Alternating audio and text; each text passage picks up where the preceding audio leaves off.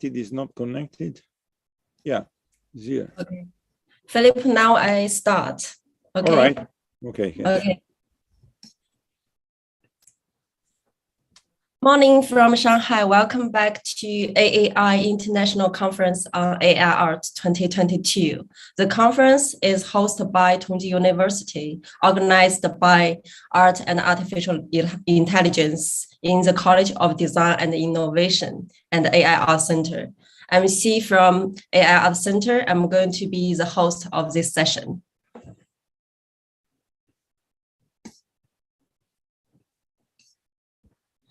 So in this session, the time is from 9 a.m. to 12 p.m.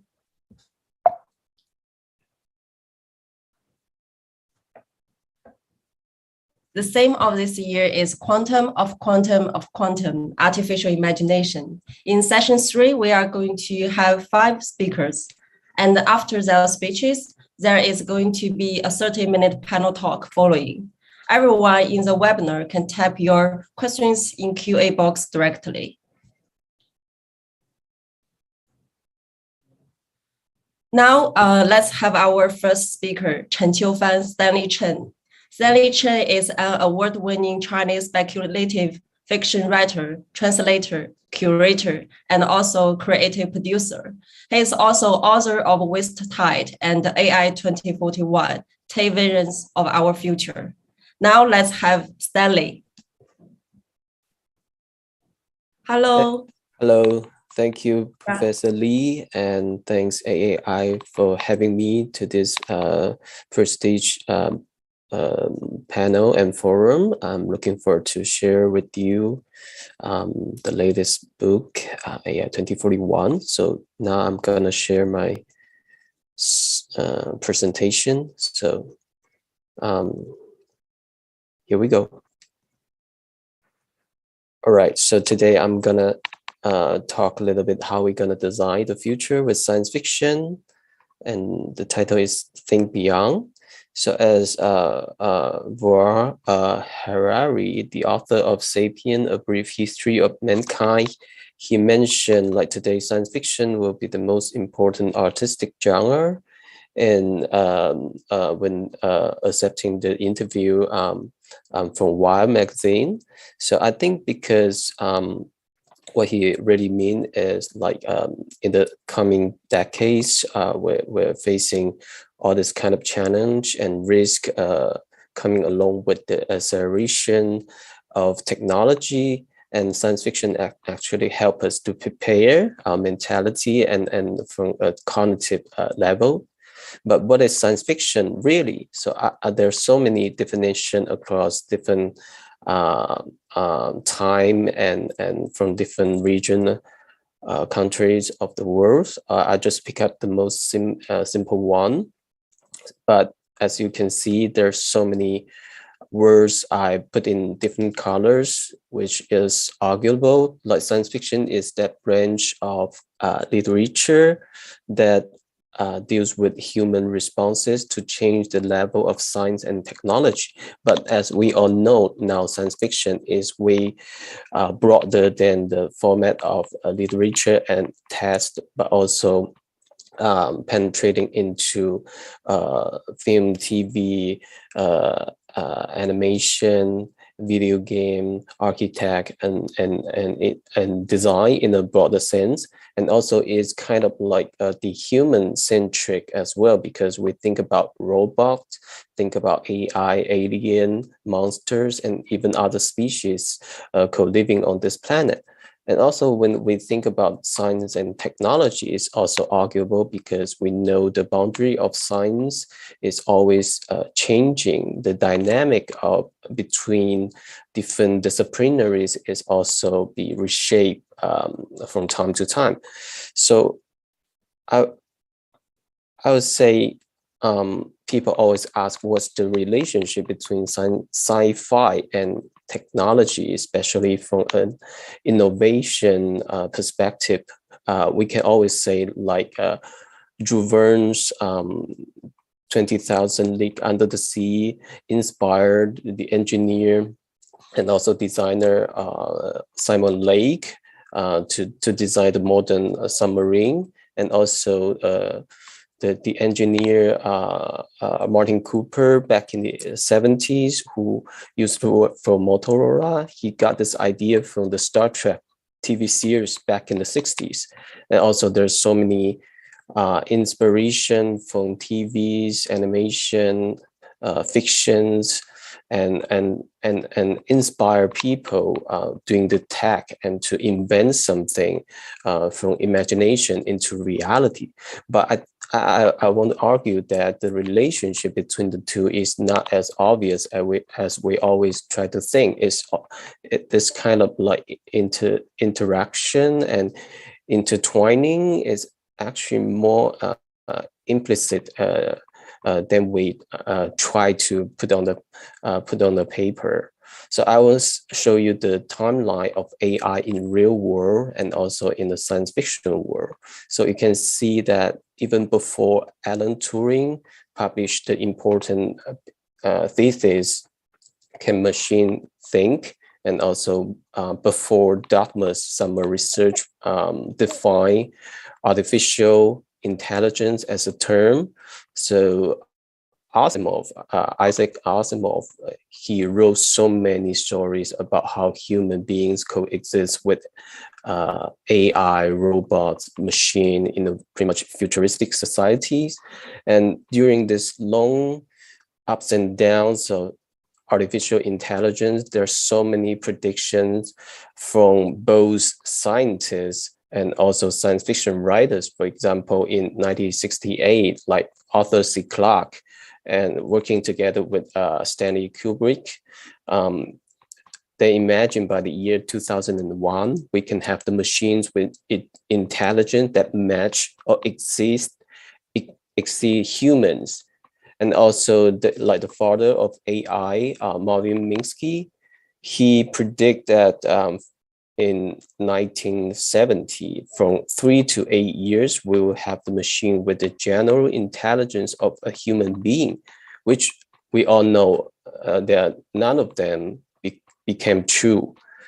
But we also can see there's so many discussion, so many narratives in science fiction and interacting with the science and technology in the lab, in the institute, and even in the army. So I think there's so many interesting ideas, like try to help us to think beyond the technology itself, but also to create this kind of imagination about the relationship between human beings with the technology. So I want to briefly introduce 3 booms of Chinese science fiction back in the history, because in my perspective, science fiction in China is not continuously developed. It's totally different with the trend in the Western society, like in UK, from 1818, Mary Shelley wrote Frankenstein. And afterward, it got blossom in United States and become the huge global industry of entertainment. But in China, it seems like each period of time, the booms actually raise some critical questions to the context of the society back in the day. So for example, the first boom actually happened almost 100 years ago, when revolutionary thinkers and also activists like Liang Qichao and Lu Xun, they started to translate science fiction and even wrote some by themselves. They introduced this genre, mostly utopian, into China in order to reshape the ideology of Chinese nationalism. And they try to ask the question, what's the relationship of modern China with the old dynasties? So they try to introduce the scientific spirits and narrative to reshape the society from a broader sense, but they fail anyways. But they totally prepare culturally, spiritually for the later on 1919 new culture revolution. And also the second book actually happened after the open and reform in 1978. And that was when Ye Yonglie, one of my favorite science fiction writers, he wrote 小灵通漫游未来, is talking about the autonomous society and also the robotic servant in each family. And everything is become so utopian in the 21st century China. So I think that give people a rosé color, hope, and pretty much positive imagination of the future after 10 years cultural revolution. So during the period of time, people argue about like whether science fiction is supposed to be super scientific and aligned with the facts and knowledge. Otherwise, is like we supposed to have some flexibility to navigate and explore the possibility, and the main purpose is try to connect and enlighten the people with storytelling. And the third way actually is from 1999 until today, we can see this new boom of Chinese fiction actually is trying to answer one question.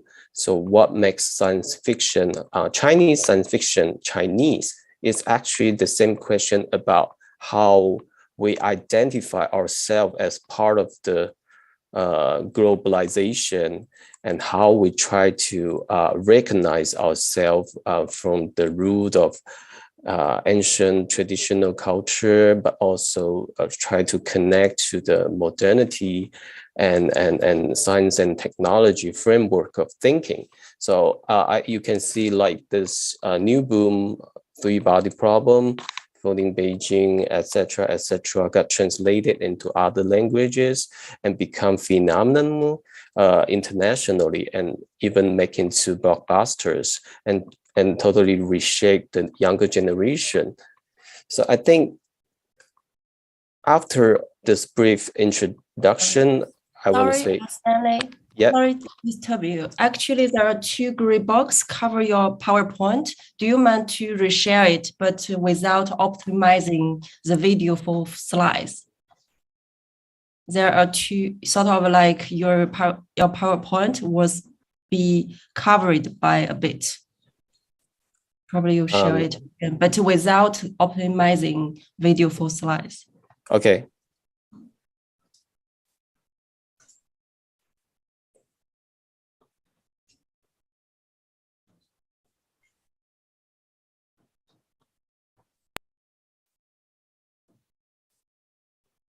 So is it okay?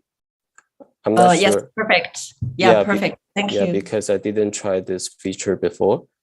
Okay. So yeah, so after like the short introduction of the Chinese science fiction history, I want to ask the question like, what can we learn from science fiction really? I think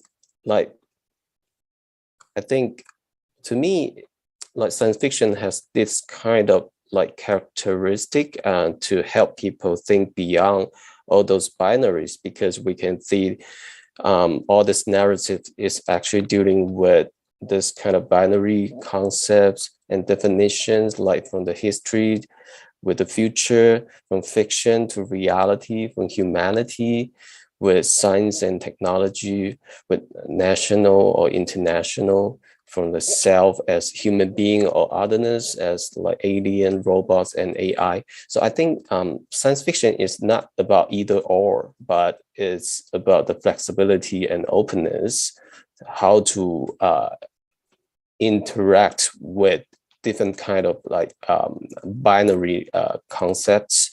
So I think this is how science fiction try to mobilize people and reshape our connection and mindset.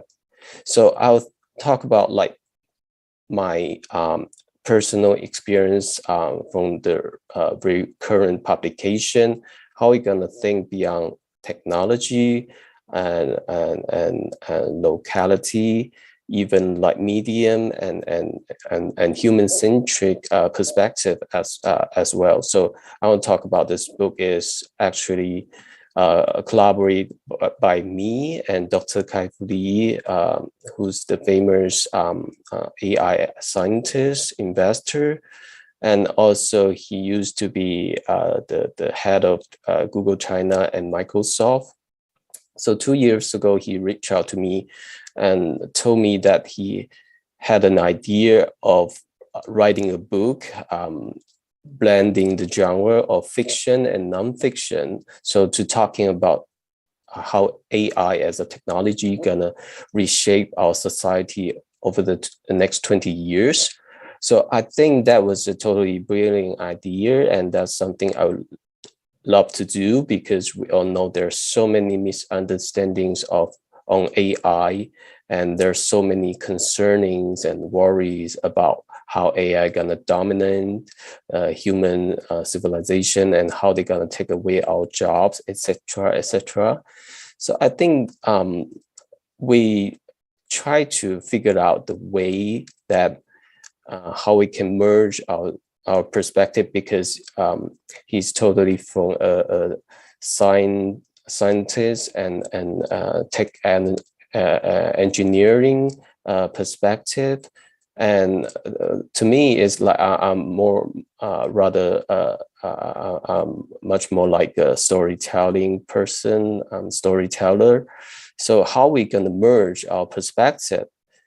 So I'm gonna show a little bit of the. We met in a virtual reality game. He lives in Brazil, I live in China. Soon, we were messaging all day and night. After 2 years, he wants to meet in person. But how can we meet when I'm afraid to leave my apartment? Outside these walls, the pandemic rages on, a permanent threat. AI helped discover vaccines, but the virus mutates fast. Inside these walls, I'm safe. The building's robots bring me everything. Does a relationship require contact? What is love for the COVID generation? This is AI 2041. Yes, so this is the story we're set in Shanghai, which looks pretty interesting right now. So we spent like 6 months sitting together and have all kind of discussion and interviewing the scholars, researchers, and even entrepreneurs doing AI relevant studies or tech startup companies. So we try to map out a roadmap of how AI as a technology gonna evolve over the next decades. And we try to repackage each one of these technologies, such as natural language processing, facial recognition, computer vision, deepfake, etc., into different scenarios. And from there, I'll start to attach each package with different kind of cultural background, different kind of identity, and finally, I need to find a story which is coherent and compelling to tell the story of AI from different industry and perspective.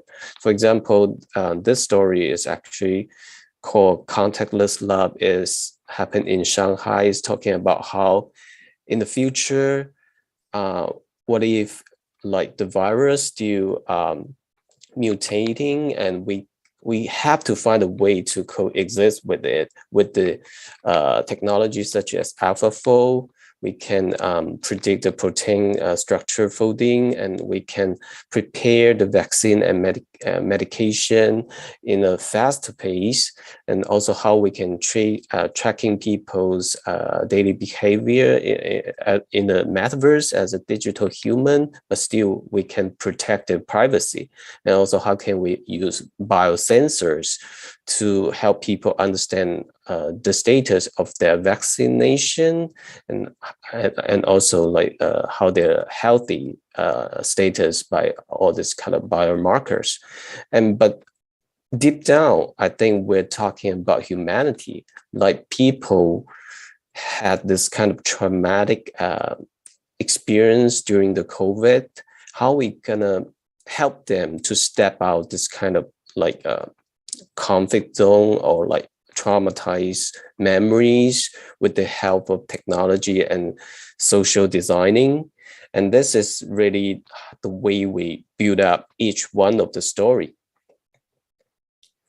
And also, as a Chinese science fiction writer, I will always be asked like what you write about supposed to be highly attached with Chinese background, Chinese culture, whatsoever. But I really want to say that science fiction is something beyond the borderlines of geopolitics, nationality, and even like a belief system and species. So we intentionally decided to set 10 different stories in 10 locations around the world.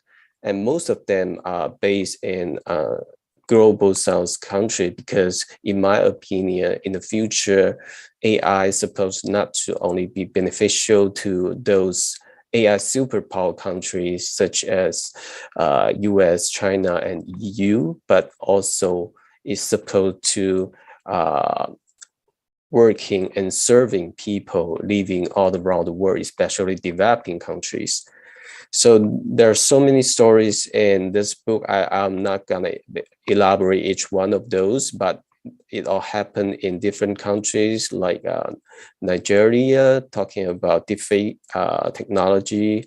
And also in Japan, we're talking about digital human and how we're gonna turn this kind of virtual idol into an industry. And also talking about AI education in Seoul and how we're gonna customize education with the help of natural language processing, and how we're gonna get over this kind of educational resource inequality. So this is something this book tried to say is like the futures of AI is plural. So it's not about just one single perspective of how AI gonna co-evolve and interact with human beings, no matter it's like individually or as a society.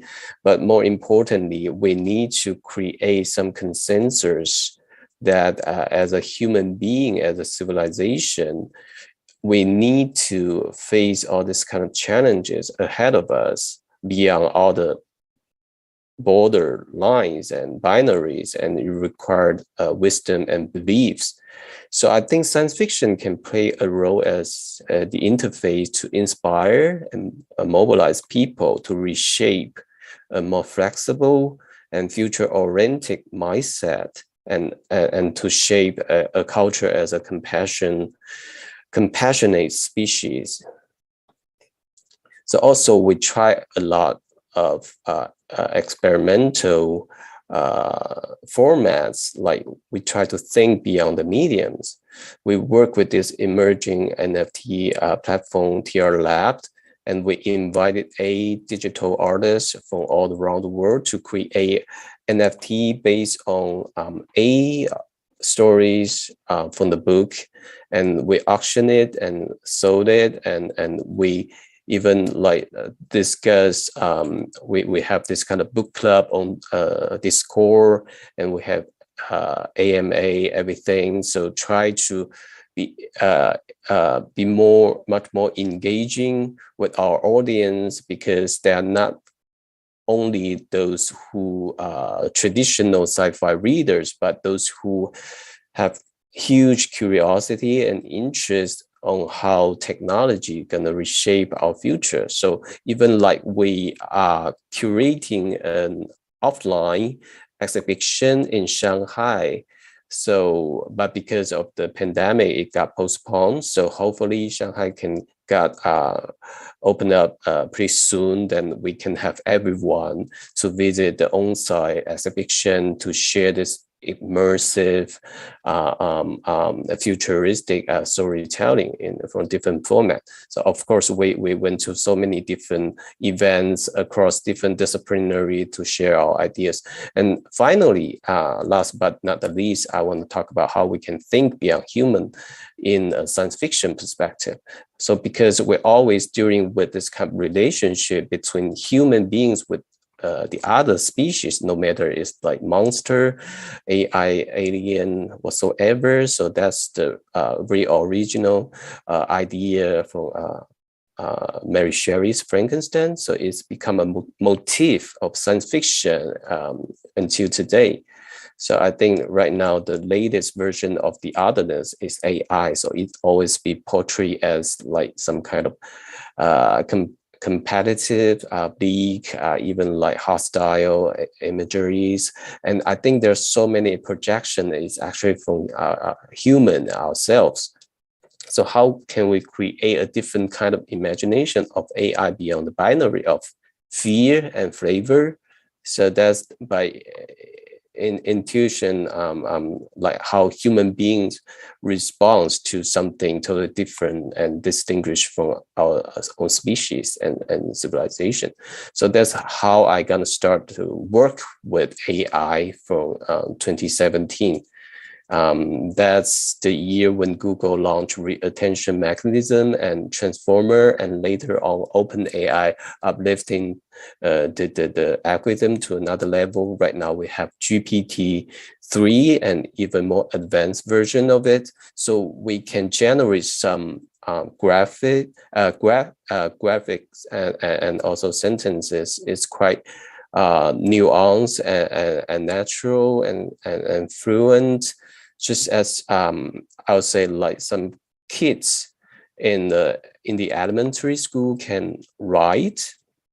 So I think this is something I really want to do. In the 2020, we do an even bigger scale of the experimental writing project. We invited many other science fiction writers and even mainstream award-winning science fiction writers to join our project. So we built up this model called co-creation, that how people can have the machine learn their writing style and as an assistant creatively collaborate with the human writers, and they co-write something as a science fiction. So, and the others, they got the right to guess which part is from machine, which part from AI, from human. So I think this is something as a science fiction writer, we have the privilege to do, to help people to think beyond this kind of fear and flavor relationship between human and the machine, and try to be open to have this kind of more flexible engagement with the technology, which you never even know what it is in the future. So one of the most touching word about the book AI 2041 is actually from Dr. Joshua Kim. He's the director of DCAL from Georgetown University. So he phrased the book is an elegant method for looking backward from the future.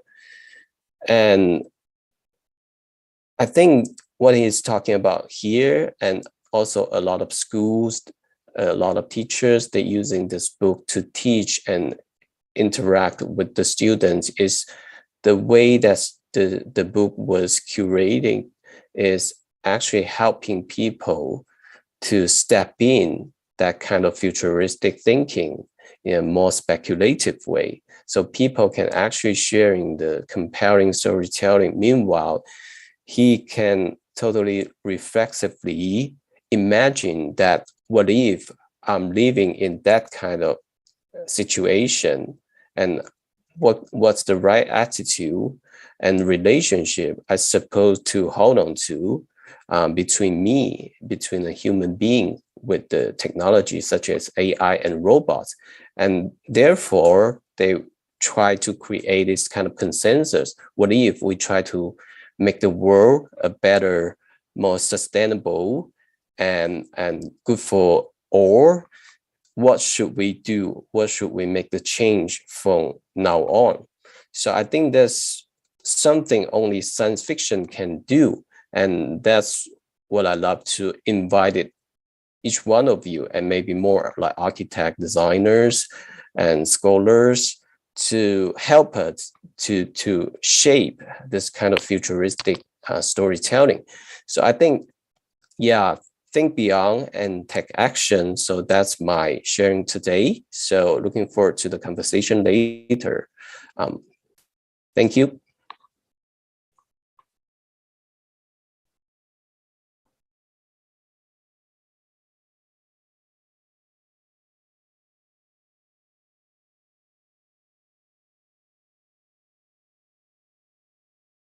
Is a British. Hello, everyone. Can you hear me? Now let's have our next speaker, Celyn Breaker. Celyn Breaker is a British visual artist whose work explores technology and our relationship to nature.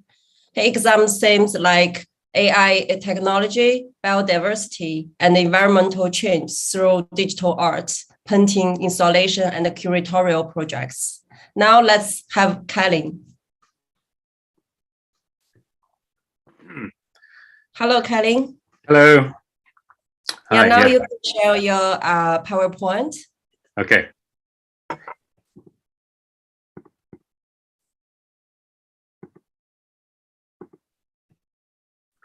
Can you all see? Yes. Okay, great. Okay, well, yes, thank you very much for having me today. It's a great honor to be part of the conference. My name is Celyn Breaker, and I'm an artist from the UK, and I often use AI as part of my artistic practice, as though I often focus on nature and themes of biodiversity. Today, I'm going to talk about something a little bit different. So quickly showing a few examples of what I've done in the past. I often use AI to create generative works or works that are about AI itself, or sometimes using AI as the starting point for more traditional forms of working in terms of painting and sculpture. But in this example, I'm using it as part of an interactive installation. So this is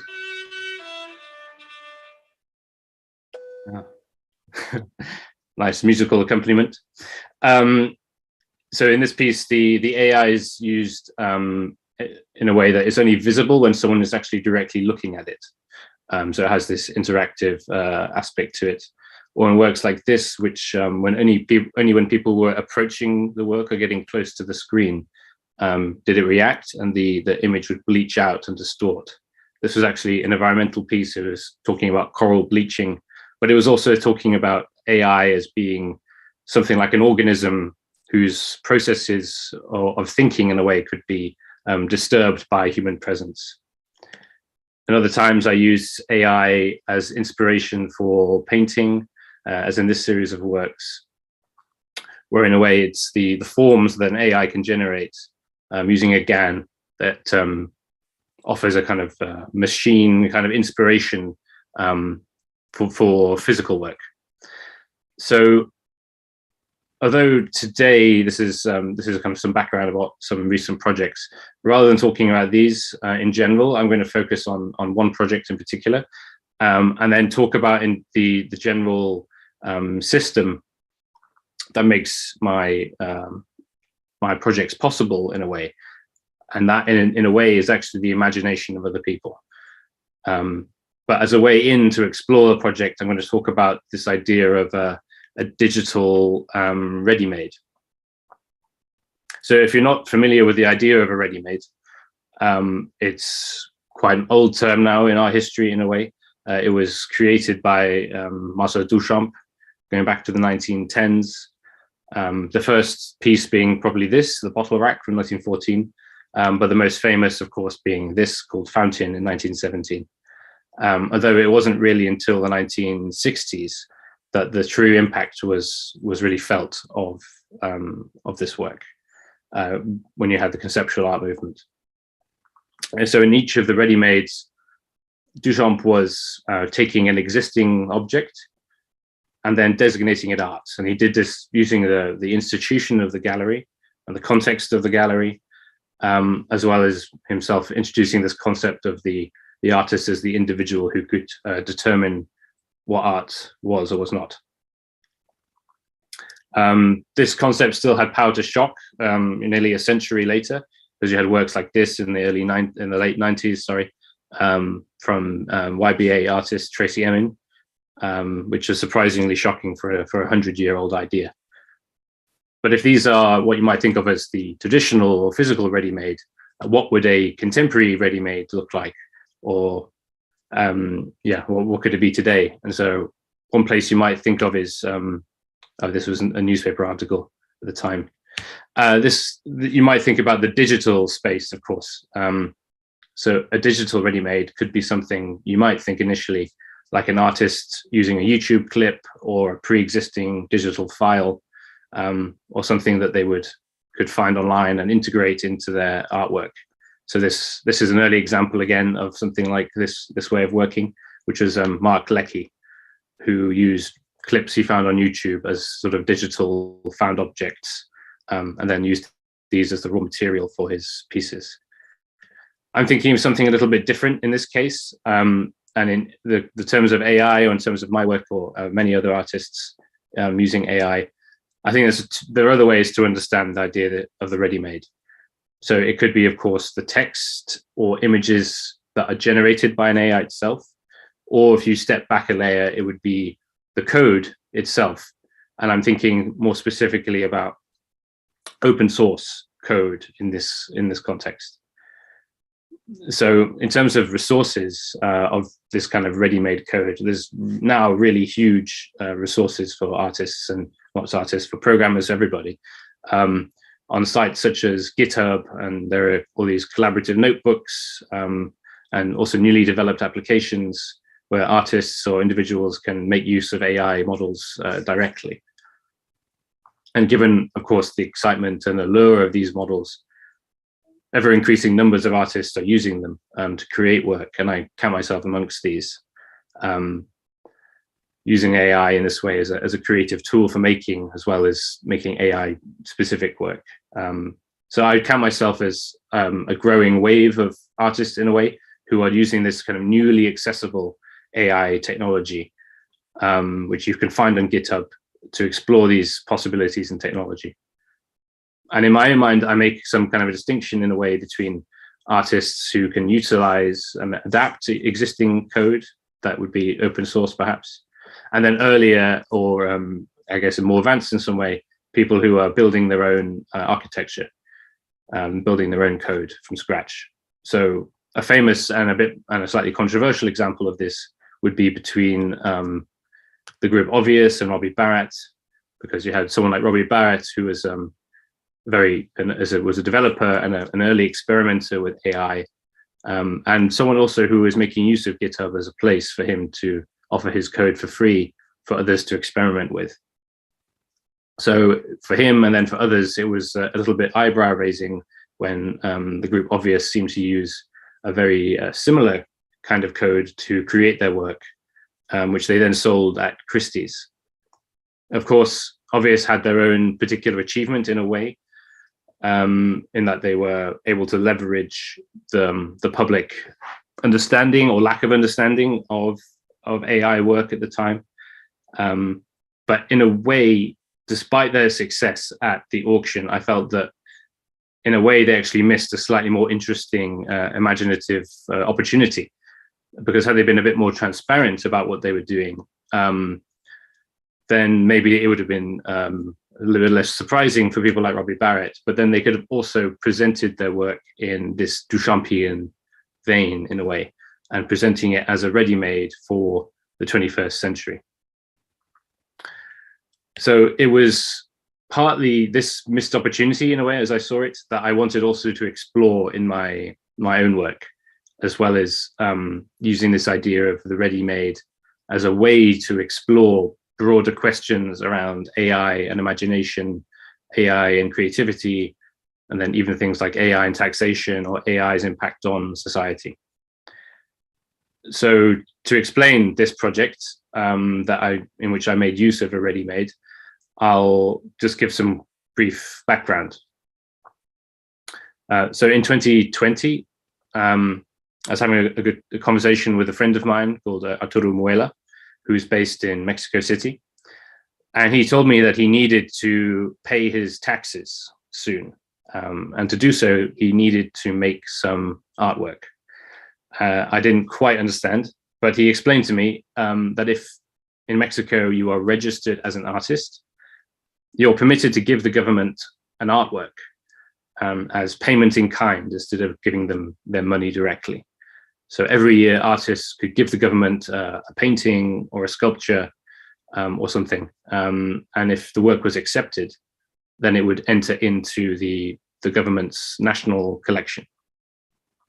So after I got over this shock and a kind of amazement at this policy, which does strike me as a particularly imaginative tax policy, I then became very fascinated by some of the possibilities. Given my interest in AI, I also saw this as an opportunity to create some work that raised a number of questions. At the time, I was also very interested in the question around whether AI should pay tax. And that's obviously a big discussion worthy of debate in itself, and something that we definitely should be thinking about because of the way in which AI is replacing or potentially replacing humans and therefore their taxes in the workforce. But I was also interested in using the mechanism of the Mexican government as a way to play with the question, are AI generated images art? Because the logic of the policy meant they could only accept art. And then this in itself was opening questions around AI and creativity and AI and imagination, because implicit in this process would be the AI replacing the activity of a human artist. So if they accepted the images, they would therefore the AI produced image would therefore officially be declared art at a kind of national governmental level. And Arturo and I thought this was also a very interesting way to revisit some of those ideas that Duchamp raised in the early ready-mades, but rather than using the gallery as the institutional context, you're using this something a more complicated institution, which would be this government and government policy. So to make my work, I searched for a digital ready-made I could use, and I took a text-to-image AI, which was developed by Tongji and others here, as the basis for making the work, given that it had a very permissive license of use, which is something I was wanting to be careful about, and it was also freely available on GitHub. So this is the sort of thing that this model was built to do. And compared to things like DALL-E 2 or the more recent, the Google image gen, this text-to-image model now looks, really quite outdated, and that's very, striking in itself, given how far and how quickly things have moved in just a few years. And this model, which is trained on the COCO dataset, can make these quite, reasonably convincing images of birds and so on, or at least it was reasonably convincing at the time. But I decided to take this model and use it in a different direction. So I collected these different quotations that related to ideas around technological displacement, so losing your job to a machine or to an AI, and then early descriptions of robots, the impacts of technology, and these other things which related to AI's impact on society. And I used this catalog of quotations as the inputs for the AI, which then created a series of quite strange and mysterious images. And when you're thinking about artificial imagination as a topic, then sometimes these kinds of images can often offer an interesting way into that discussion, because the relationship to the original text was in many ways is quite hard to define when I show you the image in a minute. And I would find it quite hard to tell you exactly how the model generated the particular image that it did. Here is an example, the left being the input and then the right is the output. I'll just share a few examples from this. This first one is from a very ancient Chinese text, actually, called the Liezi. And in this text, it describes an inventor called Yan Shi, who creates, well, I think is the first reference to a robot or an automaton. And in this story, the automaton or the robot starts singing and dancing for the emperor, but then it begins to flirt with the emperor's concubines, maybe letting its imagination get away from it, get ahead of itself. And then to save his own life, the inventor, Yan Shi, had to quickly take apart the robot and show the emperor that it was only made of different materials, basically. So I find this also an interesting story because it's a kind of moral, in a way, on also the idea of ownership and culpability in regard to machines and their creators, which is also interesting for us to consider in terms of AI, of course, because in the story, Yan Shi saves his own life by showing the emperor it's only a robot, even if it's a robot that he's made. But AI now asks us to consider more difficult questions about not just ownership and things like copyright, who owns the output of an AI, but more complex moral questions around culpability, especially when AI is integrated into any decision-making. But in the story, Yan Shi can just deconstruct the robot to show the emperor. But in many AI systems, it can't be deconstructed in the same way. So what happens inside the AI can often be a bit black boxy or a bit mysterious or inexplicable, and sometimes can be have some surprises for those that have made them, which in some ways maybe is like Yan Shi's robots flirting of its own volition with the concubines. This one that we created was using an AI itself. Also, like Yan Shi's robot, was one that was switched off. This is text from the Facebook chatbots called Alice and Bob, who were talking to one another. And it was reported as talking to one another in a language that no one could understand. And they had to be immediately disconnected, which is a little bit dramatic, I think. That was how it was reported at the time in 2017. But when you see actually what they were saying to each other, you could sort of think, it looks to me a little bit more they were just getting stuck in some kind of loop, but we don't know. This was another one also from an AI itself, which was from a chatbot called Eugene Gustman, who passed or partially passed the Turing test, in fact, by convincing a number of judges that it was actually a young Ukrainian boy, despite often speaking in these quite surreal or unexpected ways, as you can see from the title of the work, which is "My Guinea Pig Sends His Regards," which comes from something that Eugene said to the judges. We also included contemporary references, like this sort of comment from Elon Musk, talking about AI as being a fundamental risk to human society, as well as much older things, which were still connected to this idea of technological replacement in a way, this being from the Luddites in England, who at the time, the early industrial revolution went around smashing up machines, newly developed machines. Although we refer now as someone, as a Luddite, to someone who's perhaps lacking in imagination, someone resistant to new technology. Those Luddites actually were people who were just were resisting their jobs being removed effectively. So I think they were an interesting early example of this kind of upheaval that you can see socially or politically through new technologies. So in each case, the means that the text-to-image model created the image was often unexpected, sometimes a bit inexplicable, and nevertheless it had some sort of abstract impression of the original text. Although it's not quite right to call it imaginative, I think the outputs nevertheless were something that were a bit outside what I would have necessarily imagined initially when trying to come up with interpreting or responding to these texts. So after we collected and created these works, we submitted them to the Mexican government. And then there's a specific department in that government who examine the work, and then they decide if it really constitutes art or not. And after some period of deliberation, the government did finally approve them, and they were said to officially be art. And then they allowed these AI-generated works to enter into the national collection alongside human artists in a way.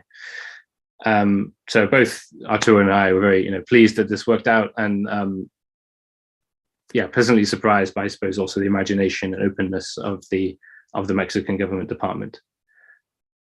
So while the issues we were raising in this work go beyond just the ready-made that I began talking about, it was also trying to raise these broader questions about AI, creativity and imagination, AI and society. But nevertheless, the whole piece is only really possible because of this existence of ready-made accessible code. So there's a few things I'm going to just reflect on to finish. Coming from the art world, coming as an artist, I'm really interested in this difference of cultures in a way between open source and the art world, because open source in a way, it embodies a philosophy that's sometimes can actually be in conflict with, I think, the art world in general, because open source has this culture of transparency and clarity, and the art world in some ways can often be quite opaque, or deliberately opaque, really. So, and you can think about the case of individual artists, where an artist might go to great lengths to develop his or her technique and the specific methods of creating the work. They might want to conceal or not necessarily reveal to everyone how they make what they do. But of course, open source is totally different. And the goal being something that, collectively working together towards better and more efficient code or technology. So in that sense, it is a collective effort, whereas often work of an individual artist is not, or it can sometimes not be presented as such, even if an individual artist is working collectively. Of course, there are exceptions to this. I'm talking kind of general terms. So in a way, really, it's the openness and the democratization of knowledge around AI that's allowed this development, rapid development in recent years. But most artists are often engaged in very individualized, often deeply personal research, and spending a career that is in a way developing their own language, developing their own artistic language. So in a way, the contemporary artist, this was, an example of what I just meant. So the contemporary artist is in some way, working on developing their own language, which is a kind of, almost like a Wittgensteinian task of developing your own language, which in a way, of course, is something which you cannot use to communicate with other people. But the languages of open source, by contrast, are essentially unified, and they allow the collective to explore these particular goals. And then taking a kind of different tack, or looking at it from an art historical perspective in a different way. I think of also these developments in AI in a way picking up a thread in our history that goes back not just to Renaissance, but even further back to ancient Greek culture, because you can think about one aspect of Western art history, at least, which is the attempt to create these ever more perfect reflections of reality. And you can see this is not an ancient Greek sculpture, but it's referring to an ancient Greek story of Pygmalion, where the sculptor created a work so perfect that it came to life in a way. So you can see this idea in ancient Greece, and then in the Italian Renaissance, you saw this explosion of artistic activity, which was somehow inseparable from scientific inquiry in some way. They're using art at the time not just as a way to better understand reality, but actually they were imitating it, of course, as closely as possible. And those two things, the understanding of reality and its imitation, were inseparably linked together. So in a way that the imitation of reality was a means by which to better understand reality. And now we can see this with AI, I think, as you have developments in creating these ever more accomplished models that teach us about our own understanding of reality. And these new AI models are causing us to rethink our understanding of the mind, to rethink our understanding of imagination and creativity. I'm not thinking necessarily these Renaissance artists are always sharing work in this open source kind of a way, because competition was central to what they were doing. This is a famous example of a competition between Leonardo and Michelangelo. But in a way, this exchange of ideas was still crucial. And the achievements of these artists in the past, in some ways, where they did link up with science in that way, they were possible because they were, everyone was moving in a kind of mutually understood and definable direction. And this is not really possible in contemporary art, but is absolutely the case in terms of AI and technological development. So I think in some ways, like the competing workshops of Michelangelo and Leonardo of Renaissance Florence maybe would be something closer to the competition between two organizations like this today, between something like DeepMind and OpenAI, or some other AI studios or companies rather. So although I began by invoking Duchamp rather than Michelangelo or Leonardo, really, to talk about this kind of ready-made character of open source code, I think in a way I could think that the contemporary version of the Sistine Chapel is more likely to be on GitHub than any actual physical ceiling. So to the analogy really with any artistic achievement of the past can only go so far. And because open source code, of course, has its own particular issues present that are relevant to the present moment. And in our historical terms, what Duchamp did was a kind of conceptual time bomb that didn't really detonate for 50 years. It wasn't until the 60s, because the kind of imaginative leap he took wasn't really recognized in the moment. It took until the conceptual art movement.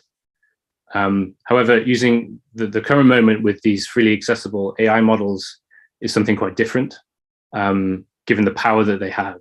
And many of these are more like conceptual time bombs that can detonate immediately, because these open source models can often pose much more complex moral challenges than just those around copyright. And they can create more difficult ethical situations than just simply using that code to sell your art. And these challenges are going to get only more complex. And that's why it's also incumbent on artists to consider the ethical use and implications of these changing AI models that we're going to have easier and easier access to. And for artists to better imagine the possible futures with AI, as Chen Xiaofan was just talking about. I did just mention OpenAI, and of course they created the DALL-E and now the DALL-E 2 model, which they only released to a limited number of people, because I think not just financially, but also they also recognize the power of these models and their influence on society. So although they've built in these safeguards, it's very easy to imagine how a model like that, the full code or the architecture of it is not going to be hidden forever, or even for very long. And I think it won't be too long until we find something like DALL-E 2, at least, that's going to be more readily available. So the top on the screen here is the DALL-E, and then below is a Russian version, RuDALL-E, which is more easily accessible. It's not quite as effective. You can get some idea of some of the teething problems they're having from the training data, because you can see iStock popping up on quite a lot of their generated images. But nevertheless, there are websites now like Hugging Face, it's called, which is committed to putting out all open source versions of all machine model learnings that it can find.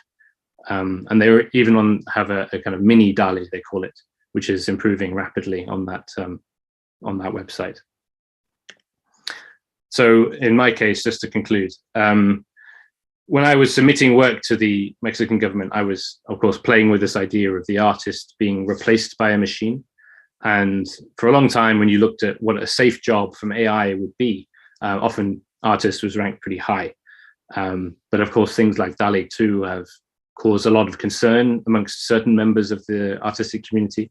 And these are going to become greater, I think, as they become more readily accessible.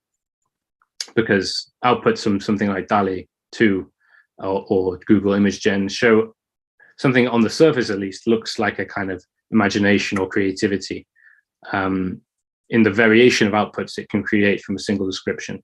Whether you really think of it as imagination or not is a different question. But if you rank it just on the number of outputs and styles, it's already very impressive and offers a kind of challenge to the artistic imagination. So what I think of really as the thing for artists, or as the challenge for people to consider, is to think of using human imagination in a different way. Because presented with this vast range of ready-made outputs, which in things like DALL-E, they can sort of act as a step in for human imagination, visual imagination in some sense. Of course, you have to be very creative in the prompts you give and so on. But the artists had to think, I think, more strategically about what to do with AI models. In my case, I could have, of course, just used the text-to-image model to create these kinds of slightly abstract, unusual works. But in a way, it was really the action of submitting to the government that was the art in that project. And then it's that part that requires something much more particular to the human imagination, because it's in this social or relational or political space that the human imagination has this more crucial role. So I think, as artists, the questions we should ask ourselves then are things more like, with these more powerful open source models like DALL-E coming in the pipeline, what as an artist will you do with those ready-made outputs? And how as an artist can you engage with the social, societal impacts of freely accessible models? And how can you draw out the ethical implications of an openly accessible model? And how can you better engage with people and with the society to understand or to help people imagine what the impact of AI is going to be? And how can you help them better imagine that future? Again, this is going back to what Zhang was just talking about. Because I feel these ultimately are the more interesting creative questions to consider. And I think we're very fortunate also to live in a time when there are these vast resources open for us to explore. And in some ways, I think these questions are ones that really lie beyond the reach of an AI to answer, or at least they do at the moment. Thank you very much. I'll finish there. Thank you, Celyn.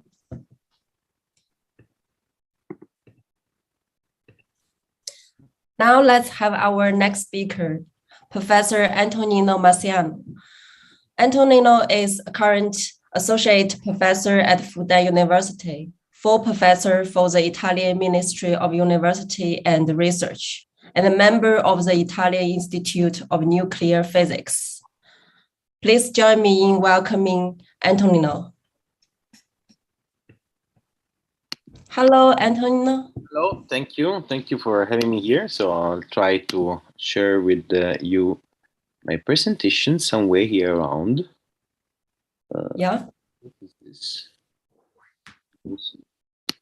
Or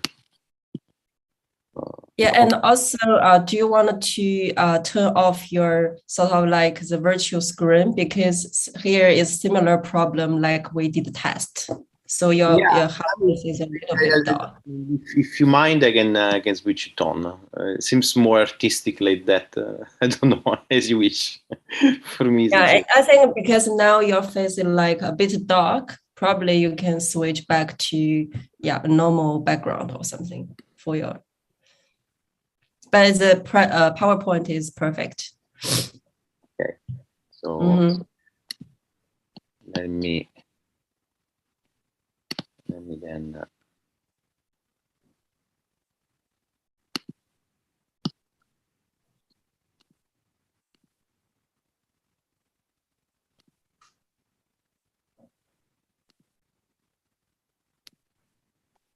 Better now? Now I think I didn't see you share the full screen.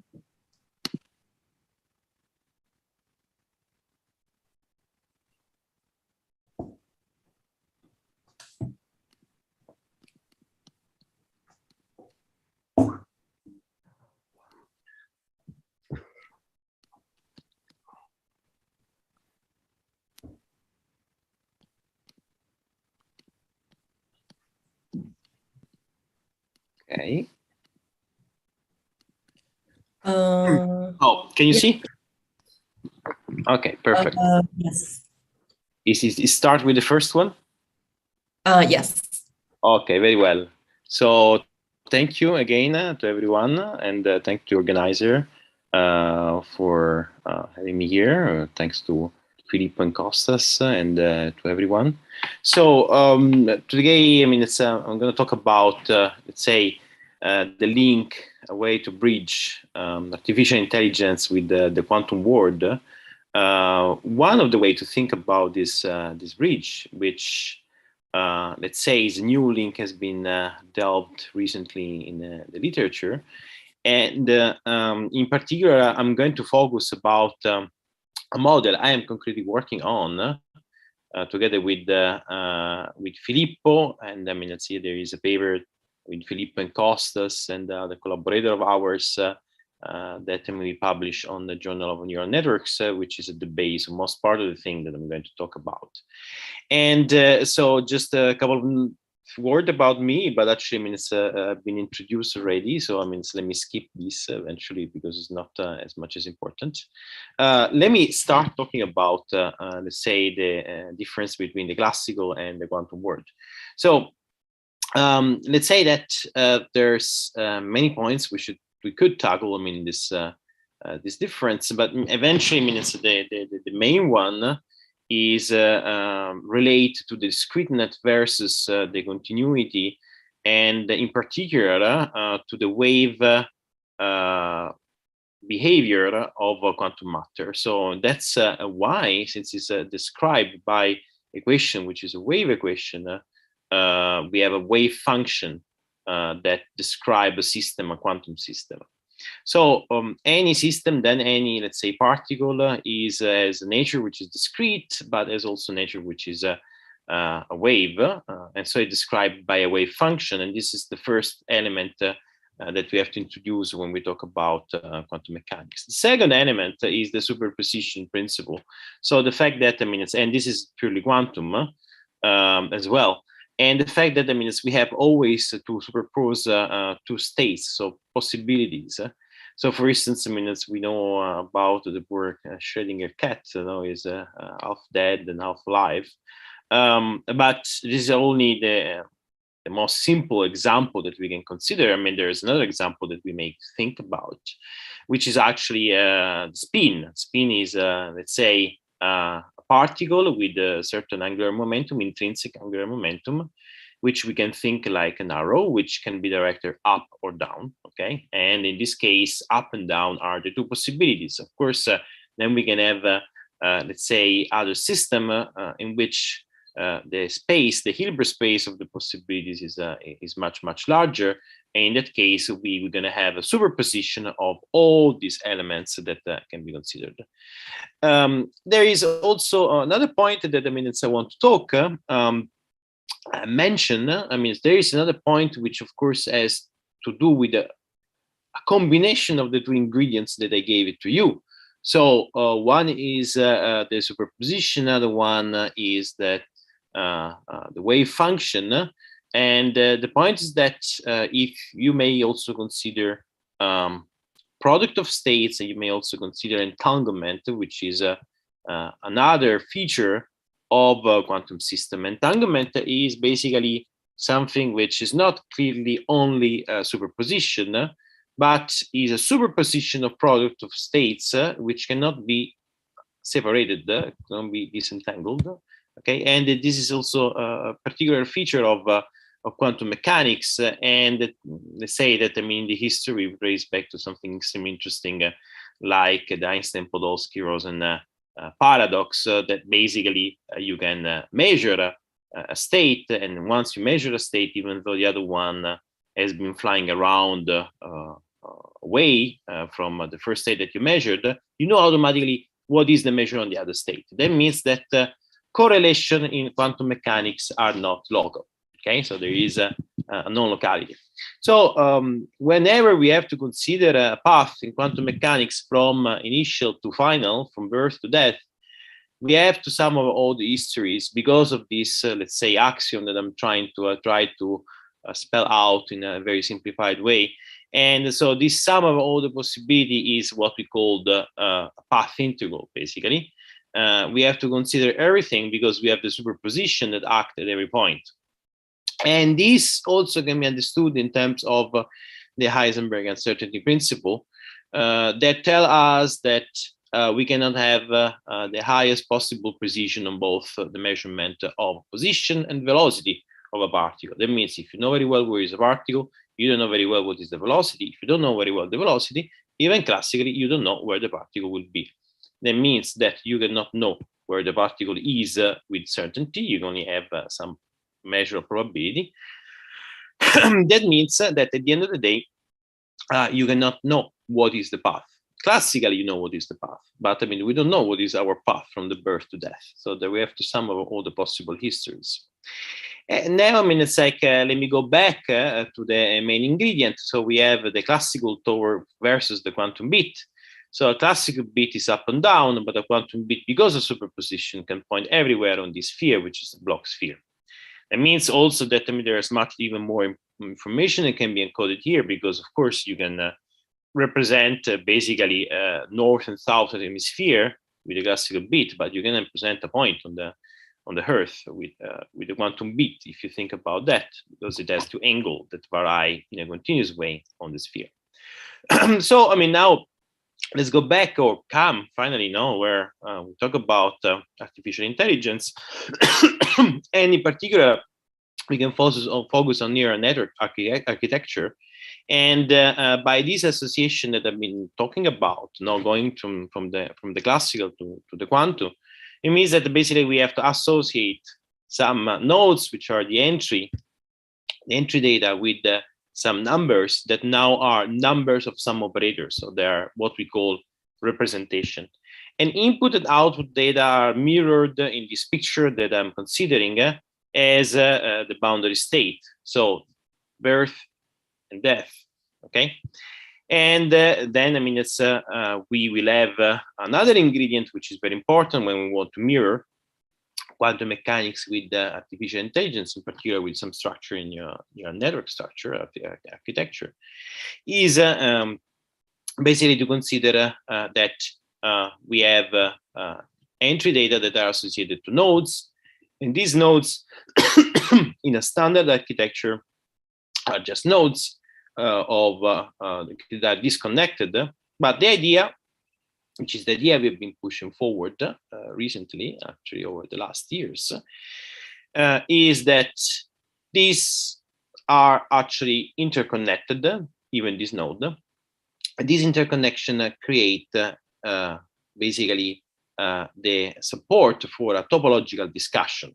topology is a beautiful word that comes from Greek. Is the study of the location, basically, place. So basically, the features that, I mean, it's a manifold, which is the place where things are happening, have, without taking into account metric properties, are the topological properties. So, for instance, if you have a cup, for a cup, let's say there is a topological property, which is basically, I can deform this cup into a sphere, okay? But if I have a cup with a handle that I don't have here, you have that the topology is the same one of a torus, which is also donuts, okay? And then, I mean, you can think about other properties like twisting and so on.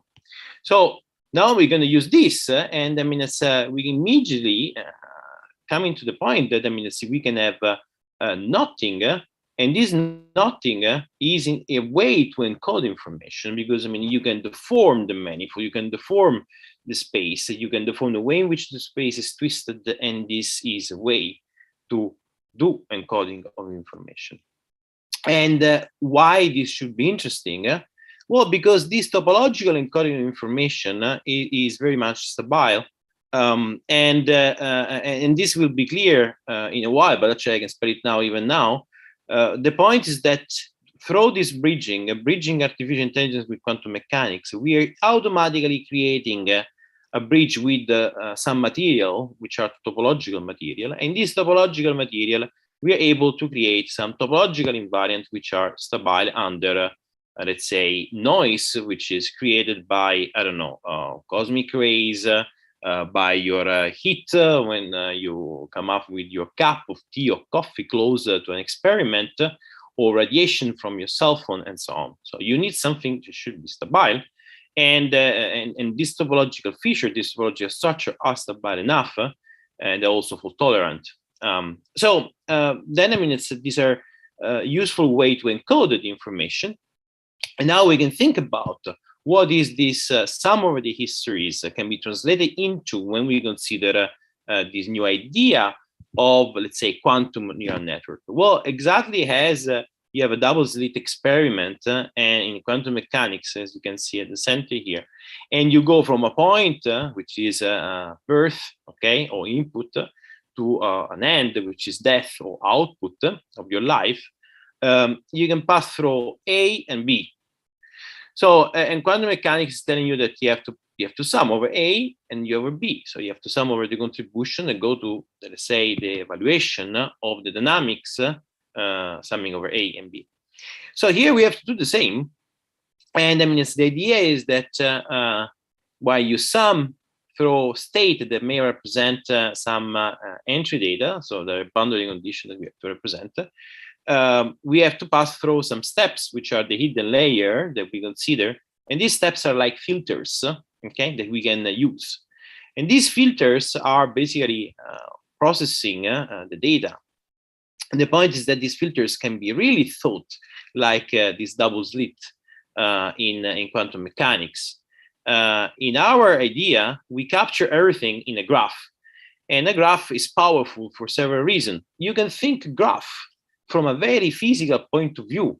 If you want to represent, for instance, a quantum computer as a bunch of atoms, okay, or ions. So this is, for instance, a way to instantiate a quantum computer. You have this bunch of atoms, and you have a wave function of the entire system. The atoms are disposed over a lattice, and in this case, we would have a graph, which is the initial structure, for instance, those green one, that in that case is a triangle. But for this ions quantum computer, it's just a lattice, a squared point. And then you have a bunch of atoms there, okay? And then you evolve. You evolve because, I mean, you can control with your quantum gate. Basically, you can flip, spin. So you can do operation on it. Then you change the wave function. So you change the wave function, you change the amplitude, you change the probability. You can maximize or minimize. Really, what you want to do is minimize an error and maximize eventually some probability to find something which is closer to your expected output. So let's say that, I mean, this is bringing also to the concept of generalization, and this is something also a work in progress right now. And we can think of generalization somehow as a limit, which is the classical limit when we recover the classical trajectory. So we go back to, let's say, some attractor, and this attractor is actually what stabilize or minimize the action, and then this minimization of the action is a concept that is naturally attained from a quantum point of view, and it somehow is going toward the quantum annealing scenario, but also the adiabatic quantum computer like processors. So why, I mean, I find everything that I'm talking to here, at least I do find, I hope that you will find also the beauty into it, very interesting. So what is interesting is the fact that there is a quantum universality. And this quantum universality is something that, I mean, it's I've been recently thinking about that with colleagues, is something that allows us to recast any kind of sequential measurement in a language which is universal, and is the language of topological quantum field theory, again, of quantum mechanics. So quantum world, the quantum mechanics is a universal language. And since we can cast everything, a lot of things in terms of sequential measurement, we can have biochemistry, we can have neuroscience, we can have, of course, artificial intelligence, and many others. So this universality also allows us, in a certain sense, to capture some points which are proper of quantum gravity. And why? Why? Because by construction, we did that. By construction, we started with something which is analogically described by quantum mechanics. So, for instance, our evolution from one state to the other, from the input to the output, is what in physics is called an amplitude.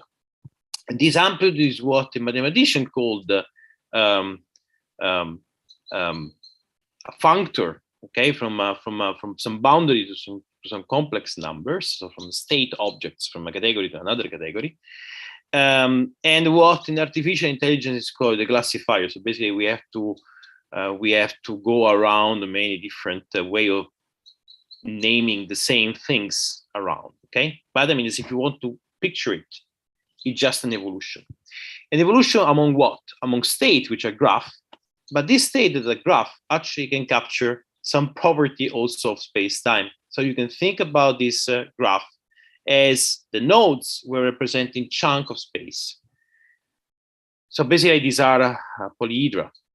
And these polyhedra have as many faces, how many, basically as many links flow out or in from the nodes. And the interconnection is basically what create the structure, which is the causality structure. From a quantum information point of view, it's also interesting that these nodes are basically the point where the information flow, the information is represented by some coloring, which is assigned to the link. And this is like also a process of information. So somehow, I mean, gravity and information share the same things. And this is also, I mean, a way to go toward the holographic projection and the conjecture. Sorry. So, I mean, now I want to switch a little bit back to artificial intelligence and show you this slide just to show that there is a way in which you can associate one of these graphs, okay? And it's very simple. For instance, take an image like that. Here there's 4 possible images of L with 3 times 2 digit, so a very simple picture. And you put at the center of this one, any one of these digits, you put node, and then you associate as many links, which are representation here, between one node and the other, by taking the minimum of the color, which is the common color. So here we have 10 shades of gray. Then you associate these strands, and then you symmetrize the strands, and you construct at the end of the day a graph. And you can do that for a node, for instance, if you take this mist, for instance, sample. So this is the way in which we can associate graph. And now we can act on the graph with the amplitude of quantum mechanics of quantum field theory. and we can twist the elements. And when we twist the elements, we create information representation, but also we create something which is topologically different, is we create something that encodes information. And in a certain sense, this encoding of information is very fundamentally happening also for the constituents of matter. For instance, you can describe in this way even a particle like electrons. You can describe electrons like some twisting of some flow of information which is pre-geometric, from which geometry emerge, but also matter. And the evolution that I was talking about is basically this evolution from, for instance, a boundary spin network point. Well, these are called spin network. Who invented this this word is actually Sir Roger Penrose, with a Nobel Prize for Physics 2 years ago or 3 years ago, if you remember. And is also very much active in not only in quantum physics and gravitational physics, but also in neuroscience. So this state, this boundary state, this spin-network state evolve, and the way they evolve is through something which is a classifier for us, if we want to implement it in quantum information, artificial intelligence, but is also a spin foam, what we call a spin foam. So a form of spin. The foaminess is the fact that, I mean, it's the evolution is spanning now too complex, and you have creation of bubble, which is exactly the quantumness that creates something out of nothing. Okay, that's what's happening. So basically, you end up with something that has 3 nodes instead of 1. So you are creating complexity, and you are encoding information in this creation of complexity. Of course, it can work the other way around. You can reduce the complexity, so you can encrypt. So we have seen that there is a lot of analogy between gravity and there is a lot of analogy between artificial intelligence. There is another way we can use this analogy, applying it directly to condensed matter physics, so to solid states. And one of the places where these things works very well is actually when we think about graphene. Okay, so these are this beautiful material which basically has been extracted in a very funny way. So basically, if you take a tape, you put the tape on, take a pencil. Okay, I mean, it's you just, I mean, use your pencil on a sheet of paper, and I mean, it's you put the tape, start removing some part of the graphite from the sheet, and then you repeat with another tape, and so on and so on. At the end of the day, if you do it properly, you will find that you arrive to a monolayer of atom, which has a structure which is a honeycomb structure, with the carbon atom that are at the node of this honeycomb structure. And this is a lattice, and this is called graphene, and there's a lot of interesting application, because basically these, like other material that called topological material, can switch to semiconductive to superconductive behavior if they, for instance, they're subjected to some electromagnetic field, or you can also do some, inject some atoms into it, and so on. So if you remove, for instance, an atom here, you create curvature. So that's why that's where the analogy that you can fold this structure. You can remove an atom, you change the topology, but you also induce curvature in this case. And now we can think at everything like it's living on a world which is analogically described by gravity, but is a gravity in 2+1 dimension, which is easier. And is a gravity in which, instead of having the discrete picture that I was showing before, in which the fundamental scale there is what is called the Planck scale, which is a very, very, very tiny distance. In this case, the distance is much, much larger, because it's basically order of magnitude of the angstrom. Angstrom basically is the order of magnitude of how large, okay, how big is your hydrogen atom, okay? So basically here we have 2, 3 distances of hydrogen atom, okay? So this is how big or how small, better, are these elements. And now you can combine. You can combine in several ways. You can, if you take two sheets of graphene, you can have, because of the angle of rotation of these 2 sheets, you can have some properties that are extremely interesting. Or you can consider also graphene aerogel, which is a kind of bunch of randomly disposed graphene sheet that are interconnected among them. So these many graphene sheets can be thought as many universes that are interconnected by some chemical bridge that allows, let's say, conduction of carrier charge, basically electrons, so electric stream among these different sheets. And of course, you can have a lot of properties, but this passage of charge is exactly the carrier that we use in order to let the flow from an initial state to an out state happen. And this flow is basically a quantum process, a quantum information process that we are then considering. So the other point is when we use nonlinear optics, and this is actually, these are other devices that has been used to create, let's say, quantum computers, and they can be used also to create circuits of artificial intelligence based on these quantum analogies. For instance, I mean, you can really think about, I mean, some photon that goes in some linear circuit, okay? But there's something, so in some linear circuit in which you use the photons like your spin, okay? So also photon spin, of course, and you let them interact with some logic gate, which are quantum. You do some operation, and you change the wave function at the end, and this wave function provide you the evolution. This wave function provide you with the classifier. Now you can think even in a more convoluted way that, I mean, it's you can actually knot the light. So you can also create topological structure on the light. And knotting the light is something that has been achieved pretty recently in the literature. So let me end also, I mean, it's with some system of qubit that create, for instance, quantum computers that are based on ions, as I say, I mean, trapped ions, trapped atom. So in that case, I mean, the trap happened because of electromagnetic field. But let's say that this is something that it can be attained in a very easy way with some electromagnetic field. And in this way, basically, what you can do, you can create coherence. Okay, you basically you have the coherence, so you remove the coherence with your environment.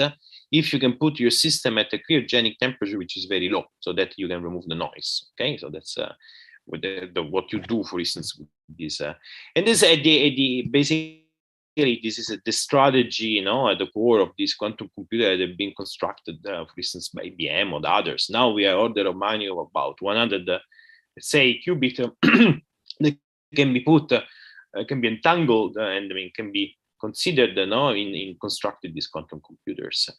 The point is that, of course, the technology in which this quantum computer relies is a technology in which you have to control all the constituents.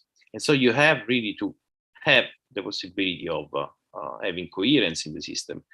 Let's say that, I mean, it's the graph structure that we have introduced allow for a different way of thinking at the quantum computer, which is more, let's say, statistically also oriented, and allow, for instance, also through this, let's say, statistical behavior to rethink the problem of dealing with noise.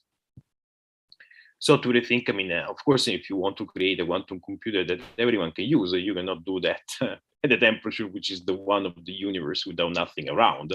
So you have to arrive to do your quantum computer at room temperature or temperature which is achievable. So basically, it's always the same problem. It's like the problem of doing achieving a superconductivity at a temperature which is basically room temperature or close to room temperature. And this is basically what can be achieved through some topological material which are very much matchable with the topological structure that have been shown to you. So thank you very much. And I don't know if there's some time for some question. I can, of course. Thank you, Antonino. Actually, after all the presentation, we are going to have a 30-minute panel talk. So we leave all the questions there. Sure. Okay, thank you.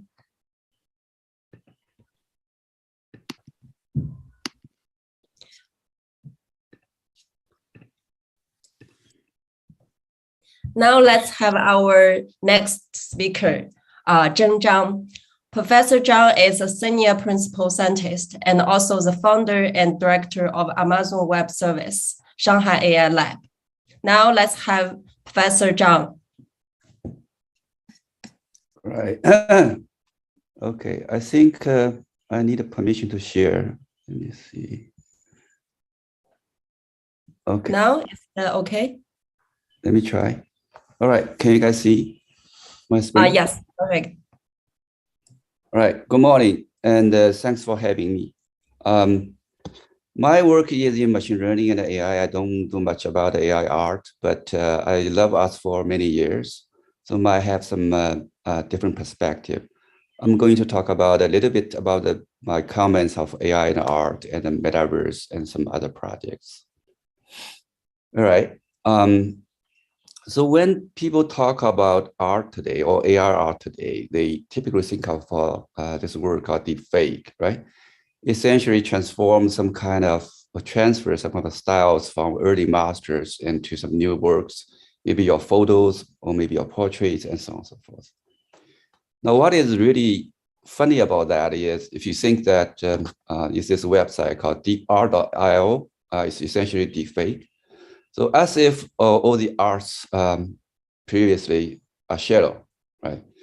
So this is what I think we have seen in this panel many other AR art forms, but this is what the public has seen. So is deepfake art? My answer, without going too much of the details, is no, right? Because just emulating masterpiece is not art, but it has a very interesting consequences. That is, the fake art will push us to be more art. Now, think of today that how easy photography is being practiced because the popularity of smartphones.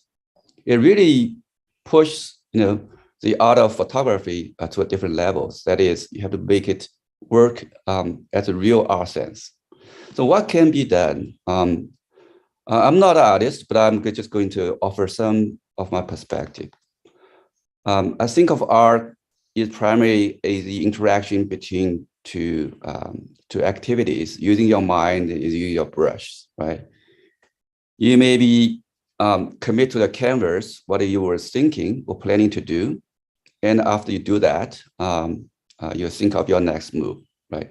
So it's the interaction of your brush and your mind. So we can take a much broader, I think, perspective of what brush really means. If you look at the traditional Chinese arts, those are the brushes that you cannot make any mistake, right? You commit to the canvas and that's it. Now today, there is, all these very well-made tools can create it, the analogy, let's say the watercolor, but digitally. And there you can make a lot of mistakes, actually infinite amount of mistakes. You can do a good work. And this is by my daughter. She was drawing a Chinese New Year card for the family and friends. And it actually fooled some master like, this is Xu Bing. He actually saw this as a real watercolor, but it's not, right? So those are the brushes now, you can make mistakes. So the one dimension, there is a huge freedom because of technology advancement. And we can look at many other aspects, time scale, for instance. So on the left, this is the art piece in the power station. The artist used silkworms that weave over big blocks of metals. It could be chains or could be anchors, right? It took the artist 4 years working with the silkworms to make that piece. So you can think of this as a brush that takes 4 years of time to make. And on the right, I'm sure that everybody is very familiar with this work by Cai Guoqiang, right? He used explosives kind of as a stroke, as a brush, to make it work. So those brush takes almost 0 time, right? So you can generalize, you can open up the space that, the brush can take infinite amount of time, or maybe it's always working, or maybe just frozen at the moment you do it. Now, there are programs today that you can effectively use them as your brush, right? This is the work by algorithmic bliss. There are 2 things about that. First off, the brush are programs. The second thing is it creates some sense of the aesthetic space that is not so familiar, but is a little bit familiar, right? It expands our horizon of what a canvas would look like. Now, in terms of brush, AI can do a lot of things. You can use this as a tool. But I think more interesting is what it does to our mind. Art, or the activity as a whole, I think is just one way to reflect our human conditions, right? So it's the same thing. You can treat the AI and the machine just as our external conditions. You can think of traditional art, would it be, say, take a landscape, a flower, or even your dream, like a surrealism does, right? But machine, that is different today as a target, is that it has its own mind. It's a mind that we made, right? Take a look at it's just a video shot. I was in one of the gathering, and this artist makes this very interesting work. So people perhaps already know one of the most popular application of AI is face recognition, right? That is, you point your camera to a sea of people, and you're going to see where you pick out the persons, right? Now, he pointed this out to a sea of dropping face masks. And you can see that as a software is detecting some of the face masks being very likely humans, and some is not, with some confidence scores attached to that. So what is the point that I want to include here? I think this is if art piece represents a different kind of genre, right? So we are creating a different mind and hoping it's doing the same thing that we do. But in reflection, the mind that we created, the machine mind, is pointing back at us and seeing something that we have missed all the time, right? Now, you can, of course, use art AI as a tool, but I think this is more interesting. That is actually take a wrong turn, right? This is the only thing that we can do. Going from us, make a copy in the machines and look at what it does back to us. Now, I think a machine does have consciousness, it's just different kind. Now, at someday, hold on a second. In someday, I think the machine will perhaps surpass us, and it has its own mind, and it wants to emulate what human sees to us.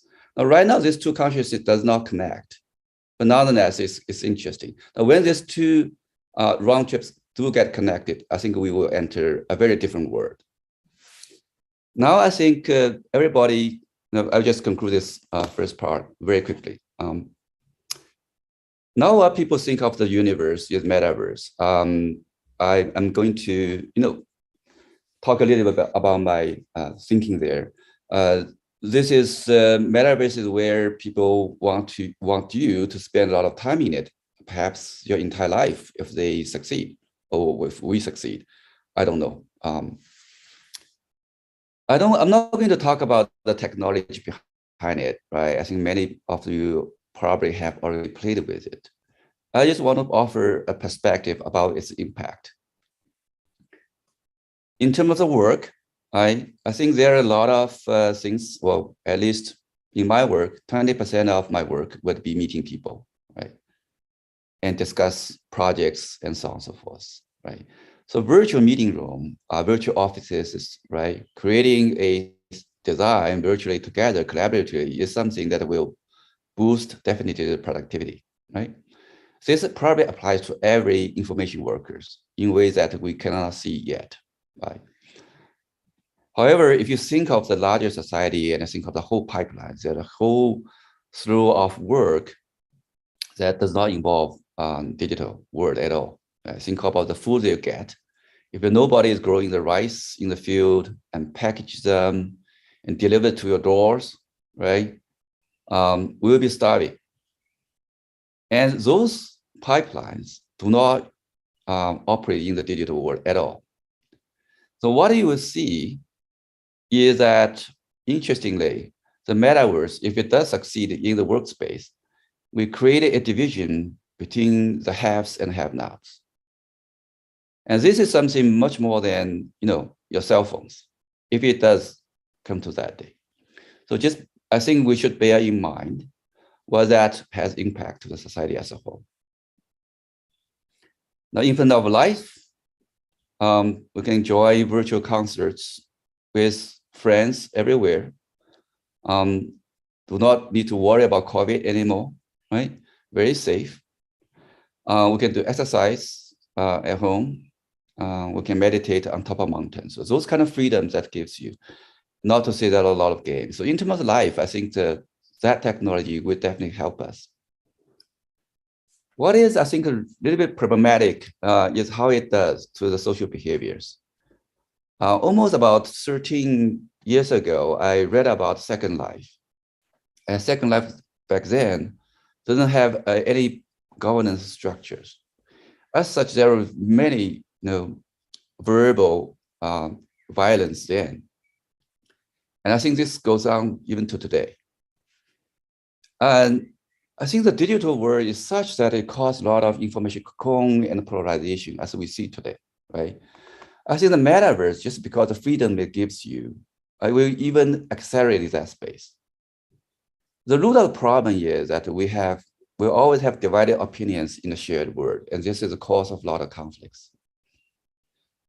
So if I just want to be simple, I just hit the point home. On a scale of 10, I'm rating the impact of this new technology in terms of work, entertainment, and social behavior. I can see that, I think in terms of work, it helps a few, probably has relatively hurt probably more. I think it's a general improvement across the spectrum in terms of entertainment and life support and all on also. But in terms of social behavior, I'm not very optimistic. Right? So if people want to reflect deeply on those, Chofai has already talked about his book and AI 2041, to put the technology into stories. I think it's a very interesting way of hitting the home of what the technology can do and influence you. Just a word of caution. The world of AI and machine learning has been changing very rapidly. And what's relevant today is not going to be relevant tomorrow. And not to say there are many misinterpretations there. The second book is actually looking backwards. I think, I'm not sure how many of you have heard of that one. David Graeber and David Wengrow. It's about pre-human history. It goes back 10,000 years ago. And I was very surprised to learn that there are many forms of experiments we have done for the long stretch of society. Some of these organizations, the way this society organizes and operates has just disappeared in the race of evolution. Right? But with the freedom that the metaverse gives you, some of them may come to life again. And if you want to be philosophical, I think you can read David Chalmers' book of Reality Plus, talk about, say, for instance, whether you can have a meaningful life in virtual worlds. I totally disagree with how he treats about the consciousness, but many others, I think there are many interesting points there that we can learn from. All right, now let's get back to the reality. I want to talk about a project relevant to AI, relevant to metaverse and many other things, perhaps more to others than AI and the metaverse, right? I will explain what the acronym means. So about half a year ago, me and a group of friends took a trip to the northern part of China, and we were in the street of Jiangsu and visited a lot of villages and small towns. We had a lot of fun. We get exposed to see how the small town people work and live in those places. And very quickly, I realized that their lives are so different from us in Shanghai, in Beijing, or in other big cities, right? And I realized this is perhaps the largest proportion, population of people. And I start to think the small town people, young girls here working in the factory, and look at the small town kids and was thinking in 10 years, who will he become? Now, it's not necessarily true that he needs to come to city of Shanghai or Beijing or New York or Paris to be successful, to have a meaningful life. What if, given that is going to be true, majority of people will still be in small town, right, outside the city? What is the problems today, and how can we fix that? Now, this is our education system today. It's certainly true in China, but I think it's almost universally true elsewhere as well. That is, the government will start as general education for everybody, and they go into the college after you pass some exams, and then after you pass another exams, you go into advanced programs, and you end up in hopefully successful career like science, engineers, healthcare, artists, architects, lawyers, business, and all those, right? So this is essentially our education system today. So what is the problem? The problem number one is pretty obvious, right? Not many people, not many kids, due to whatever reason, they can go to colleges, right? There's big bottlenecks here. Now, everybody today in this room has gone through that stage successfully, but bear in mind that a lot of people are being shut behind. They're not even entering the rest of the pipeline, right? You're going through that college advanced programs, you enter into those successful professions.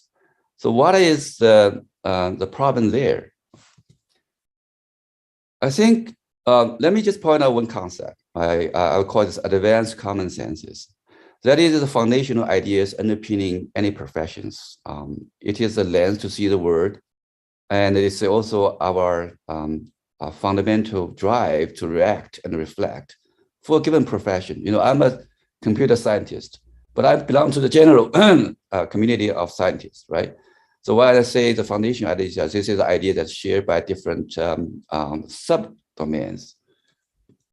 Right? What are those, right? For the scientists, we typically work on reductionism, right? It's often a very simple set of principles that govern the world. So that's how we see it, how we see the world. And then we will model that, we do experiments, we predict. We often use, Occam's razor as a principle. Simplicity is better. Einstein once said, simple but not simpler. I think that captures the essence of it. Now, I happen to work in engineering field as well, right? Engineering actually, I don't know if people know that, that's actually fundamentally different from science.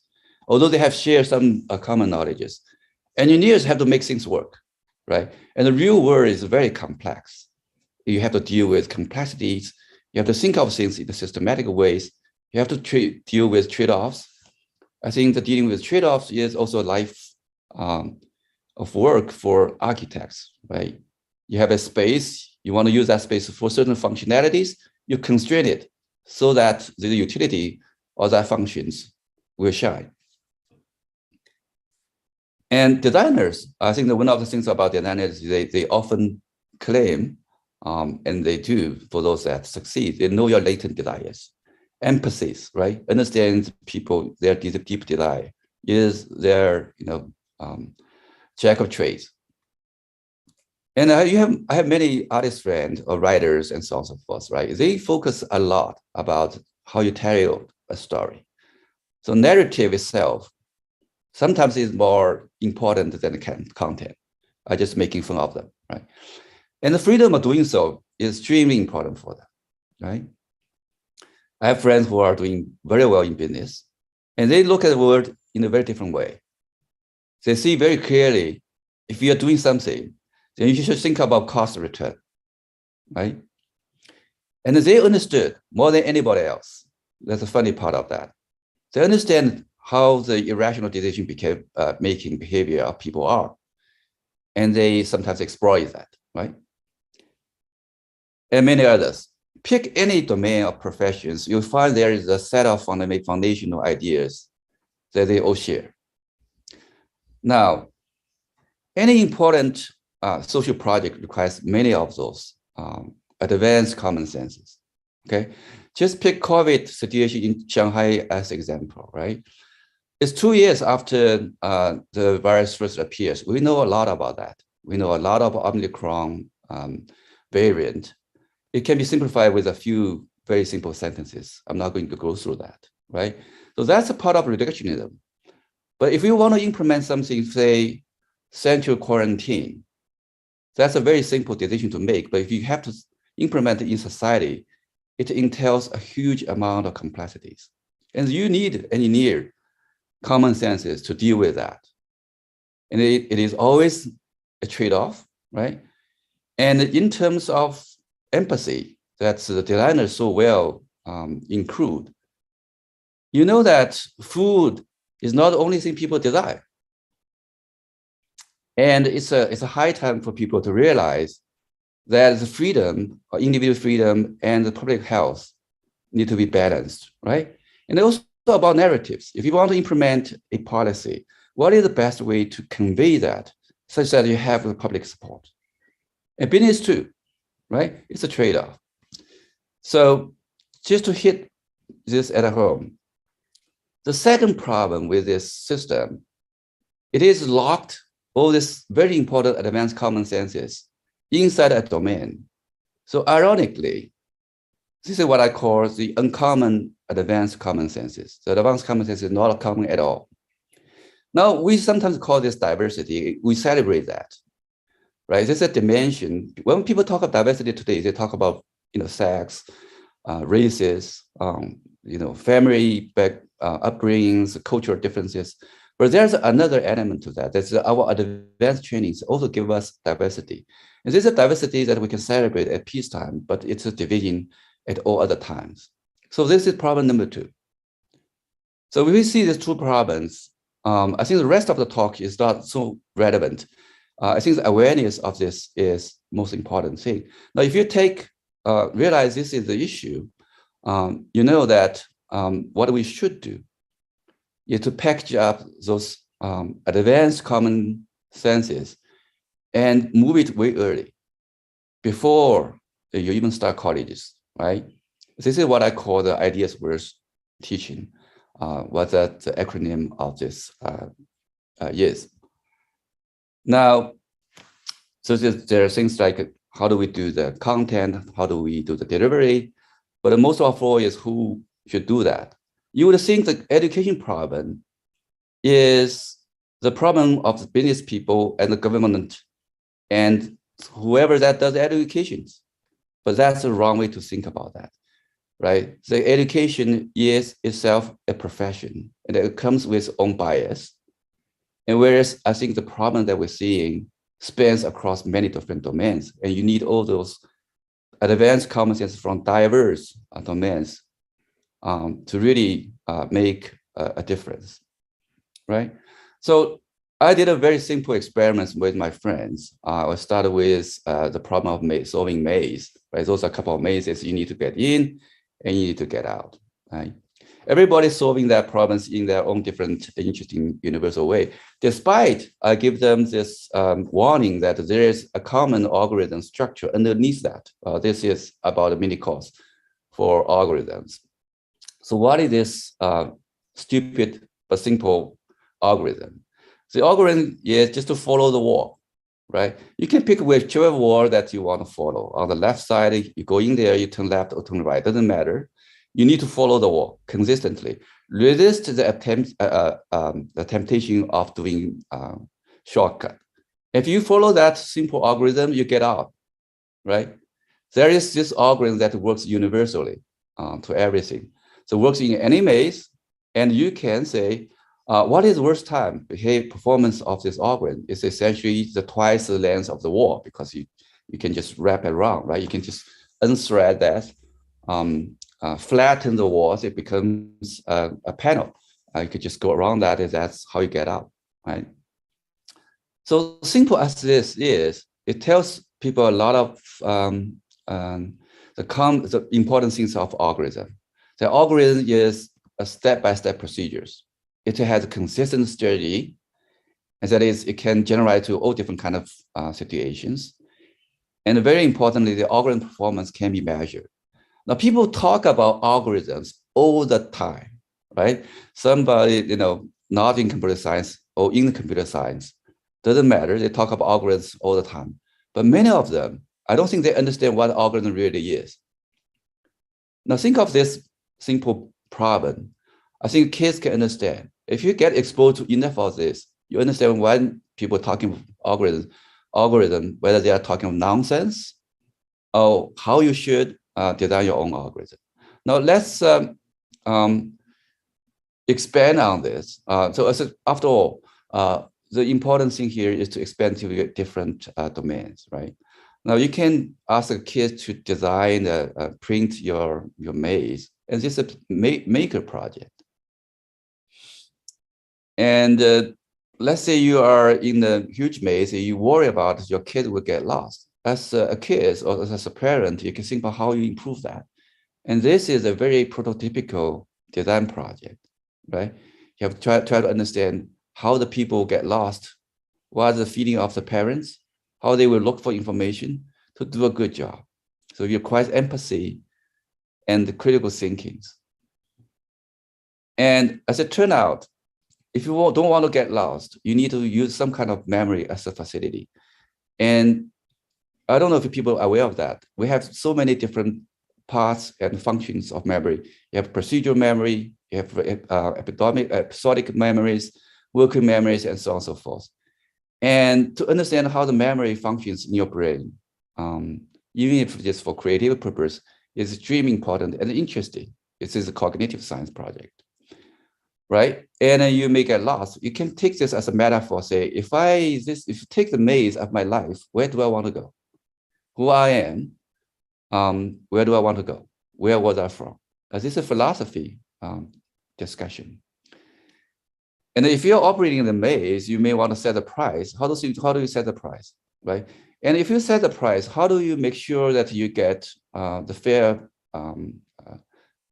price for whatever you set out? And this is a econ project. These two are econ projects. There are many interesting auction algorithms, and people won Nobel Prizes for that. But simple versions can go a long ways. So auction process is something that people can understand very early on. And many things like this, right? So you can start with some simple concept. You can see how different concept disciplines, the important foundational ideas from disciplines, different disciplines gets integrated. Okay. Now, I don't have time. I'll talk about how do we reach the audiences, who are the learners, who are the teachers. But again, this may be a time to think back. Perhaps direct marketing is from 15th century, way before people start using smartphone to push coupons around. There are things that we could have done, could have leveraged. Right? All we did is basically a diagnosis of the system. Again, let me point out two things just to end my talk. That is problem number one, that you have bottlenecks that shut people off, right? And you have probably a bigger problem. Those who are in power, those who, us, so to speak, can influence and make decisions. We carry with our own bias and priors, whereas the society needs a union of them all. Thank you very much.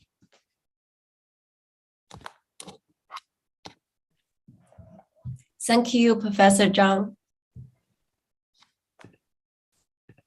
Right. Now let's have our last speaker of this session, also the keynote speaker of the session 3, Professor Neil Leach. Professor Neil Leach is a professor at Tongji University and the Florida International University and Europe Graduate School. He also taught at other leading institutions. And he is also the co-founder of DigitalFUTURES. Please join me in welcoming Neil. Hello. Thank you. I can't share my screen yet. Of course I can. I can. Sorry. Yes. Okay. Okay. Okay. So thank you for the introduction. This is very much work in progress. I want to share with you some thoughts and concerns. And I want to focus or use as the vehicle for that to begin with this particular, the first humanoid robot, so-called Aiiii, produced by, in the UK, by a gallerist supported by roboticists. And I want to try and address a number of concerns. Why are they presenting a humanoid robot? Why is it a female humanoid robot? And why indeed is it a robot? And they want to then to come to a conclusion about whether or not it's a robot artist or a con artist. But then they want to go on from that to try and think about what it can teach us about creativity. And finally, I want to go on to say something about the latest architectural designs that are generated by AI. So I just realized I haven't shared my sound. Can I just make sure that I've shared my sound a second?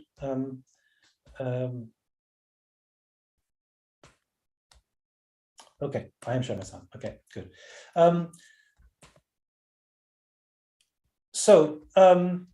Let me just play a short video that shows you Aiiii and describes, you can see her talking, and you can see the commentary about her.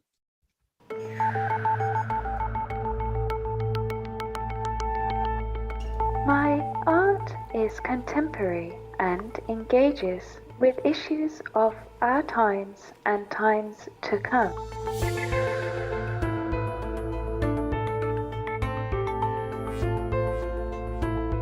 The portraits are a combined layering technique. There's drawing, there's algorithmic responses to it, there's photographs, it's a whole mishing together of very, very different type of techniques, and you're looking through those layers.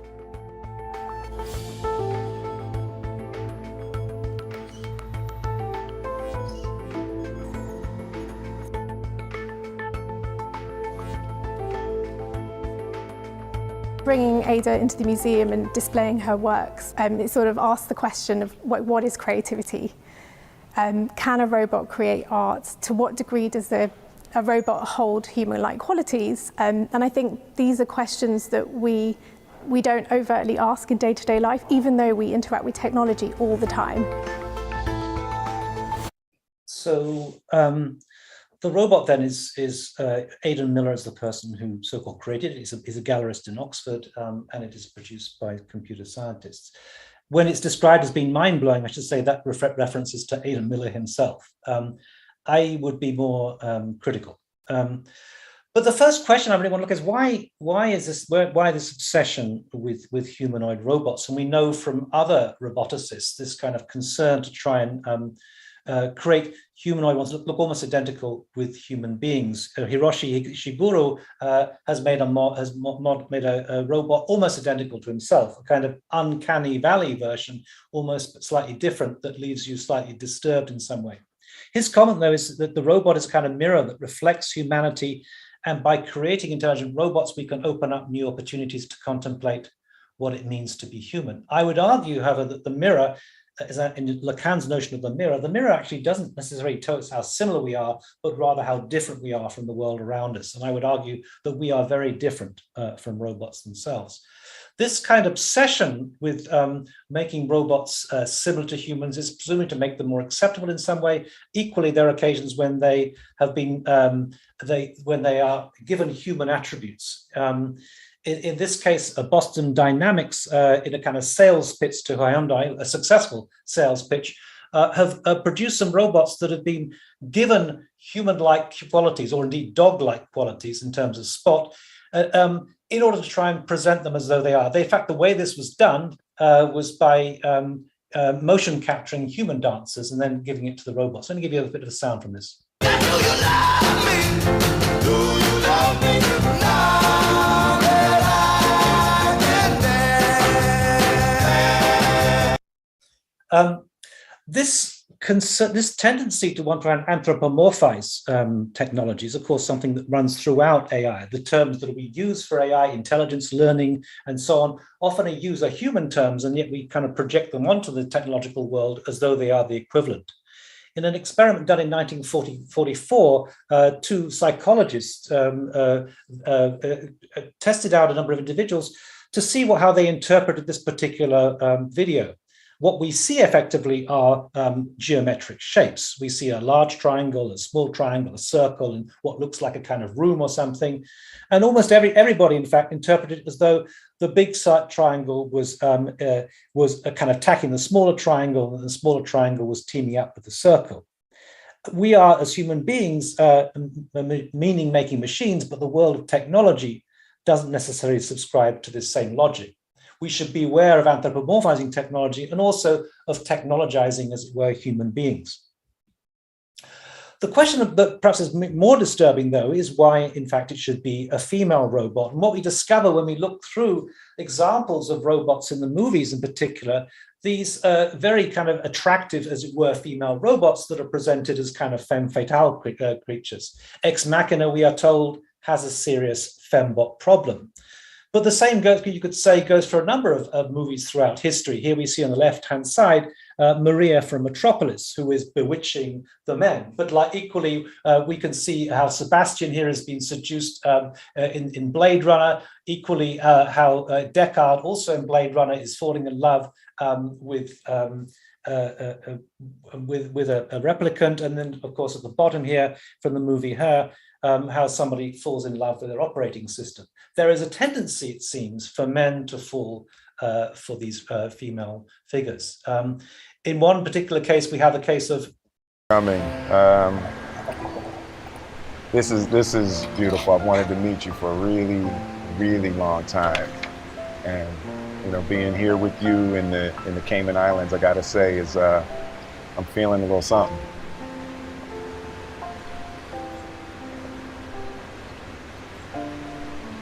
I'll just you can grab it later if you want. So Will Smith famously fails in his date with Sophia the robot, but nonetheless, we can see examples of where this was going to lead to.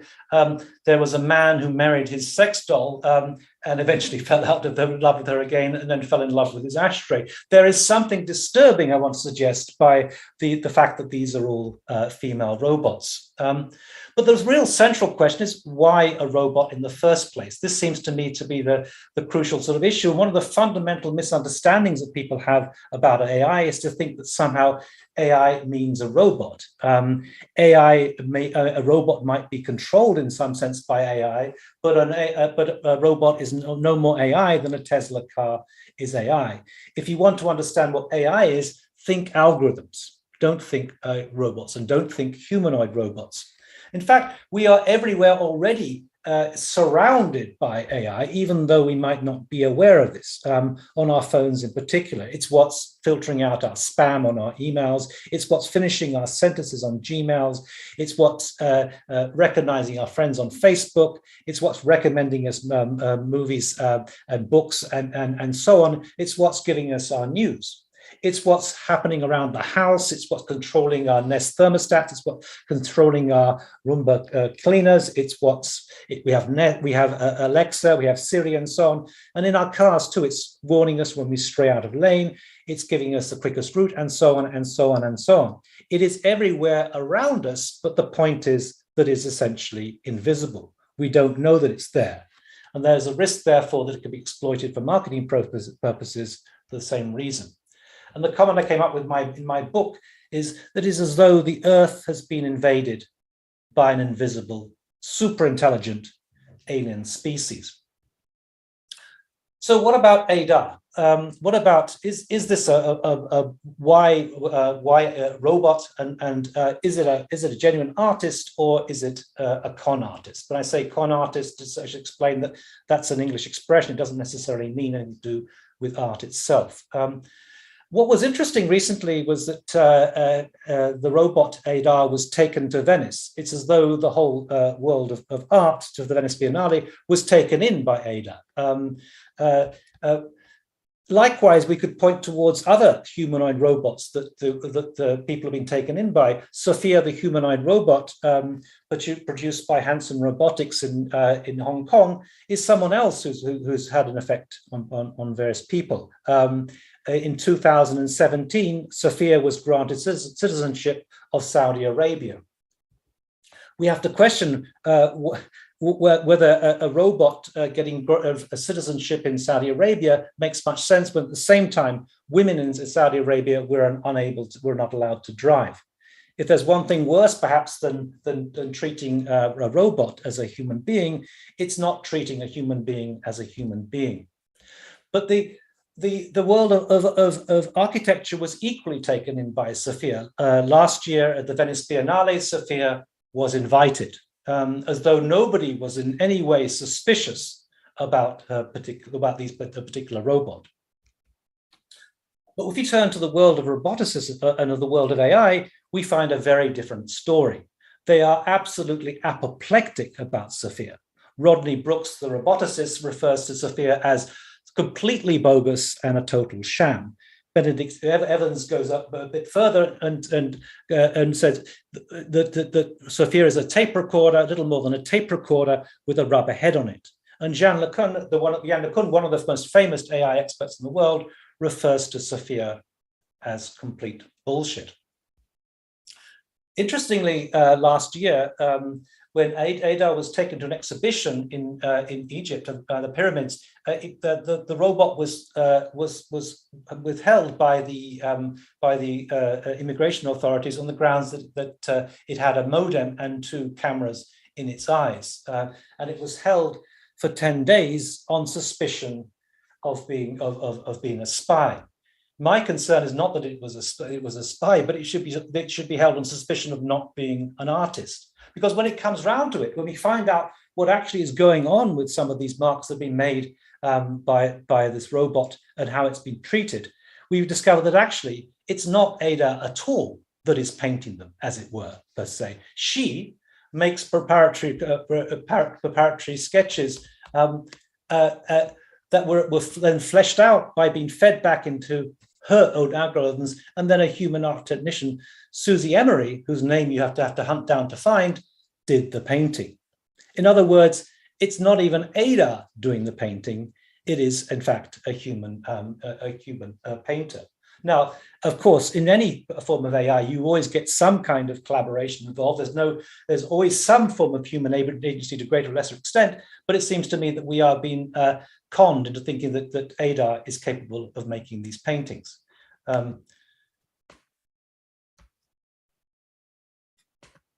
Gotcha. But there are, I think, other interesting questions that are raised by AI and technology, in particular, in relation to the question about imagination, artificial imagination in this conference. And I want to raise the question about what AI can teach us about creativity, if there is such a thing as creativity. And one of the most famous moments in the history of AI was this moment, a moment when in 2016, AlphaGo beat Lee Sedol, one of the greatest ever Go players in the world at Go. And something that nobody had expected, least of all Lee Sedol himself.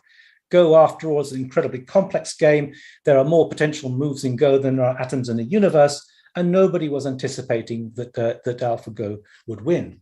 But not only did it win, but it was the manner in which it won, which was so astonishing. And the comments that came up about this were basically that AI was creative.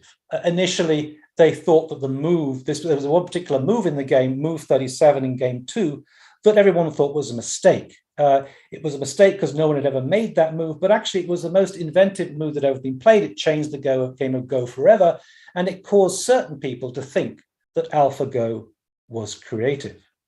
But was it? What I find also interesting about this is they not only said it was creative, but also in some senses beautiful, creative and beautiful, as though the two might be connected. I want to play you just a brief excerpt here of the commentary of the experts on this particular move to show that they themselves thought that it was a mistake. from the Google team was talking about is this kind of evaluation value. That's a very surprising move. I thought it was a mistake. He thought it was a mistake. And the interesting kind of question that if it was creative, would anyone have been able to recognize its creativity? There are all sorts of questions about creativity that are prompted by this. I'm not saying that creativity necessarily was creative in itself.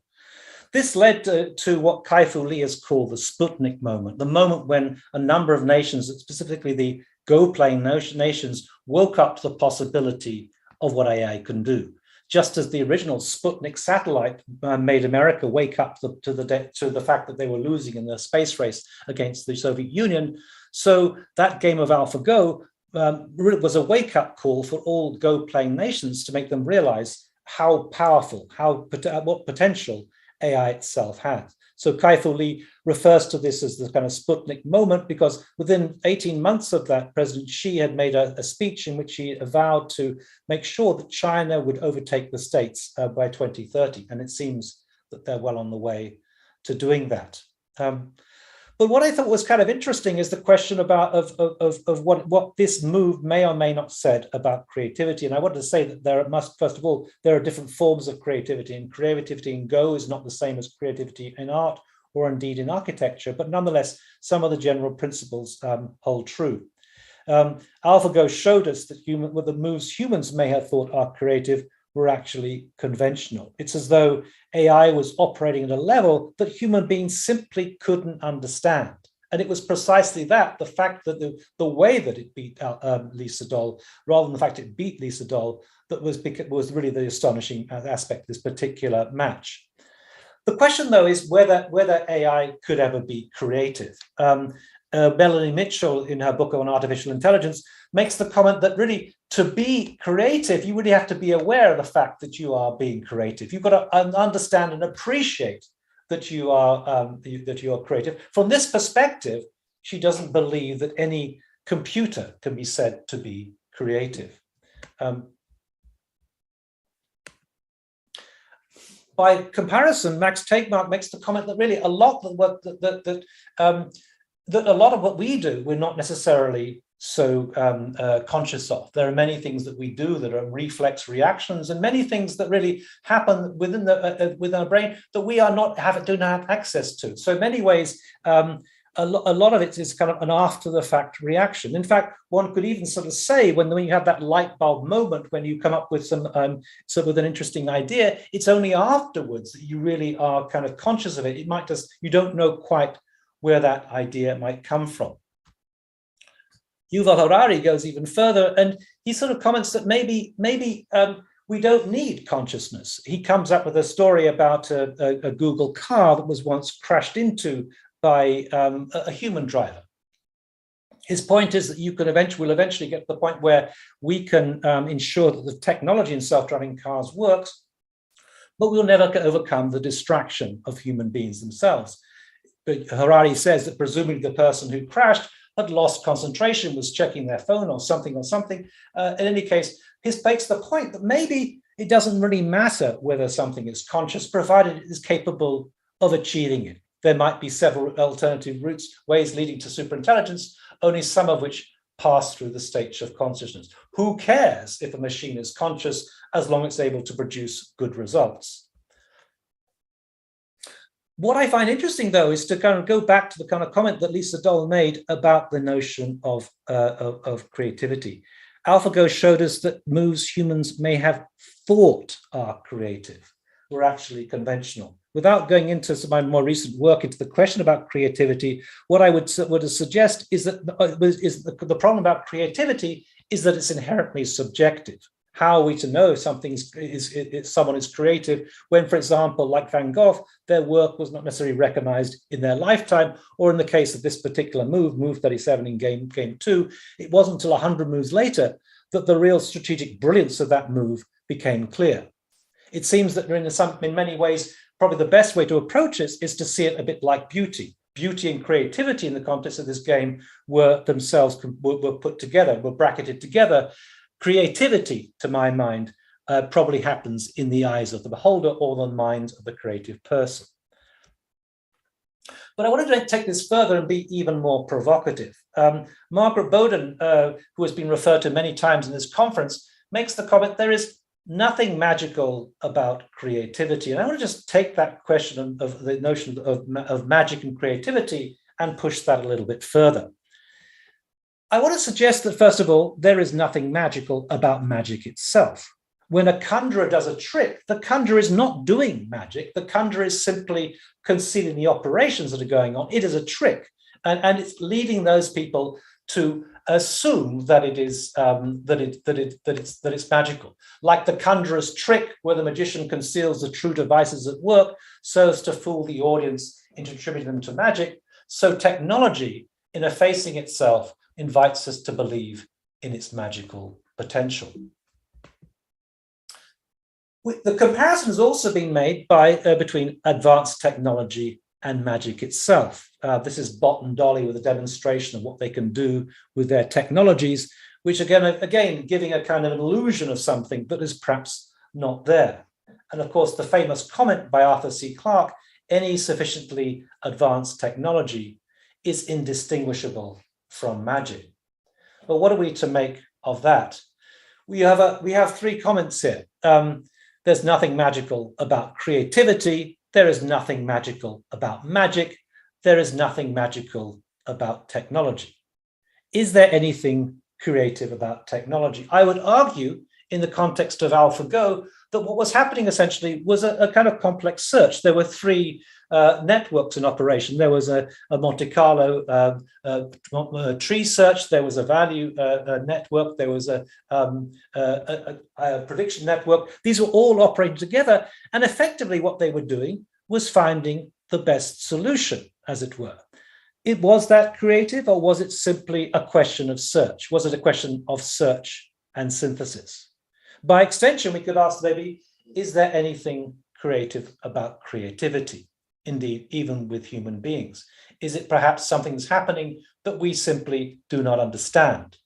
And I want to go to cite this example, which was in some ways alluded to yesterday by the references to the Turing test. This is John Searle's critique of the Turing test. The point being about the Turing test, the appearance of something being of a computer behaving like a human being is not the same as a computer being like a human being. And in John Searle's argument, there is a person in a room who is performing a series of tasks and following the rules that are all in English and completing those tasks. As a result, what comes out from this, and the two people outside who read the result, which is a translation to Chinese, and make the comment, whoever or whatever is in that room is an intelligent Chinese speaker. That's because it gives the appearance, that person gives the appearance of being an intelligent Chinese speaker, just as magic gives the appearance of being magic. But it's creativity, in some senses, not in the same thing, not in the same category. We can't explain it, we don't understand it, so we give it this term, creativity. I think, therefore, we can begin to sort of open up this question. I think at least we need to probe it further. With thanks in part to AI, as Margaret Bowden comments, we have come already begun to understand what sort of phenomenon creativity is. I wouldn't say we've understood it, but maybe we are beginning to understand what kind of issue creativity is. And I would certainly question whether indeed creativity itself exists. I want to finish off, though, with some references that are to give some sort of sense of what's happening in terms of AI and creativity in my own field, that is to say, in terms of architecture. And this has been a very recent and very rapid development. I want to go back to 2019 to a collaboration that was being proposed, again, at the Venice Biennale between myself, Google AMI, Google's Artificial Artist and Machine Intelligence Group, Zaha Hadid Architects, and Refik Anadol. We had proposed to have a pavilion, to curate the British Pavilion at the Venice Biennale. And one of the things that we had anticipated was to hallucinate, as it were, buildings.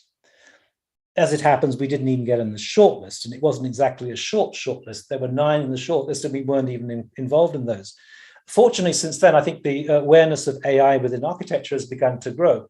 But nonetheless, Refik went ahead and did effectively what we proposed to do in his own office. He began to hallucinate buildings using style GANs. Generative adversarial networks, we know, was invented in 2014, and there are many different forms of GANs, and much more advanced forms of GANs now, but this was one of the early forms, style GANs. And what's happening here is that Refik is feeding into the computer thousands and thousands of images, a data set, as it were, of the work that has been produced over the years by Zahidid architects, and then interpolating, in a sense, averaging, producing something that hadn't been produced before, but nonetheless something that is effectively new, but contained within that sort of data set. And what is interesting about this particular process is that at certain key moments, something comes out of the computer that is quintessentially Zaha. Even though Zaha herself has sadly passed away, nonetheless, we can effectively use AI to recreate or interpolate other possible designs that could be said to be designed by Zaha herself. And in a few seconds' time, we're going to see one such design.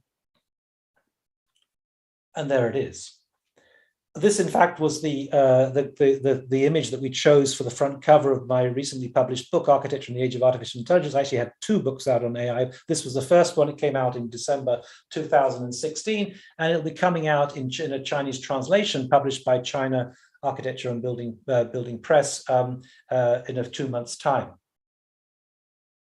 Since then, there have been other attempts that have taken this further, in particular the work of Himmelsbach, that have used not just style GANs, but also cycle GANs and a variety of other techniques to effectively hallucinate other possible buildings based on a data set of the work of Himmelsbach. What comes out is getting increasingly sophisticated. It's in this case, using cycle GANs is effectively not just interpolating, but also effectively extrapolating the possibilities, not just simply limited, but also breeding and producing new forms.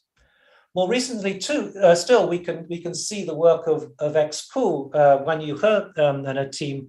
Wanyu is also one of my doctoral candidates at Florida International University, and they entered a competition recently in Shenzhen, competing against many of the leading architects in the world.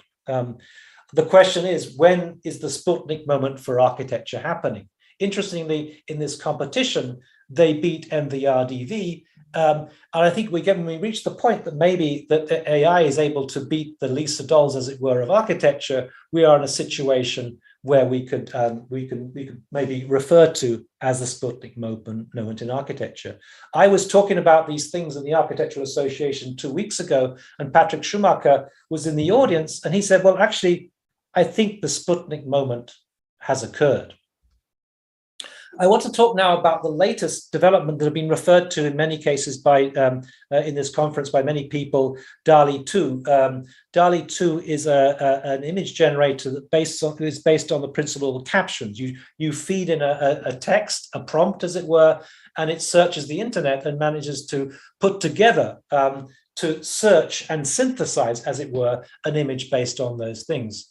DALL-E 1, the first version was impressive, but this one is truly astonishing. So you feed in the text, an astronaut on a horse, and even though there probably hasn't been a photograph of an astronaut on a horse, something will emerge that is truly astonishing.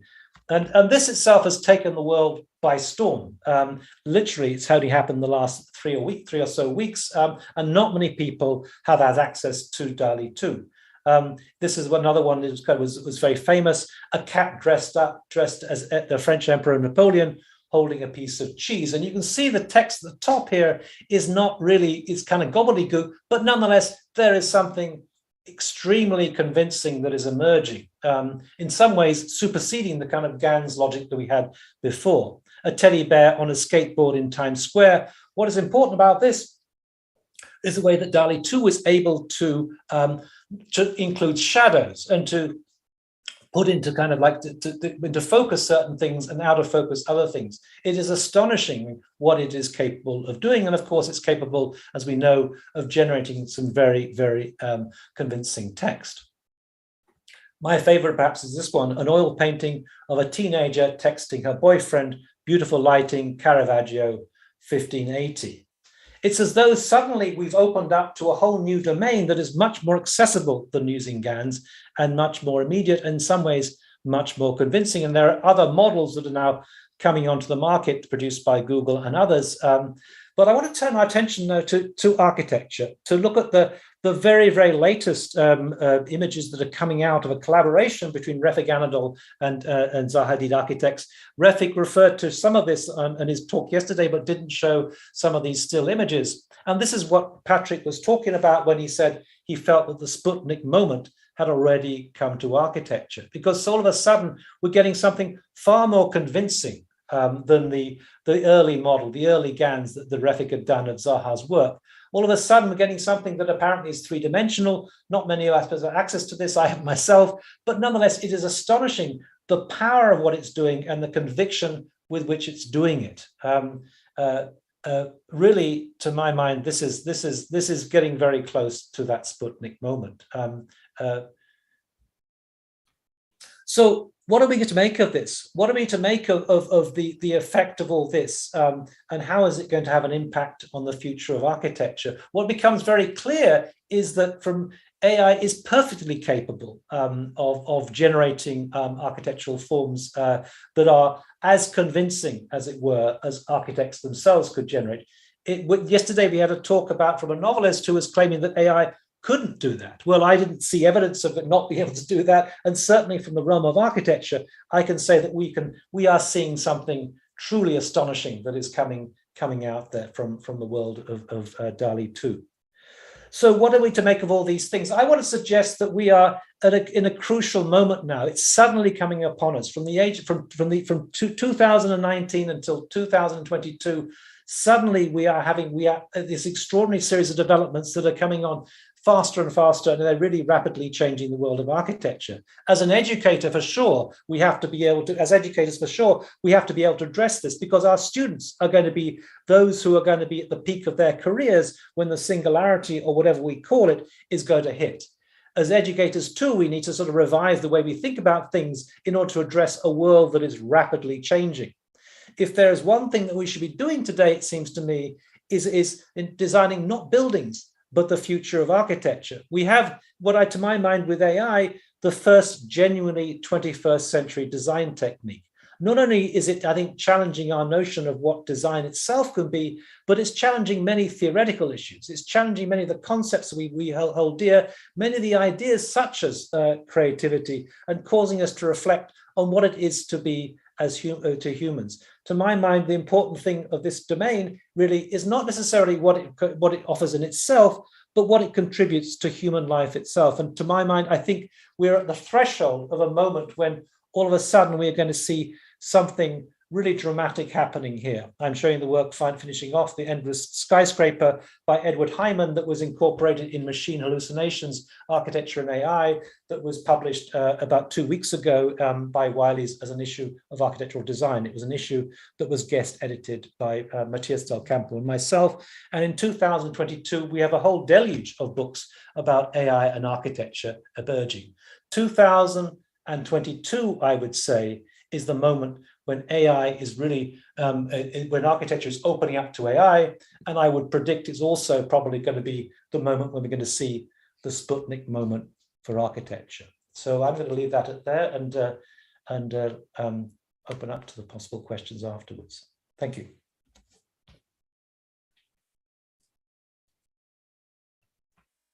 Thank you, Neil. Now it's sort of like our panel talk. Let's welcome back the other speakers, and also Professor Filippo Fabrocini of Tongji University will be the panel host. Well, welcome back the others. Are you there?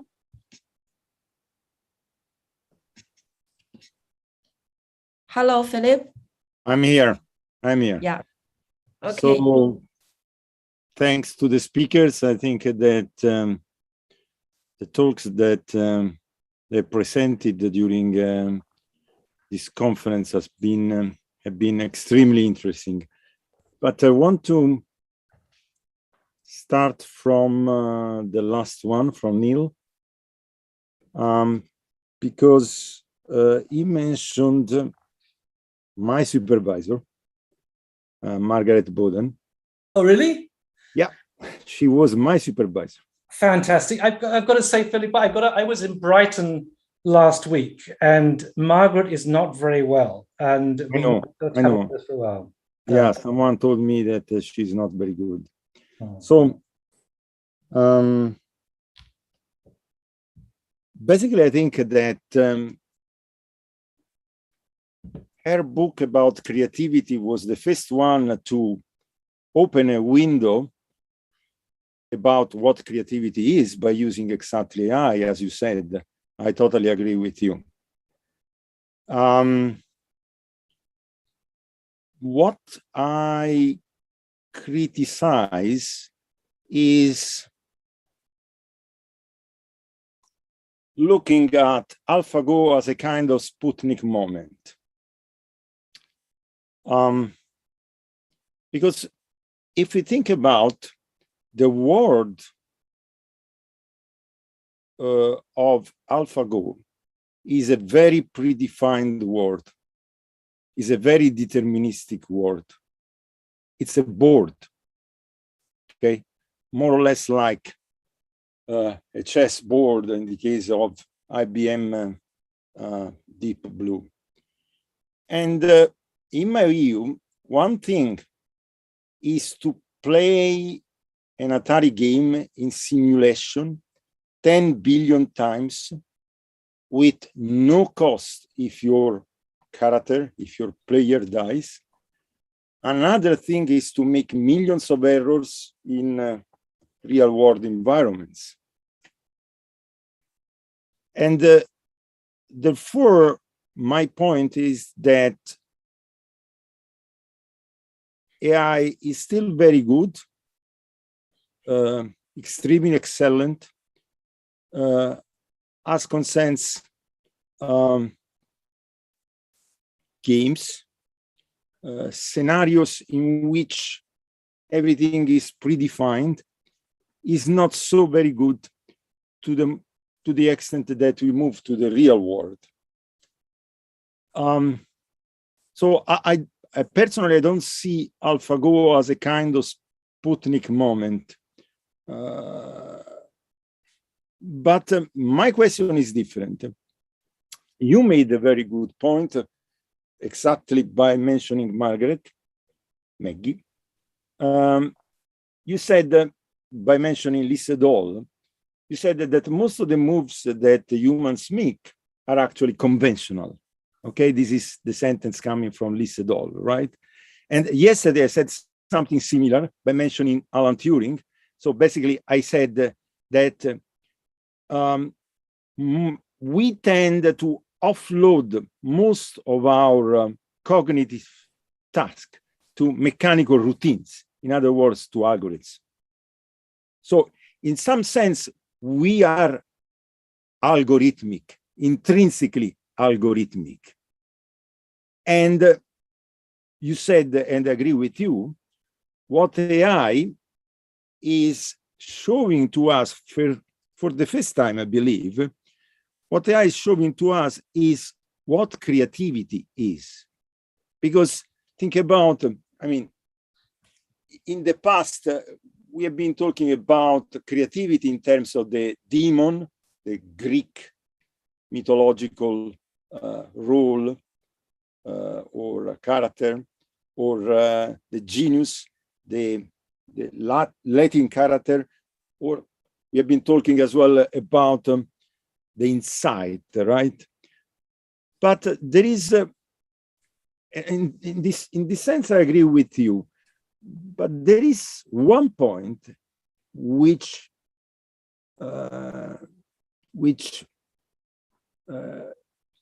made me very excited. It's the point that Melanie Mitchell, you mentioned Melanie Mitchell in your talk. The point she made. So basically, she said, if I'm not wrong, she said that and this is the point that I want to discuss with the other speakers as well. She said, if I didn't misunderstand your point, she said that we cannot speak about creativity in the case of AI until AI is not able to judge its own outcome, its own product. Is correct? I was understanding correctly? Yeah, you have to be aware of, you have to be conscious of what you've done to appreciate it, to really be creative. That is her point, yes. Okay, so now this point brings me back to something that another of the speakers, another speaker mentioned before, which is Professor Zheng. And I'm curious, I would like to start from there. So Professor Zheng said, I don't like what Chalmers says about consciousness. So I would like to start from there, and then I will go back to you, Neil, okay? So let's start from there. So I would like to understand why you don't like what Chalmers says about consciousness. Oh, well, I think this has to go to his the way of arguing how consciousness he offers a proof. He also proves it in a very weird way. I just basically disapprove the way that he proves that concept. And I think machine, and I feel the problem wrong. I rather I agree with you that we are machines, just made up by fresh, right? We have the own algorithm thinking that, and any, I say, intelligent being, whether it's made by fresh DNAs or silicons, if it had to survive and succeed and reflect ourselves, that's consciousness, almost by definition, right? I always use this very simple analogy of your cell phone, which will save the data if it and shut itself down if the battery is low. Think of that. That's a very small algorithm. It got its rate of its own survival of the data, right? It reflects on that and take actions. So that's a consciousness, because it's self-reflective, right?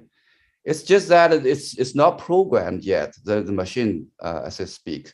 The way that our own consciousness has been formed because we have been surviving and striving in our own world.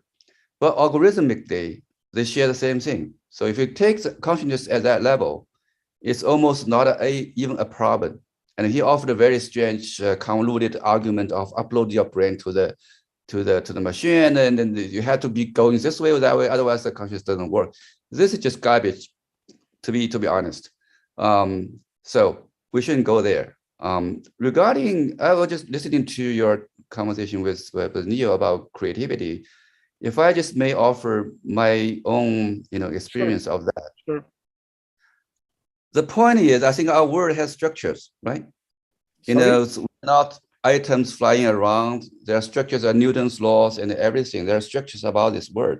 And human activity has been slow, but still over the years has created many artifacts, right? But that is a small space. I think what AI does, if it learns from our own artifacts, let's say a building that's already been built, and look at all those things, it can explore the subspace a little bit longer, bigger. And for that, for those combination of things that manage to explore the regularity, the structure of the world, you call this creativity. There's no problem with that.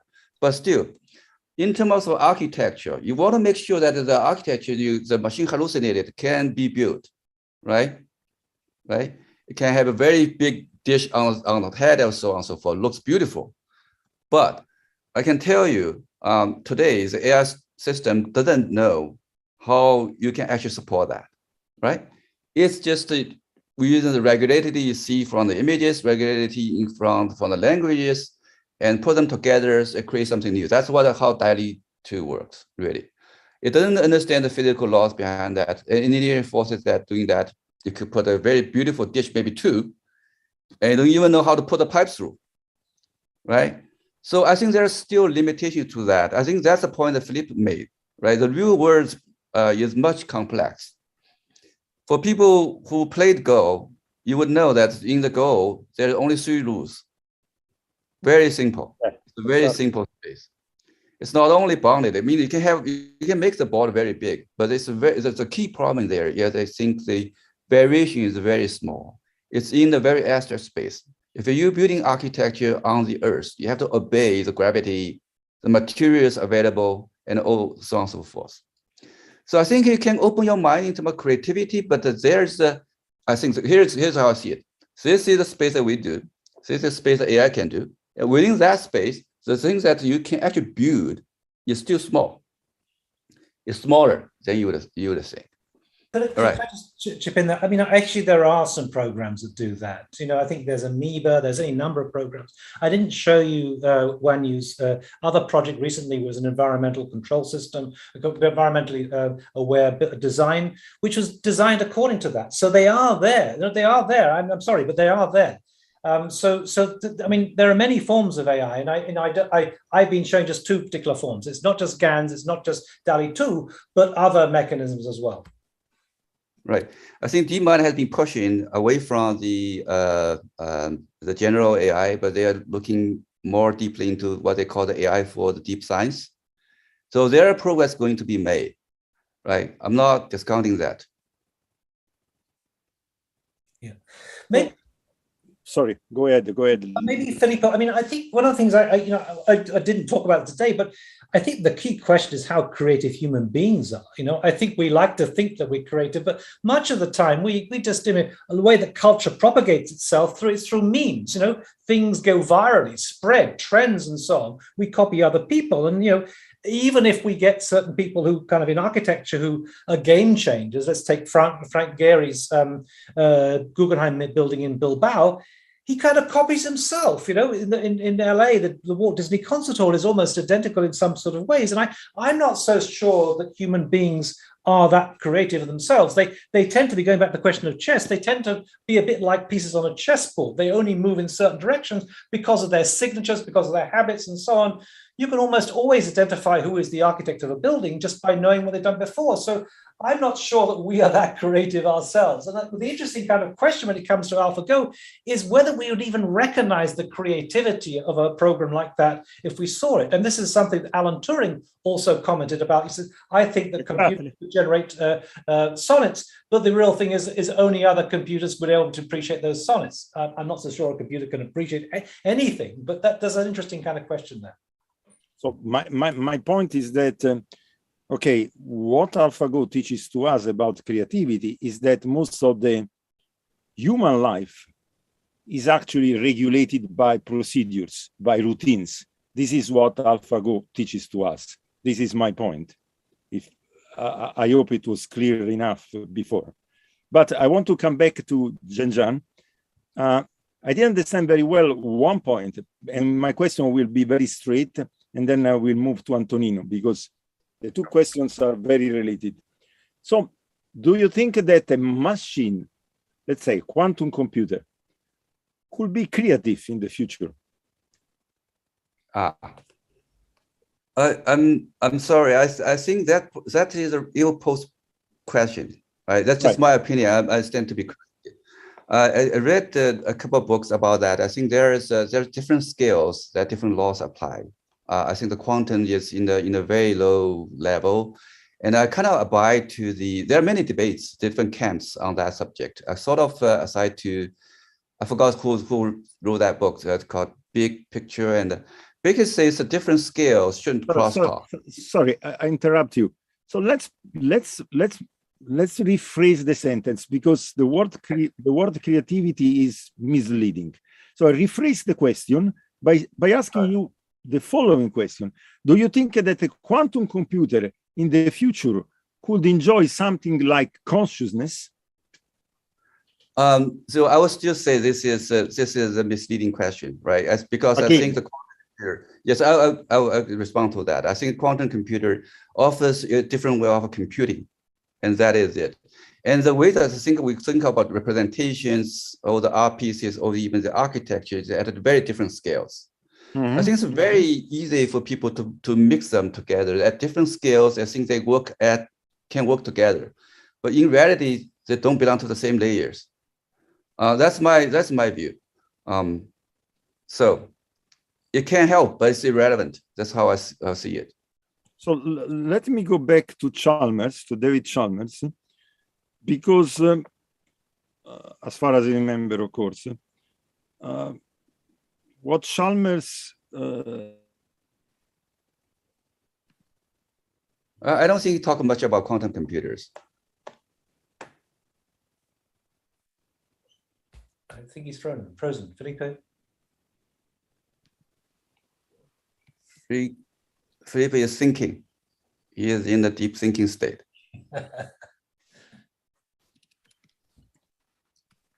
Hello, Philip. Can you hear me? I think I just managed to send Filippo into coma. I feel so bad. Yeah, I think probably you guys can talk to each other about each other's presentation or the other opinions. Then later, probably Philip will join us. Well, maybe I could ask Stanley and ask him about the Kai-Fu Lee, because you've just published a book with him and about the Sputnik moment. What would you comment on that? Right. I just think this Sputnik movement have a very strong reference to the Cold War. So but I totally get that moment. So I think there's more and more Sputnik movement happening interdisciplinary from different perspectives. So for example, the question we're discussed today is basically all big questions. What is consciousness? What is creativity? And what is like quantum, like how this kind of superpositioning and non-locality gonna change our perception of time space? Are there anything more fundamental? So I think I can see all of big questions emerging from different disciplinaries. And I think to me, the most interesting part is like how we gonna use the narrative, like storytelling or whatsoever, to educate people, to enlighten people, to help them to realize we're actually living in this kind of historical change, moment of changing. And they gonna shift their mindset, and they gonna shift their way of behavior or like a decision making to be adapted to this kind of uncertain future. So that's my point, that why we're here, like everyone from different area. So we sit down and discuss so many profound questions, but what's the best way to engage and to connect with the mass audience? So that's my point. But maybe Stanley, I could just make a comment. You probably came across this very famous discussion between Elon Musk and Jack Ma about 2 or 3 years ago. And Jack Ma made the comment he could never imagine human beings being able to produce something more intelligent than human beings, which of course is completely dumb, right? I mean, and we find the same thing in architecture, and people say, no, it can't have the same sensibility, and I'm sure in art as well, you get the same kind of question. But really what has actually become the driver of change, I think is going to become the driver of change in terms of my field for my research, is the fact that in terms of architecture, clients are going to insist that architects use AI because it's going to guarantee their return on investment. In fact, they're already beginning to do that. So I think that it may come down from the top, as it were. We have to be able to adjust to that kind of world. So it's interesting. So from a perspective of, let's say, physics, what we're discussing now, I mean, this topic of consciousness remind me these models by Semerov and Penrose. Right. Basically, this tubulin. Right, tubulin. Right. I want to ask you that. There's tubulin idea indeed. I mean, it's very interesting. Is connected to the fact that consciousness should emerge from the gravitational collapse of a wave function, which is induced by some decoherence, which in the idea of Penrose is gravitational induced. So it's basically gravity that interacting with the quantum system let it decohere. And actually is interesting because I mean I am part of the Institute of Nuclear Physics in Italy, and I'm affiliated as a theorist to Frascati Institute, and we have an experiment. My group, in which I'm a theorist, of course, I'm not an experimentalist, but there is an experiment which measure, let's say, can measure radiation, which is predicted by the Diorsi-Penrose model, which is an exemplification of this. So this is to say that these ideas of consciousness as emerging from basically a collapse of a wave function, okay, is something that has been is also testable now. So this is the novelty, that we can test, we can falsify this model by measuring some output that should be a radiation. So this is not more philosophy. And the first things. And the second things is connected to the Antonino, sorry to interrupt you. It's exactly what I wanted to reply to Zheng. I mean, we are not talking about philosophy. We are talking about science now. Exactly. And the complexity is also the other point, which is also here very much important to say, and is connected to the discussion. So complexity stands, of course, in the fact that here we have a quantum computer, if you want to talk about quantum computer, which is a superposition of billions of atoms. And this is extremely interesting. Because there's, especially now, I mean, it's even in biology, in computational biology, people are starting thinking in a new way. So thinking that even in biology, to process information by membranes, you can use coherence and decoherence by, let's say, the next neighborhood, and this work. So the world is much more quantum that we would expect at the mesoscale, and actually, the world is actually quantum even at macro scale. I mean, so you take the maglev to go to the airport and you find that it is a macroscopic manifestation of quantum mechanics that you can touch with your hand. And there's a lot of other things that are macroscopically quantum. So the fact that our brain, the fact that could work in a quantum way, at least at the level of the substrate, I think, I mean, it's totally making sense to me. And the idea of consciousness emerging in this way are, for me, fascinating. I mean, I don't see why, I mean, it should not emerge in this sense of quantum chaos. I mean, it's from complexity. It makes totally sense, please. So what Antonino said is perfectly aligned with my thought. So just to reply to you, Zheng. So the point of view of Chalmers is aligned with the point of view of physics today. And when we talk about physics, I'm talking about a school of thought that goes under the label pan-computationalism and includes people like Zuse, Fredkin, Seth Lloyd, and so on. So I don't think that the opinion that Chalmers is expressing is so weird as you think. This is my personal opinion, of course. I think it's okay. I think we probably spent too much time on Chalmers' book. Maybe someday I'll go to New York and meet him and have a coffee. Right? Yeah. For all I know, there may be another panel going on in another part of the universe, and it doesn't matter to us right now. Right. So anyways, can I just throw out there, because Penrose was mentioned, and Penrose doesn't think that kind of consciousness has got anything to do with computation. I think Anadol Seth, who also from the Brighton School, is kind of like takes the same kind of view. So, and I think Chalmers' view is, and he of course was very famously. There was an interview done by GPT-3, very convincing, and he makes the kind of comment that it's kind of the first step towards AGI. But his notion of AGI is not AI with consciousness, but more general, all-purpose to artificial intelligence. So I don't think that consciousness is. I think it's a red herring in this discussion, personally. Sorry, I didn't get your point. You don't think that? I mean, I didn't get. Yeah, I didn't get your point. I didn't get your point. Both Roger Penrose and Anadol Seth. Anadol Seth is a neuroscientist working on consciousness who did a PhD as an AI. He's now working at the University of Sussex, the same university as Margaret Bowden. They both take the view that really that consciousness and computation are not necessarily connected, and I think it's a mistake to try and force that connection.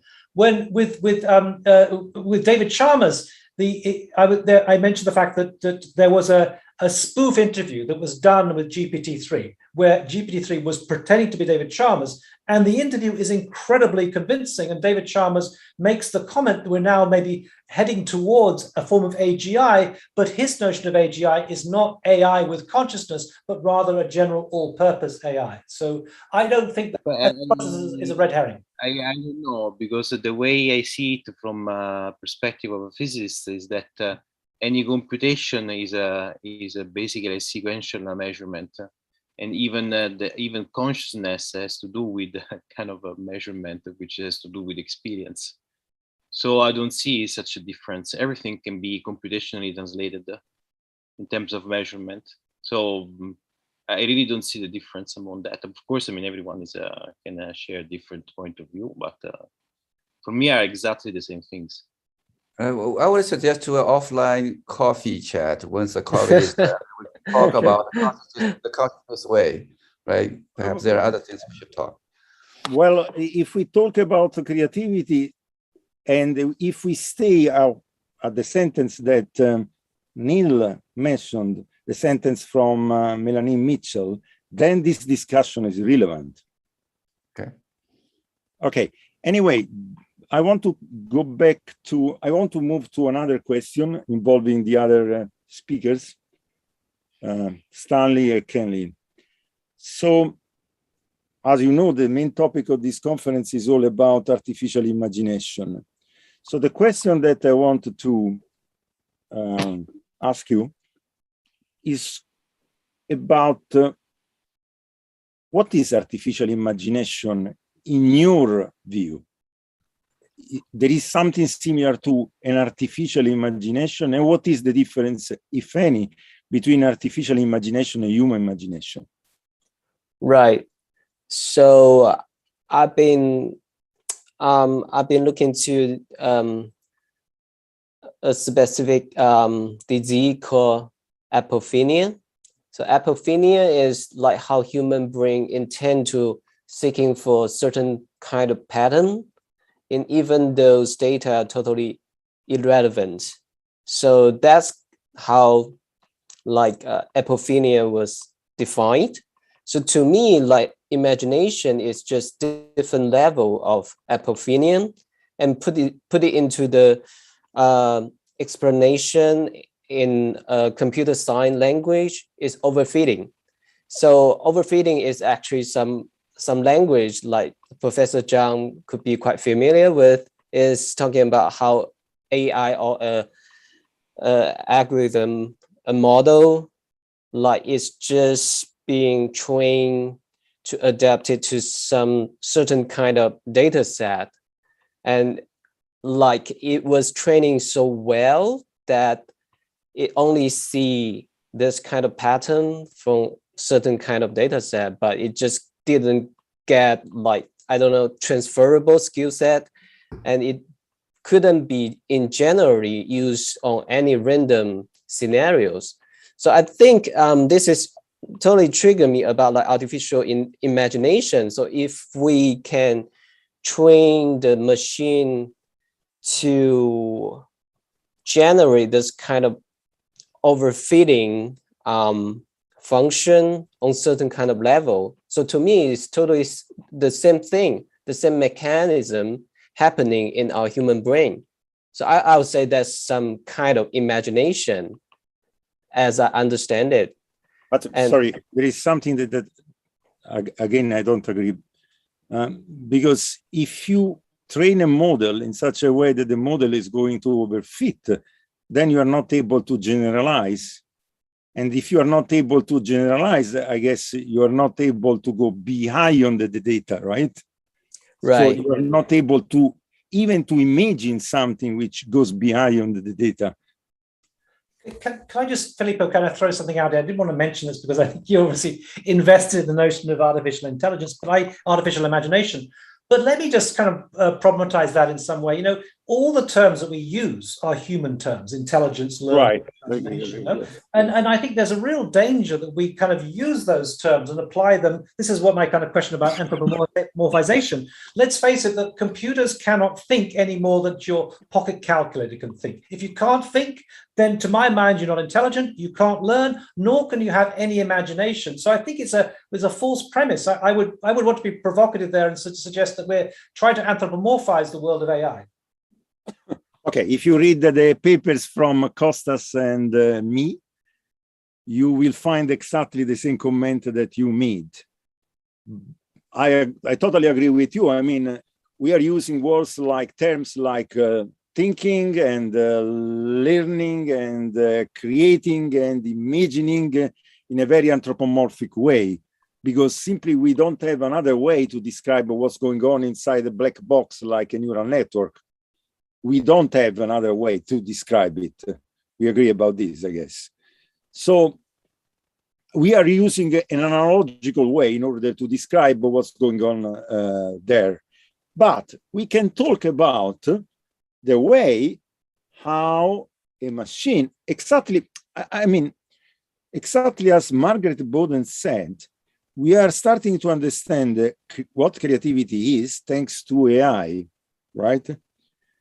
But we could say as well that we can understand what imagination, all right, or creativity or thinking is in the case of machines, thanks to the humans, all right? So what I'm trying to do is to understand what imagination, what an artificial imagination might be. So this is my question. So you mentioned, for instance, the works from Refik, right? Refik Anadol, okay? Kinds of hallucinated memories, kinds of hallucinated visions and so on, right? What is imagination there? Well, you know, I think that Refik, I mean, I like Refik a lot, but he's quite indulgent. He assumes that buildings can dream, that they got consciousness and so on. He uses it in a very indulgent way. That's fine. But, you know, I think we've just got to kind of be a bit more kind of precise in our way of thinking. And I think we need a new lexicon. Like that's really the problem. One of my doctoral candidates is a guy called Filippo Morel, who's a theorist, very talented guy. And he's trying to try and think through the word term intelligence and take out that anthropomorphization and try and think of it in terms of information theory of Claude Shannon. And I think we've got to return it to a different domain that we're not so familiar with, and we therefore don't make these kind of indulgent sort of steps that try to appropriate the world of AI. Okay, thanks. Yeah. Go ahead. I'm quite interested in that point you just made about the indulgence in a way, because that's something that you see a lot particularly in art that is using AI. There's something that artists, I suppose, because it can be bound up in a way with marketing in a certain sense, that you're trying to promote something mysterious or exciting, and that's, I guess, what Aiiiii did, and that's a little bit what you saw with Obvious.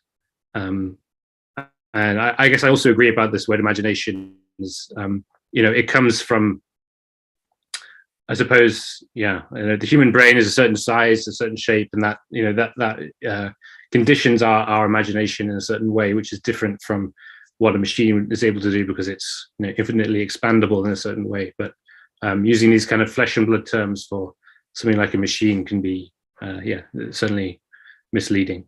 But that's not to say what you can see with AI, of course, is that it does have its own aesthetic and its own non-human way of creating images, which I guess you could label a kind of imagination. I mean, just to say one thing, I think that marketing is the real problem about AI right now. And one of my comments I made in my book was, beware the AI of marketing, because I mean, in some ways, people present AI as though it's there. And it's a bit like an inverse camouflage, where camouflage, you're pretending something's not there when it is. Often with AI, people pretend they're using AI and they're not. Even, in fact, I've got a colleague who has a theory that any company that's got the word AI in it is probably not using AI. But I think that AI is very susceptible to that. So this is not unique. You know, a couple of years back, I was in New York. I was in an exhibition that talking about mirror cells. People know about mirror cells, right? No. They think that's a basis for human empathy. right? So the biology and also this happens everywhere. I mean, this is just smoke and mirrors all the time. So I mean, I want to add something to this discussion somehow. I mean, it's on the line of what Celyn and Neil and Filippo before were saying. In a certain sense, I mean, it's the part of the language that we use is always, let's say, anthropomorphically originated, and this is, I mean, a necessity in a certain sense. No, I mean, we start even in physics, I would say. Yeah. Even in physics, right? Exactly. About the idea of force. The idea of force is extremely anthropomorphic. Is an arrow. It's like there's more anthropomorphic than that. There's nothing. And it took centuries to arrive to a picture which is a geometrodynamic picture, the one of Einstein, for instance. And it took a lot of other years, it will take years to go to another picture, which is a quantum information gravity picture, which is the one that, I mean, people are developing now. But all these steps are somehow done also out of analogies. So, I mean, I see this as a way, an analogy is not, I mean, it's a correspondence that is one-to-one to Kur, but it provides us with the possibility of creating some bridges and taking some concept and putting this concept in a different framework, giving another meaning, but this allows to find new things. And of course, I mean, the language has to change, has to be refined, has to be adapted, has to be de-anthropomorphized, and so on. But I mean, I think that analogy is, at least, I mean, I can see in physics has been extremely important in order to find many new concepts. But I think, I mean, in science in general has been very promising so far. There is a beautiful book from Mary S., a philosopher of science, called Models and Analogies in Science. And basically, she says that when we speak about analogies, we should always distinguish between positive features, negative features, what is similar, what is dissimilar, and what is neutral, what is indifferent, right?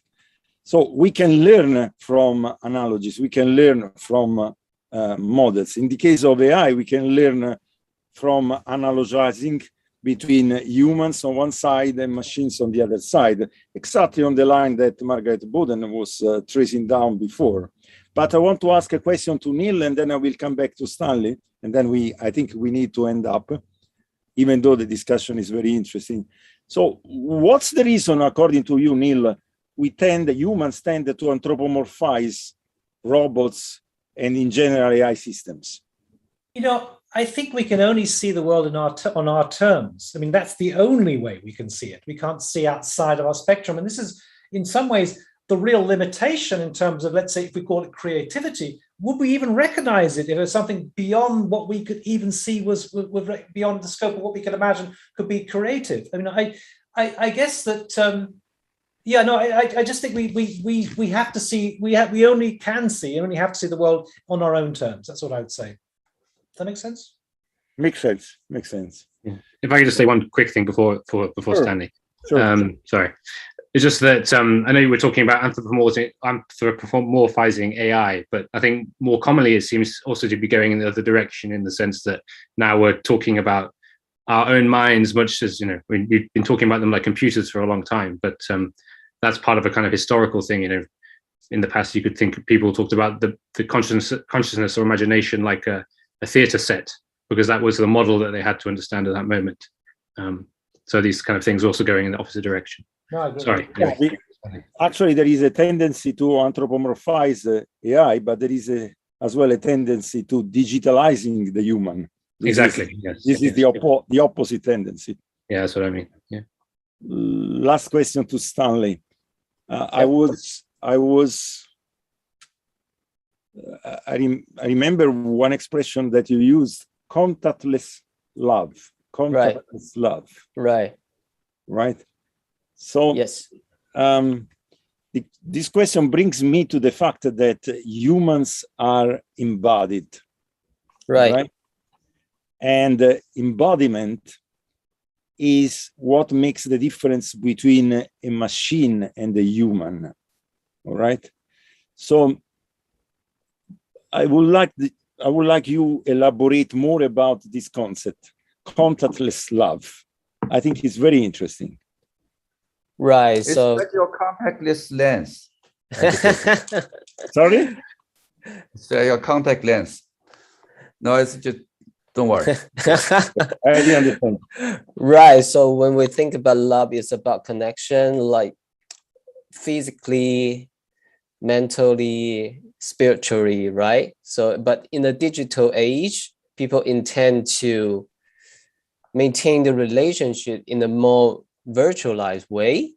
So is that means the love, the tension and the strength of love is diminished on certain level, or it just got transformed to some other dimension, like in the quantum physics dimension? But I totally agree with you. It's like human beings, we are embodied. This is the point. We totally embody living, and all the concept, like even imagination, creativity, metaphorically actually is connect with your body, right? So like ups and down, front and behind, and everything is totally deeply embedded with our body.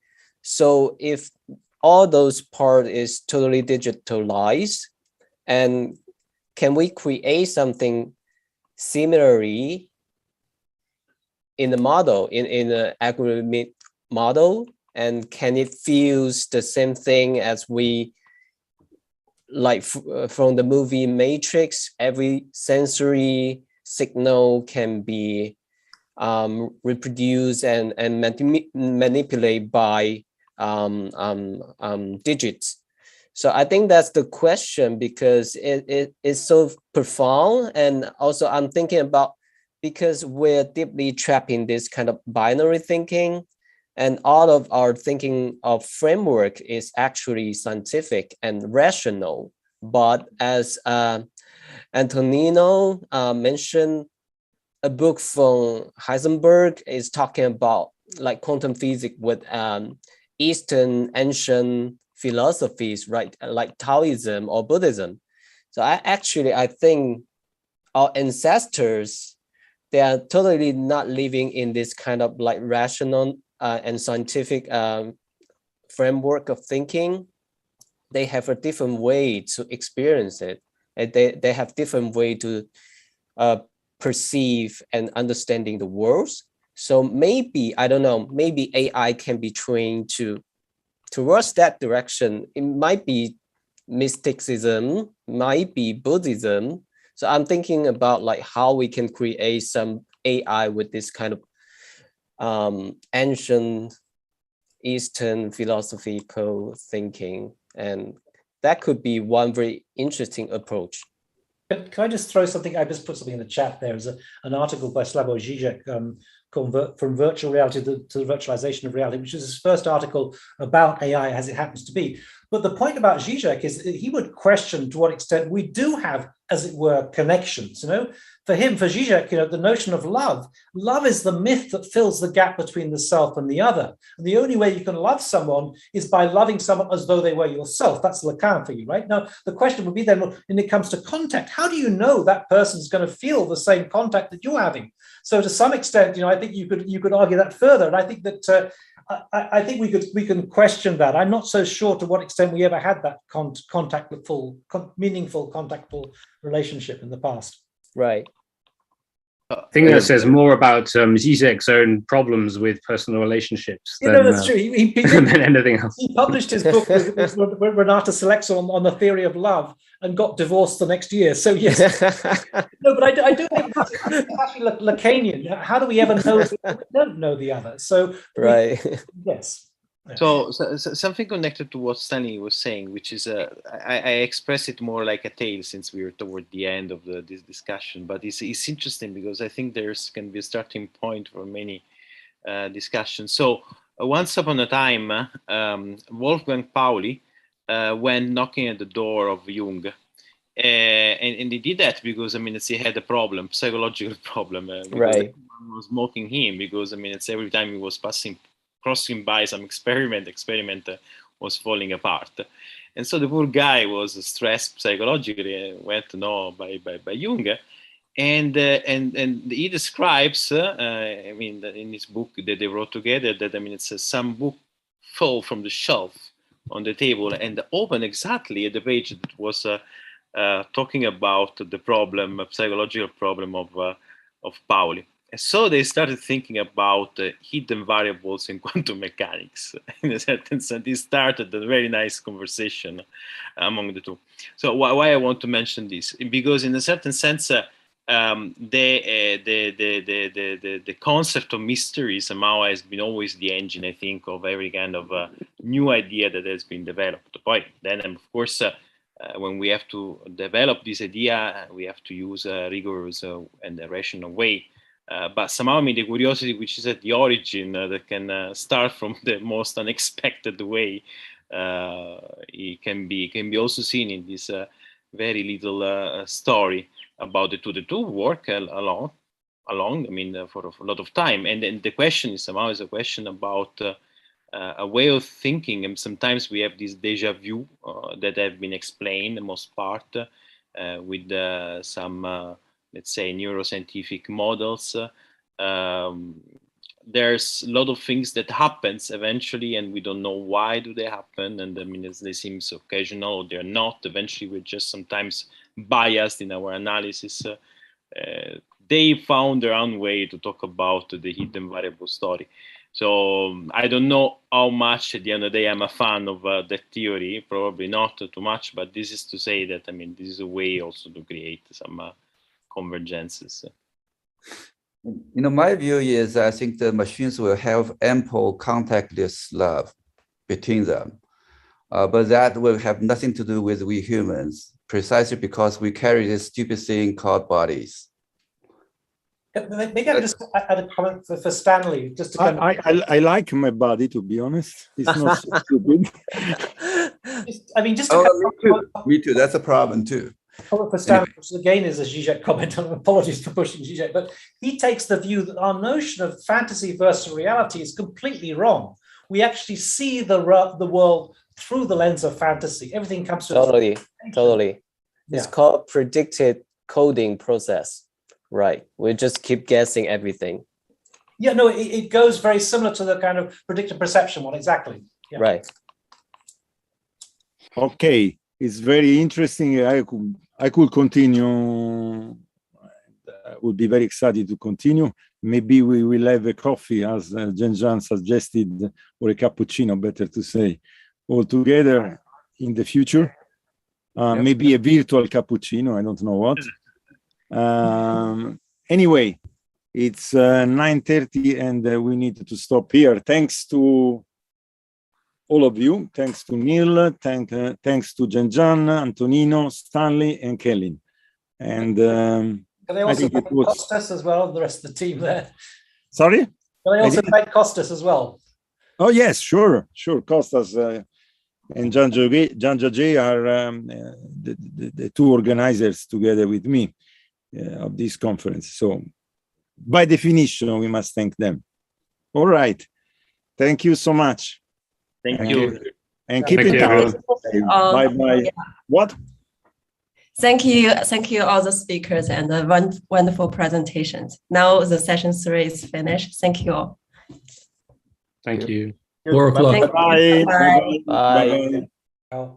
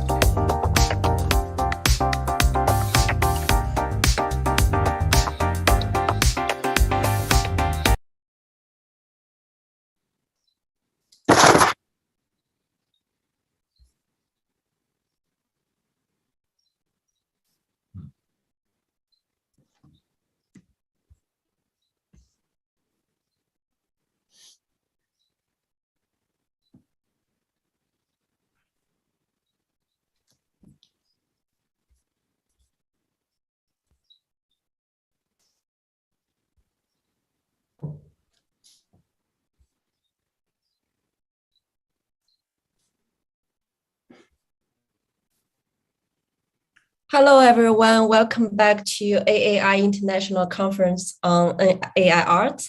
The conference is hosted by Tongji University, organized by Art and Artificial Intelligence Lab in the College of Design and Innovation and the Aiiii Art Center. This is the CEO Director of Aiiii Art Center. I will host the conference. Now this year, the theme of the conference is Quantum of Quantum of Quantum, Artificial Imagination.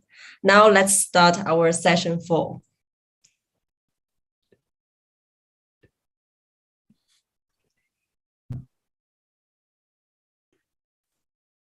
In session 4, we are going to have 4 speakers, and after their speeches, there is going to be a 30-minute panel talk following. Everyone in the webinar can type your questions in QA box directly. Now let's start with our first speaker, Professor Zhang Thackara. Zhang Thackara is professor with Excuse me. Okay.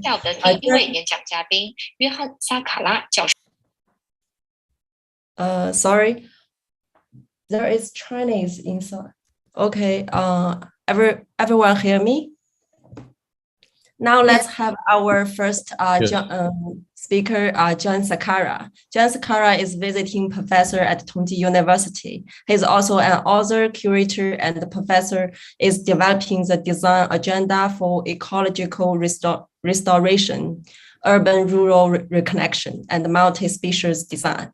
Now let's have Zhang Thackara. Hello. It's wonderful to be here. And I'm going to basically join you for the panel, but I was so nervous about speaking online in such a distance that I made a video of my talk. So that's what we're going to see next. But I just want to thank Aiiii and the other team for doing such a brilliant job in bringing us all together here. So I don't need to say any more. I'll see you later, but here's the film of my talk. Okay, now let's play the presentation.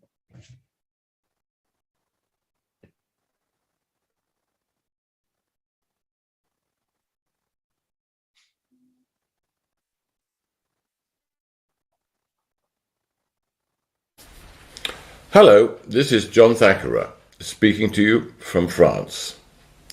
I'm disappointed, of course, that I cannot be with you in person, but it's a great privilege to be part of this exciting conference on art and AI.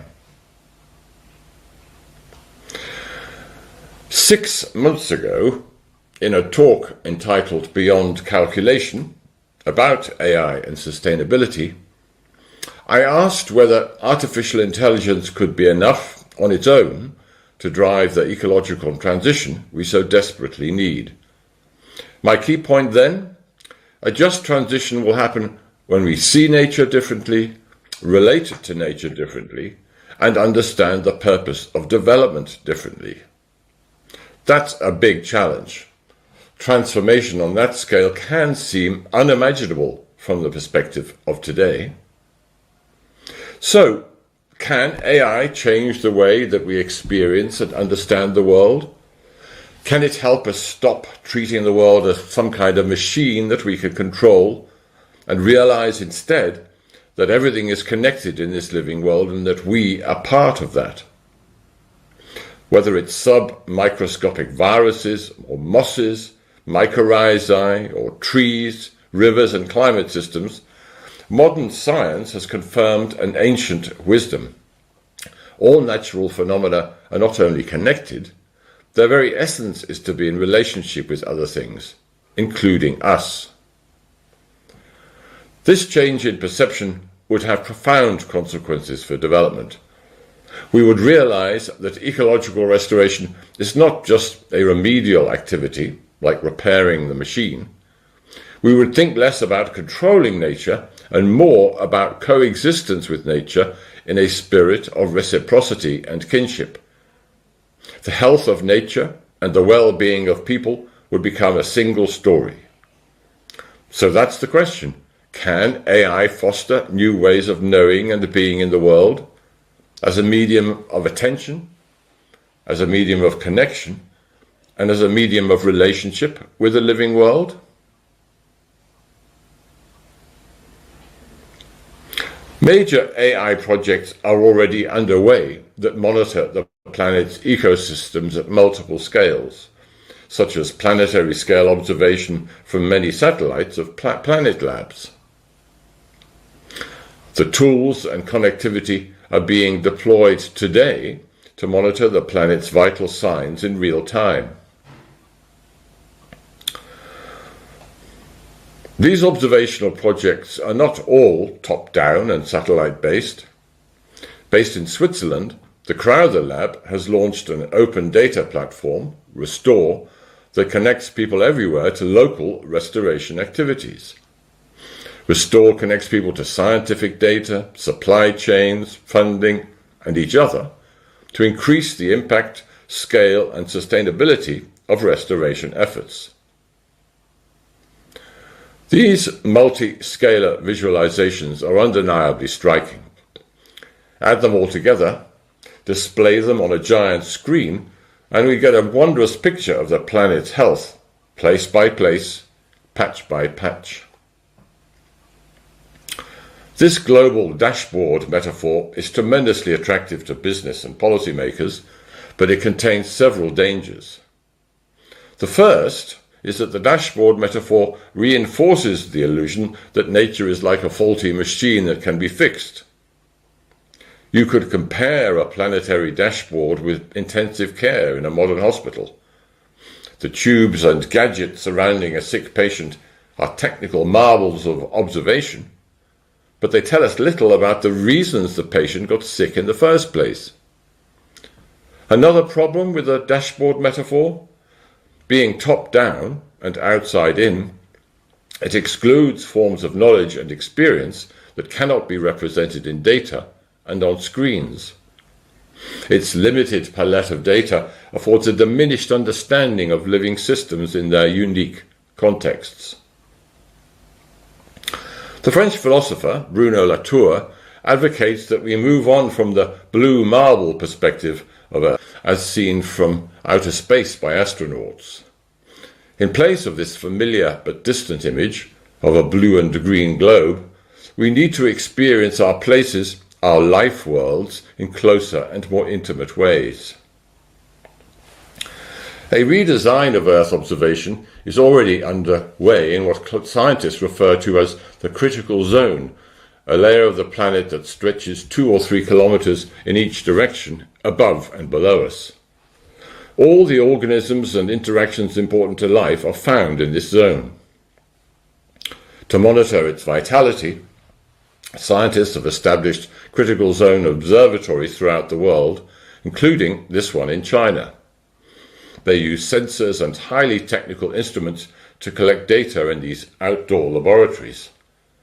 This work is Earth-based and involves research domains, as you can see in the box on the right: ecology,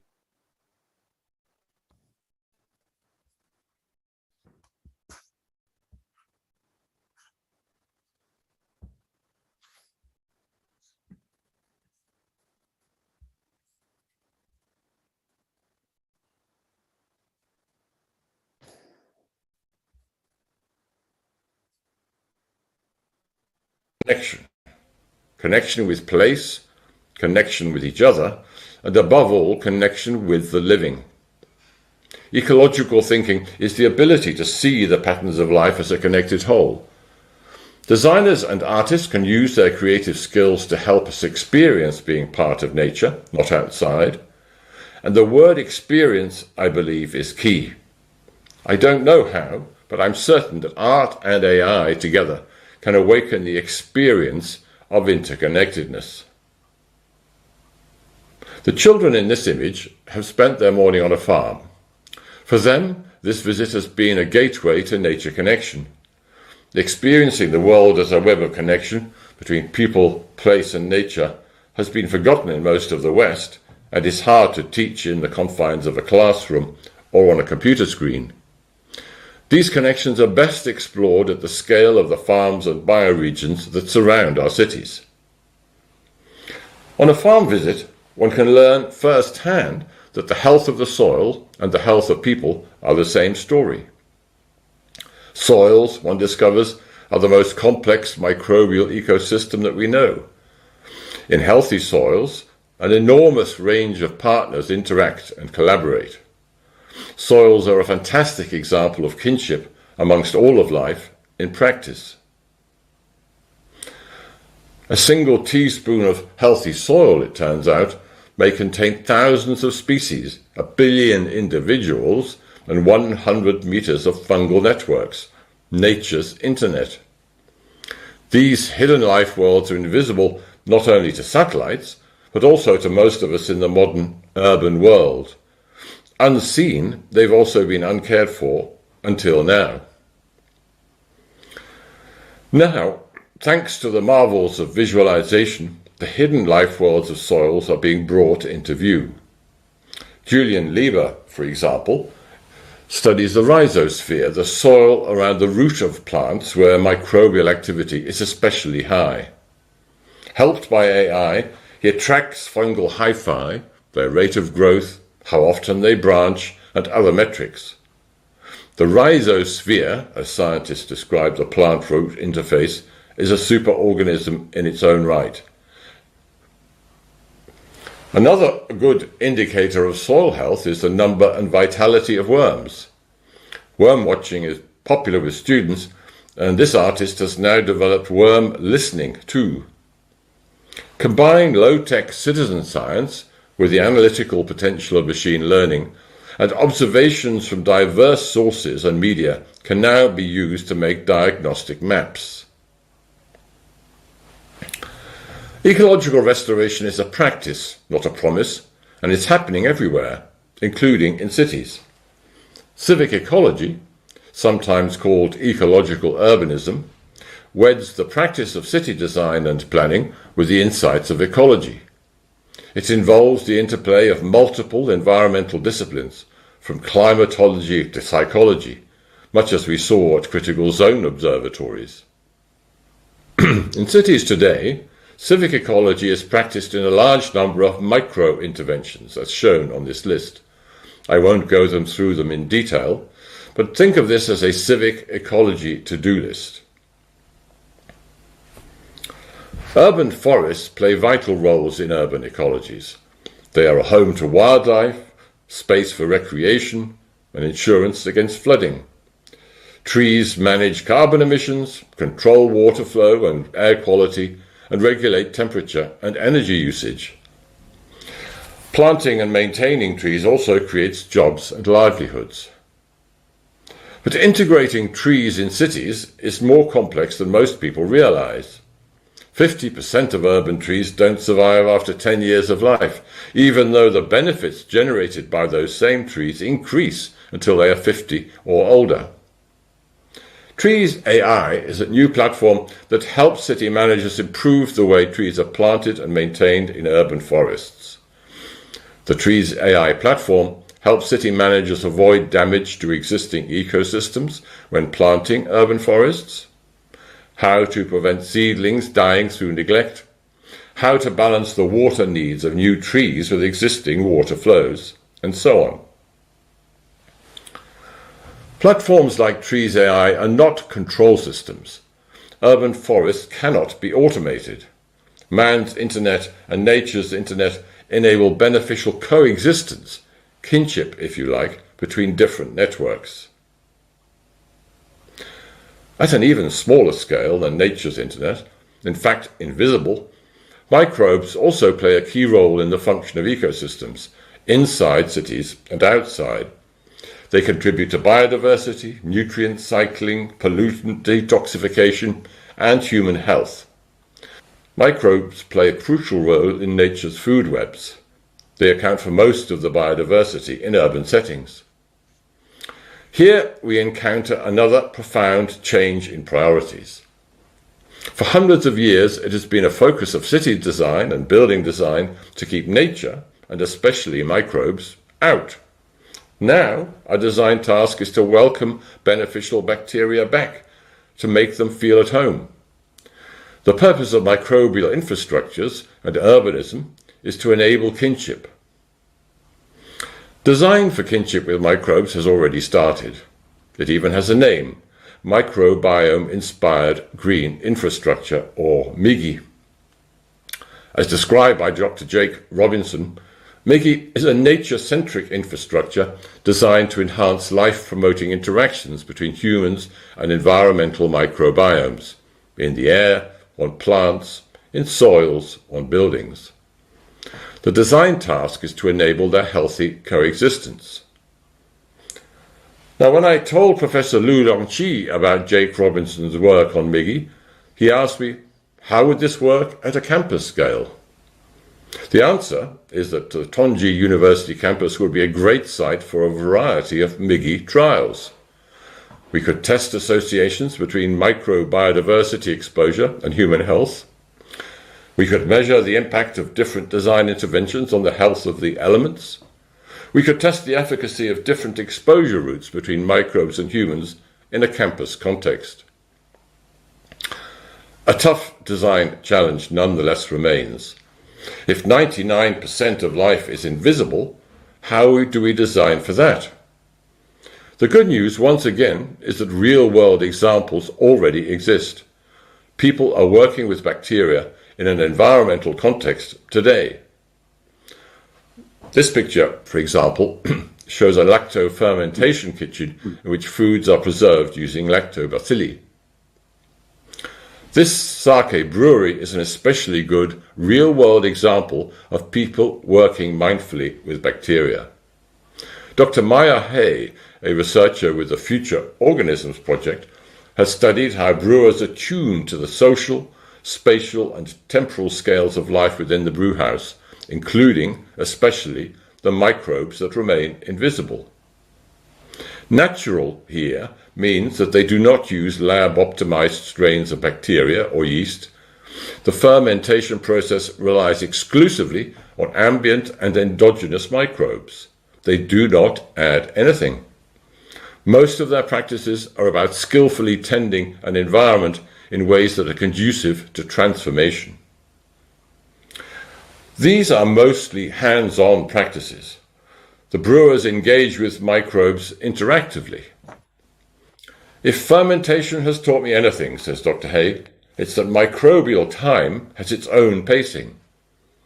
Rather than abide by a predetermined production schedule, the brewers utilize practices like call and response and work song to coordinate the fermentation process among human and microbial participants. Hay describes this as attunement, the ability to notice, apprehend and connect with others in meaningful response. My provocation here? I don't know how, but I'm confident that AI can be an aid for attunement. On a much larger scale than that sake brewery, we are also designing with microbes in landscape restoration projects, for example, on lands damaged by mining operations. When mining sites are being rehabilitated back to their native ecosystems, eDNA metabarcoding now helps ecologists determine what insects, pollinators and bacteria used to live there. Soil restoration of this kind is also happening in cities as a feature of the civic ecology I mentioned earlier. A lot of this work involves citizen volunteers working alongside ecologists and soil health experts, and eDNA can greatly enrich their work. The information revealed by eDNA analysis is extraordinary. What insects, pollinators and bacteria used to live there? But deciding how to use this information in the context of ecological restoration, what should be planted there next or when, is complex. Once again, I don't know how AI can help with soil restoration, only that surely it can make a critical contribution. Now, while systems thinking is a relative novelty for most of us in the industrial world, sensitivity to ecological contexts is advanced among shepherds and other pastoralists who've lived on the land for generations. Small-scale herd owners, for example, have practiced forms of agricultural production on arduous dry lands for 6,000 years, The lands they work on are approximately home to 80% of the world's biodiversity. Indigenous peoples have a closer relationship with the ecologies of the land than those who practice production agriculture, let alone those who view landscapes through the window of a high-speed train. But the intimate, fine-grained knowledge of people with the capacity to work intimately on the land can always be enhanced. A project in India called Decentralizing Digital, or DEDI, explores the possible roles that tech might play in enhancing agroecology practices that are already successful. The palette of tools in DEDI, AI, machine learning, mesh networks, the Internet of Things, voice-enabled Internet. For example, these small-scale coffee growers in Karnataka, in rural southern India, have developed a holistic, whole-systemed approaches to their land over generations. They have developed a deep connection with the forest and preserve biodiversity and soil health as a daily practice, not an afterthought. The design brief in DEDI, how to enhance the farmer's ability to assess the health of their soil and their care for biodiversity. The deep experience of the farmers is a starting point, not an afterthought in DEDI. Farmers are part of the design process, as is the larger community of the village. Indigenous means having originated and being produced, growing, living or occurring naturally in a particular region or environment. This definition surely applies to ecological restoration as a whole, not only to small-scale coffee growers. Indigenous knowledges are not recipes as if for a cake. They cannot be extracted, printed on method cards and applied around the world at will.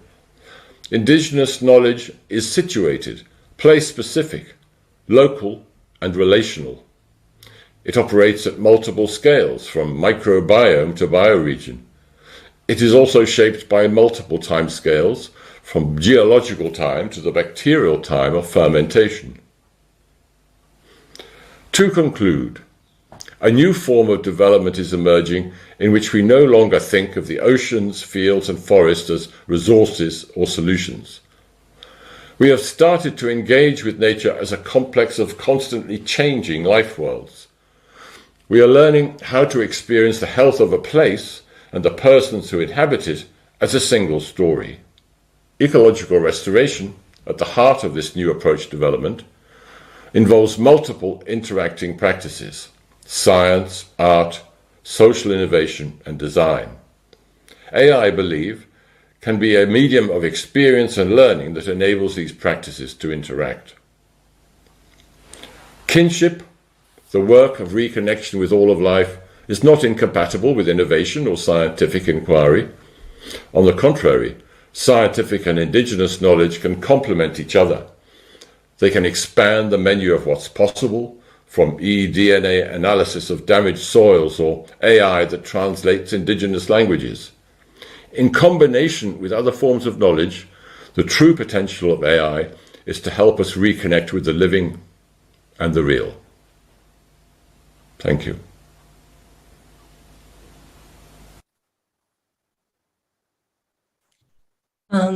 I'm sorry that because of the technical problem, the video is not as fluent as we expected. And after the session, we will edit the video into the recording of the panel session. So should be okay. I'm sorry about that. And thank you very much for John's presentation. Now let's have our second speaker.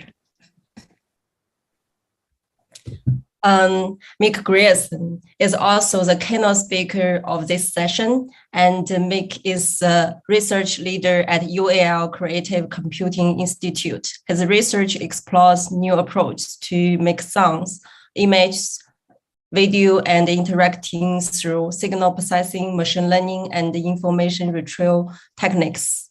Now let's have Mick. Hello, Mick. Hi, everyone. Thank you so much for inviting me today. I'm very pleased to be here with you all. I'm going to be talking for about 25 minutes I'm going to be talking live, and I'll try and make sure that I'm not going to speak too fast so that everyone can have a chance to understand what I'm saying and to give the translators an easier ride. I'm just going to quickly share my screen, and then you should all be able to see what I'm going to be talking about. Okay, so today I want to talk about the ethics of computationally intelligent systems, but specifically in the context of the creative industries. And I think that's useful and interesting to think about because it is currently still very topical. The problems that the ethical problems of AI and machine learning are almost as great as the opportunities.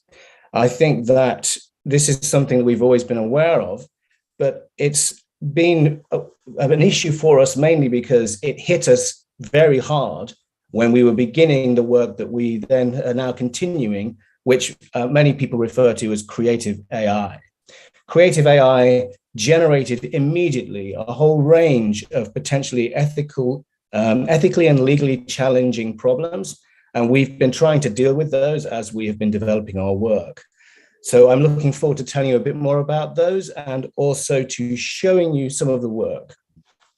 So we're going to be thinking about intelligence, creativity, and in what ways AI systems are artificially creative and intelligent. And I'm also, at that same time, I'm going to be talking about text and media generation models. So this slide represents what most people used to think about when they thought about AI. In the West, certainly, this image of the HAL computer from Kubrick's 2001, refusing to do what the person, Dave, was asking them to do. This was a big issue. It was the fear of AI was massive. The idea that we would give birth to some entity which would have control over our lives. The great irony, of course, is twofold, that we already have done this has already happened, but not because the AI is refusing to do what we ask, but simply because it can't do what we ask.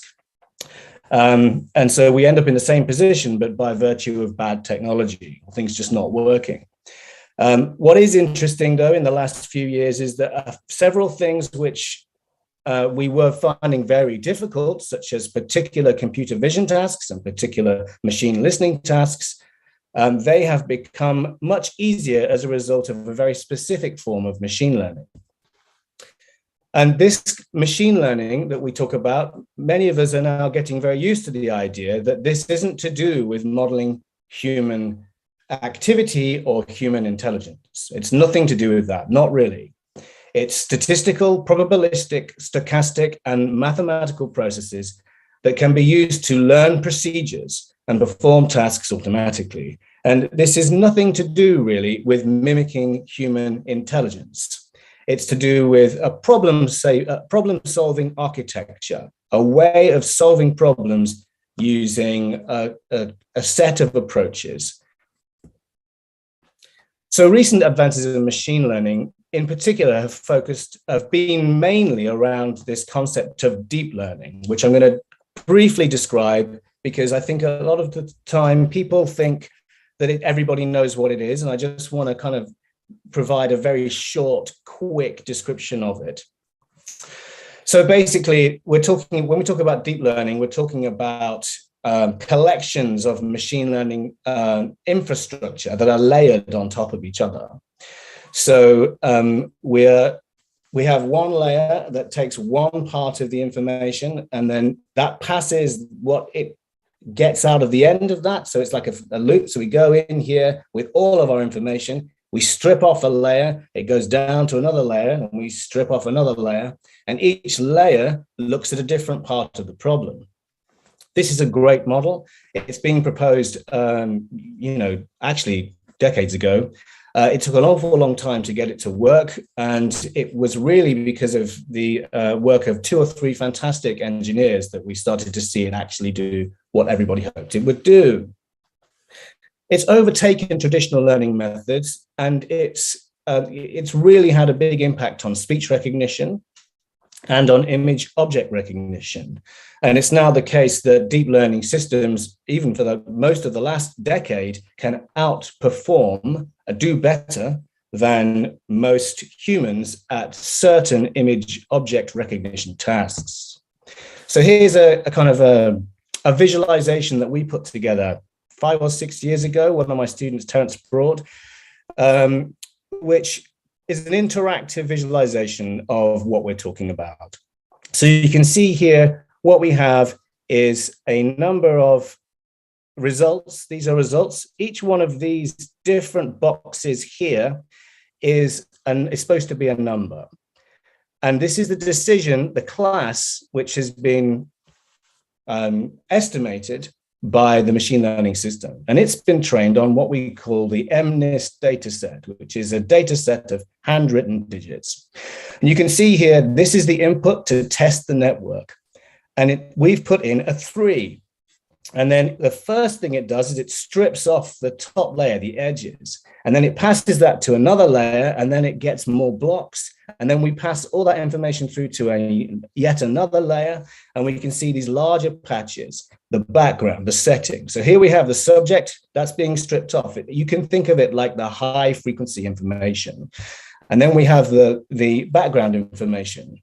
And then we have more of those patches analyzed here. And then it basically says, oh, you know what? I think this one's a 3, 0, 1, 2, 3. That's the brightest activation from this image. It's been trained on these. Let's try another one. So this is happening live. This one, we've put in a 9. We've stripped off the layers, and the system is activating based on what it would normally associate with. We've trained it. We've said, take these digits. This one's a 9. And then we've put a new digit in that it's not seen, handwritten, and it's gone, yeah, here's a 9. But it's doing that by splitting the task into different layers. And then we have these notions of subject and setting spread through the work. And that's basically it. That's how it works, okay?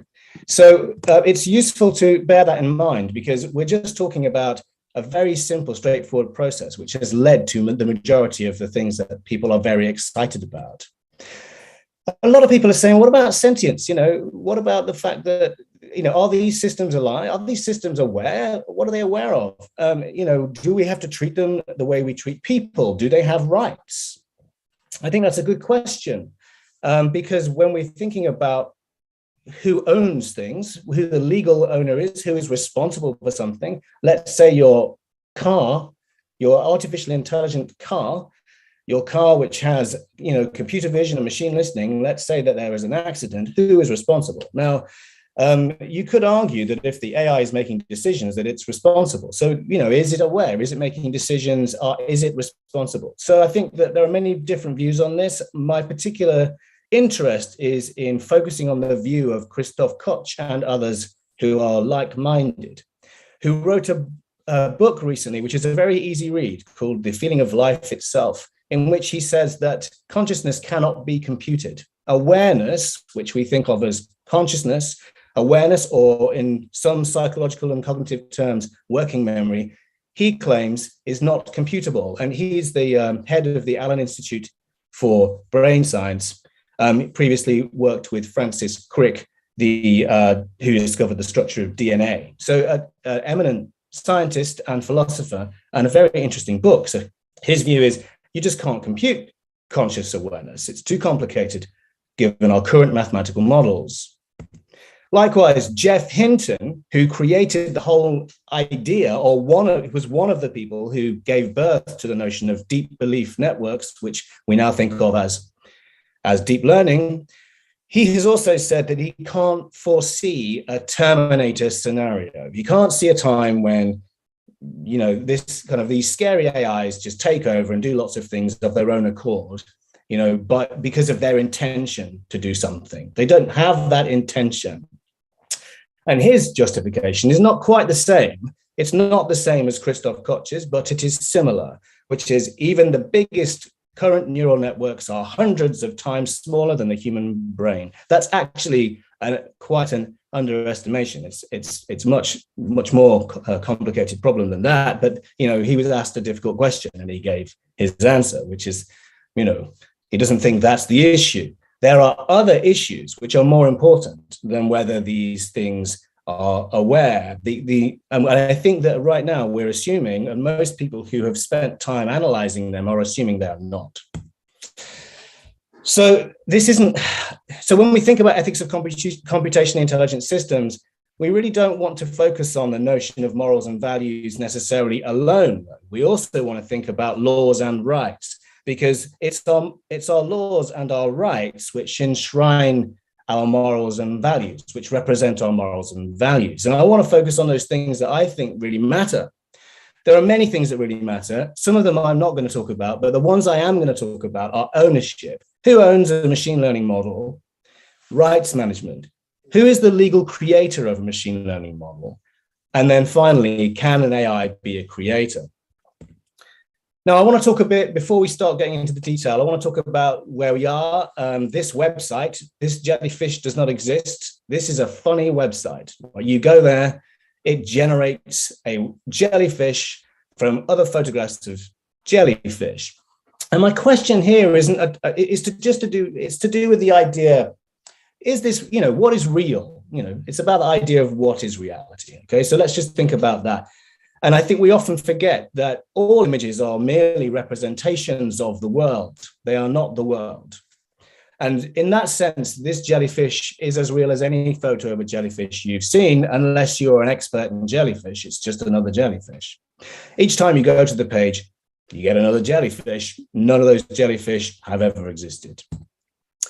Likewise, other issues which I think have a greater ethical implication, particularly for in terms of online abuse. I mean, we could say more about that perhaps in the discussion, is this notion of deep fakes. Again, thinking about what is real. This is a famous image of Nick Cage, the Hollywood actor, one of the early viral images that represented the challenges that deep fakes could bring. But you can see that one person being replaced by another, it seems just like a bit of fun, but it's actually not just fun. There are some significant issues to bring to bear. But it's not unusual for art to do this. Collage is a major feature of Dada, Surrealist, Situationist, and related art forms. This self-conscious and deliberate détournement, this notion from the Situationist International that you would take anything and then transform it for the use of a greater form of art, that is essential to many art movements and now to advertising and marketing. It's a crucial part of our everyday engagement with media, but also has its roots in Dada and Surrealism. These are also, so for example, I'm talking about Tristan Tzara, who stood in the center of Zurich, and legend says pulled sentences out of a hat in order to make poetry. So collage and montage are key techniques also in filmmaking. So around the same time Tristan Tzara was doing that, Eisenstein was talking in Russia about the importance of juxtaposition to create meaning. So all of these are also essential characteristics of generative art. So, famously Lev Manovich would make films that were just random collections of images. And this is based in William Burroughs' work. And not just William Burroughs' work, but William Burroughs famously did the same thing with Anthony Bouch, i.e. The Cut-Ups and Towers Open Fire. Very often these art forms are representational and they use techniques of representation. And as a result, people assume mistakenly that they are somehow representing reality, but they're not. They're distorting and twisting it. Famously, Charles Ridley's 1941 Lambeth Walk, which uses footage from the Second World War, from the German Nazi armed forces in the Second World War, to enact a music hall piece called the Lambeth Walk, which is part of propaganda against the German armed forces in the Second World War. Now, these days, the stakes are very high. New machine learning methods can capture the qualities of representation that we find hard to articulate, that we are aware of implicitly, and we notice when they are missing. So the quality of representation that an AI system can put together, it's not just cutting things together, it merges them together and reproduces them in a way which is very convincing. And it's very hard for an ordinary observer to see that, much harder than simply cutting and pasting. And you can see this in famously in materials such as this, which is a Pix2Pix online tool. I imagine this has been around for 6 or 7 years now. It's important because I'm going to talk about this later. Very briefly, this process, you can draw a picture and then you can ask it to make a photoreal version. These days, these systems are much better than this. Likewise, StyleGAN, most of you will have seen this. None of these faces are real faces, but they're made up of what a machine learning model, a GAN, a generative adversarial network, they're made up of what it knows about the human face. Likewise, this image, it never existed. This image is synthesized from a series of other photographs and information. You say, I would like to have these cars here, this road here, these trees, and it will then pastiche it together. So yes, one moment. Yes, so lots of people have tried this in the past. We did similar things back in 2013. We published a paper where we would synthesize new paintings in the style of other artists. And this is called style transfer. And we did this with other methods of collage. We then tried to do it with video. It was extremely difficult to do. And then we decided to try and use deep learning to do that. And we ended up with this Blade Runner auto-encoded, which was the whole of the film Blade Runner, which we don't own, is owned by Warner Brothers, but encoded through an auto-encoder. I'm just going to show you a little bit of it now.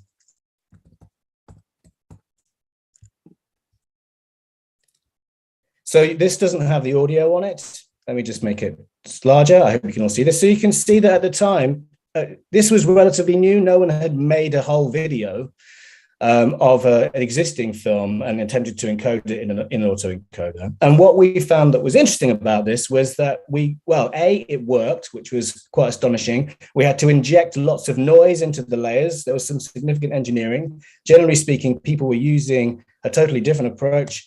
They were trying to do single individual images, and what we were trying to do was create motion and animation. So we had different issues, like how do you deal with frame-to-frame differencing, what in animation we call boiling. Now, we released this onto the internet. My student Terry, who was doing the work in our lab, he made the work 2015, 2016, and put it on the internet. And then within a weekend, it had a large amount of people watching it. I think 250,000 views in the space of a few hours. And then, that caused quite a lot of trouble. And I think hopefully you can see where I'm going with this.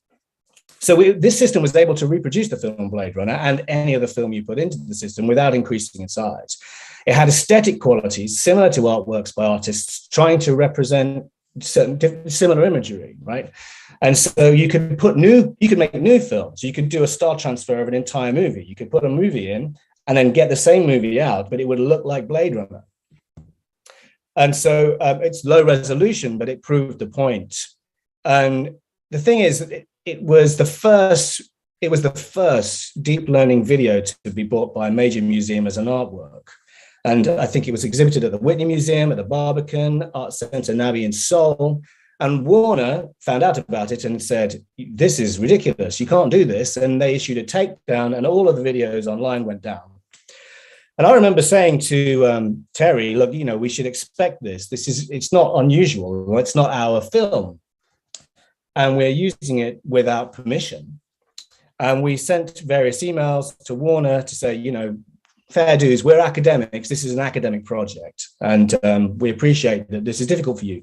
But then Vice, the magazine, did an article on it saying that, Warner takes down the student artwork, because for copyright infringement, when it's actually a really interesting piece of work in its own right.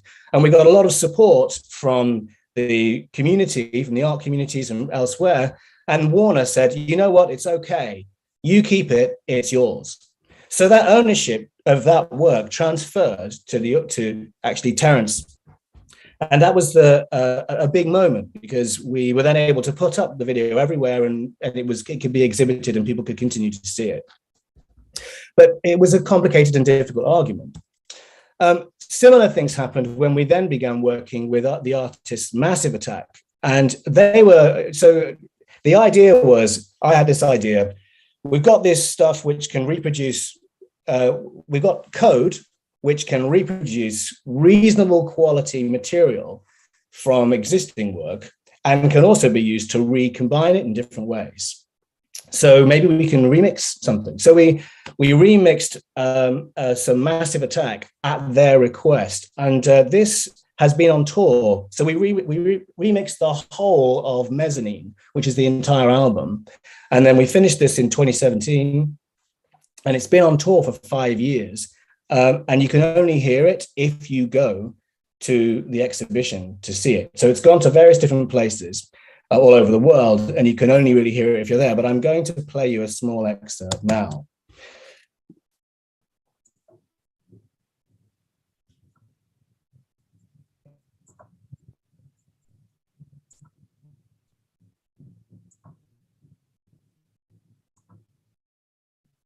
I'm just going to skip. Here we go. This is here we go. There you go. It's a little quiet, unfortunately. Let me see if I can find another version. One moment. Forgive me.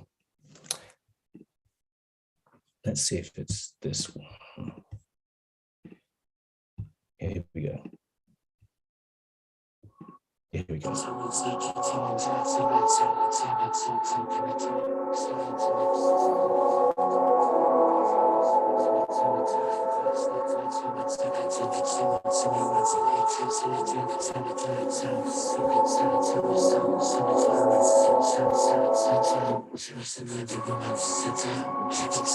So what you can hear there is you can hear the singer and they're singing, and their voice has been reproduced by an AI, and then all of the backgrounds are all generated by an AI. The big problem was that that singer might not want us to make endless versions of that music without them. So we have a model that can make something that sounds like them talking. And at that point, it became quite difficult, because some of the artists on the record wouldn't necessarily want us to make infinite versions of their sound. And that was the challenge.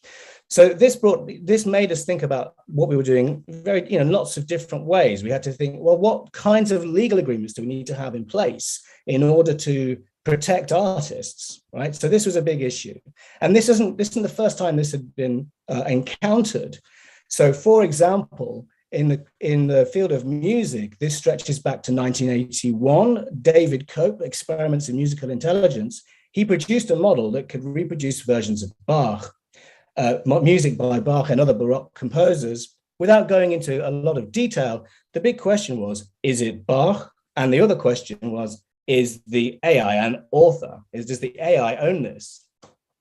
So David Cope initially said, yes, the AI has made these, I am not responsible. But then when David Cope, there was a lot of debate about this, but eventually Cope decided that they were his compositions, because Cope had authored the system which produced the compositions. And that's a very interesting and important piece of work. We spent several years exploring this in partnership with Google and Massive Attack. And we did a lot of work with other artists as well, including Sigur Rós, where we built an authoring system that would allow artists to use AI to make and remix their own works.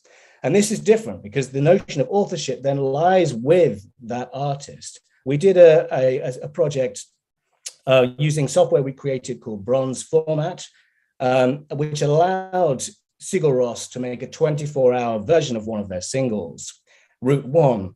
This was watched by 500,000 people when they broadcast it. It was a big media event, and it actually streamed from my phone, interestingly enough. The Massive Attack work also had a reasonable impact. Lots of people found the work to be compelling and interesting as art. And I think because it's not a direct copy, also, the version that you see in the exhibition, it changes all the time. It's not the same. Each time you go, it has a slightly different version. It's producing versions all the time. Now, I want to talk about another technique that we used, which had a big impact, which is this work by Memo Acton, who's another one of our students. They built a system which would allow you to control an existing AI system in real time as an artist to reauthor work interactively. So this is one of the first interactive AI systems that uses deep learning. So it's real-time interaction. And I'm going to show you a little bit of this now, and I'm going to talk about what it's doing whilst I'm showing it to you. Some of you may have seen it, so I apologize if that's the case. So you might be able to hear some music. So I'm just going to sort of talk over the top of it. You can see what we have here is on the right-hand side, a model. That model, what it can do, what it's doing is it's taking images that it's got from the internet, images of the ocean. Now, these images could have come from anywhere, right? So this model, who knows who the photographers are? On the left-hand side, Memo is playing with two feather dusters. And obviously, the system doesn't know anything. It assumes the feather duster on the bottom is ocean, because ocean always goes at the bottom. And then it assumes whatever's at the top is sky, because it only ever knows that sky is on the top. So this gives you an idea of how these systems actually work. And here, this is my favorite part. You place a power adapter here, and this is real-time video feed, right? So it's being controlled in real time. And the system assumes these are rocks, because you don't get power adapters in the ocean. You sometimes get rocks. So this is land. It assumes that's what it is. It tries to make sense of its input.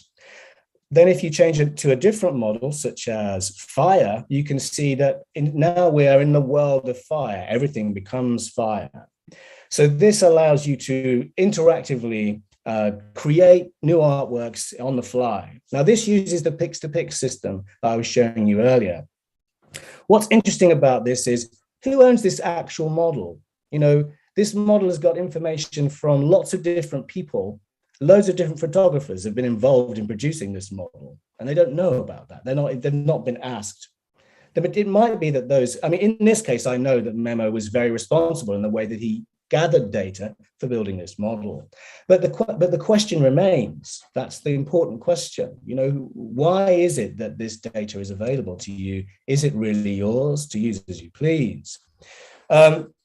Similarly, with Stargan, you have a similar issue. Like these are faces of no one, but they're based on the faces of everyone. Like all of the faces that you could find, there are many, many faces which have been used to build these models. But whose are those faces? So I want to consider these issues just briefly in this case study. Now, in 2018, I did a talk largely on similar materials, similar themes as the one I'm just doing now. And at this conference, which is focused on art investment and the art market. And so I was at Sotheby's, which is a big UK art a gallery and a place where people go to buy art in the UK and internationally. And the audience were all lawyers, art fund managers, collectors, and advisors in the market. And I was mainly talking about how generative AI could impact on the art world, and also what the legal and ethical issues might be. The next day after my talk at Christie's, this piece of work by the Obvious Collective was sold for $432,500, which is 45 times higher than its estimate. And generally speaking, this isn't considered a fantastic piece of AI art, but it is one of the most financially successful. And the issues here are complex, because it's certainly the case that many of the people I spoke to the day before were bidding for this artwork the following day. Because suddenly there was this notion that this work might hold value. But even more than that, Robbie Barrett, who is an interesting and exciting researcher who'd done a lot of work on the internet and publicly made that work available, was quite annoyed because he thought this painting was a bad version of something he'd already done. So he said, over a year ago, I did a very similar thing and I put it online, and then this AI generated portrait is now sold for $500,000, but I did all this work and they're using my stuff. You know, they've taken my work and then they've sold it. And I think this is a really interesting set of problems. You know, who is the author in this situation? The issue really is that, you know, Robbie had open sourced all of his work. He'd said, okay, here are my models, here's my artwork, it's all free and open. And Obvious Collective, what they had done is said, great, we'll take that and we'll make work and we'll put it up for sale. But Robbie's output was based also, so in a way you can say to Robbie, look, it's sad that you didn't get any money for this. It's unfortunate for you, but you did make it free. And also your work is based on the work of others. Specifically, his output was based on a large number of paintings by other artists. You know, his code was freely available, but the training set, the data itself came from elsewhere. And I think that's a really interesting issue. It is. And I think it's not one that we can easily ignore. So I want to kind of summarize, given a couple of, I'm going to skip to a couple of simple case studies to end on. So these notions of creativity and ownership are crucial for the creative industries. So there's a recent Nature article advocating for artificial intelligences as creators. It came out this week and it's here, you can read it. Because many people in the legal profession are now thinking that artificial intelligence, that it's becoming hard to patent things generated by AI, because it's hard to really argue that AIs themselves aren't creators. Now, the big question is, well, surely if you make the algorithm, you own the algorithm. Surely if the data comes from these people, they own that data unless they've given it to you. But this is a part of a lobbying process by people in the industry to allow AIs to be considered creators. And nothing I have seen, and hopefully nothing that I've shown you today, gives the impression that that should be the case. That's my position. Is it really reasonable that we see AIs as inventors? So that's the first thing. The second thing is, it's not a new debate. You know, online internet data is passed around routinely to make models that contain large amounts of, you know, which are based on data that contain large amounts of personal data. Your personal information is used to create models by large companies all the time, and then they relicense those models back to you. This is the same with images. Images are commonly created based on analysis of other artists' work. And you can think of this as a kind of collage, but should the legal situation be different? Also, if you create an AI, is the AI the author of what it creates, or are you? I think rather than being silly ideas, I think these are crucial ideas that we as a creative industry need to address and adopt and consider. And that's the end of my talk.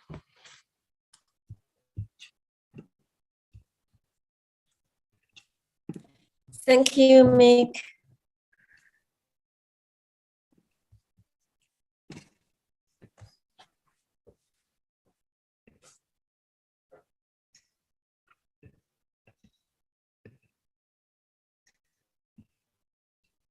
Thank you. Now let's have our, since 2012, Sabine is the House of Electronic Arts in Basel.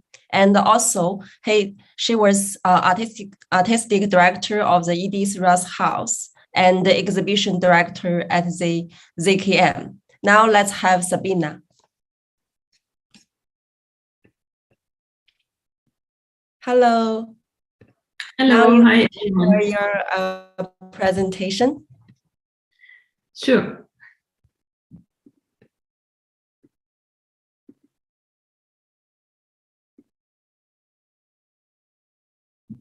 So I would like to thank the organizers of the conference, Filippo, Fabrocini, Kostas, Terzidis, Leach, and Zhang, very much for the invitation. And I would also like to thank Pro Helvetia, Shanghai, Lucy Liu, and Miao Zhang for the support.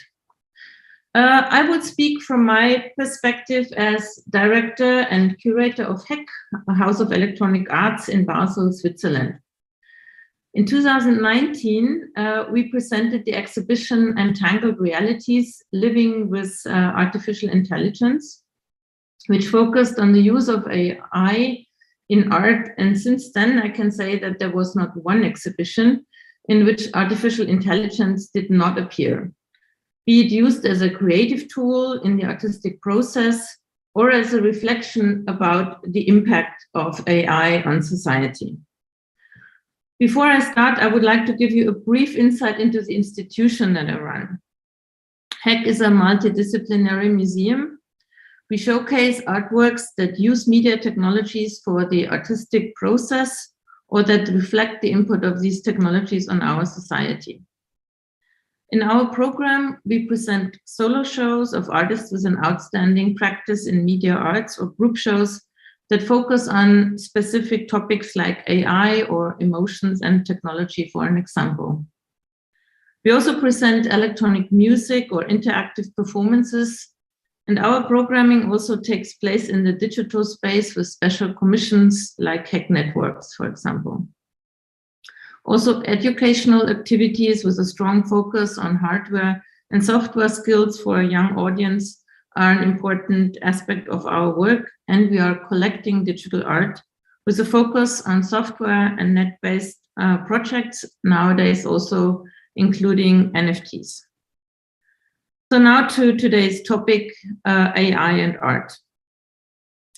The artistic engagement with machines and the outsourcing of artistic creation to a machine has a long art historical tradition, starting with the machine dreams of the futurists at the beginning of the 20th century, the early computer graphics of the 1960s, up to the current use of AI. An early example is the Aaron computer system developed by Harold Cohen in the 1970s. He was interested in the creative capabilities of such a system and saw it as a collaborator for his artistic process. Here you can see an example from the 70s. The machine still paints in black and white, and its images are colored by hand by Cohen. Cohen's program Aaron is one of the longest running and continuously maintained AI systems in history. Was Aaron creative? Cohen was quite clear that the program was not as creative as he was in creating it. He more or less compared the program with a studio assistant.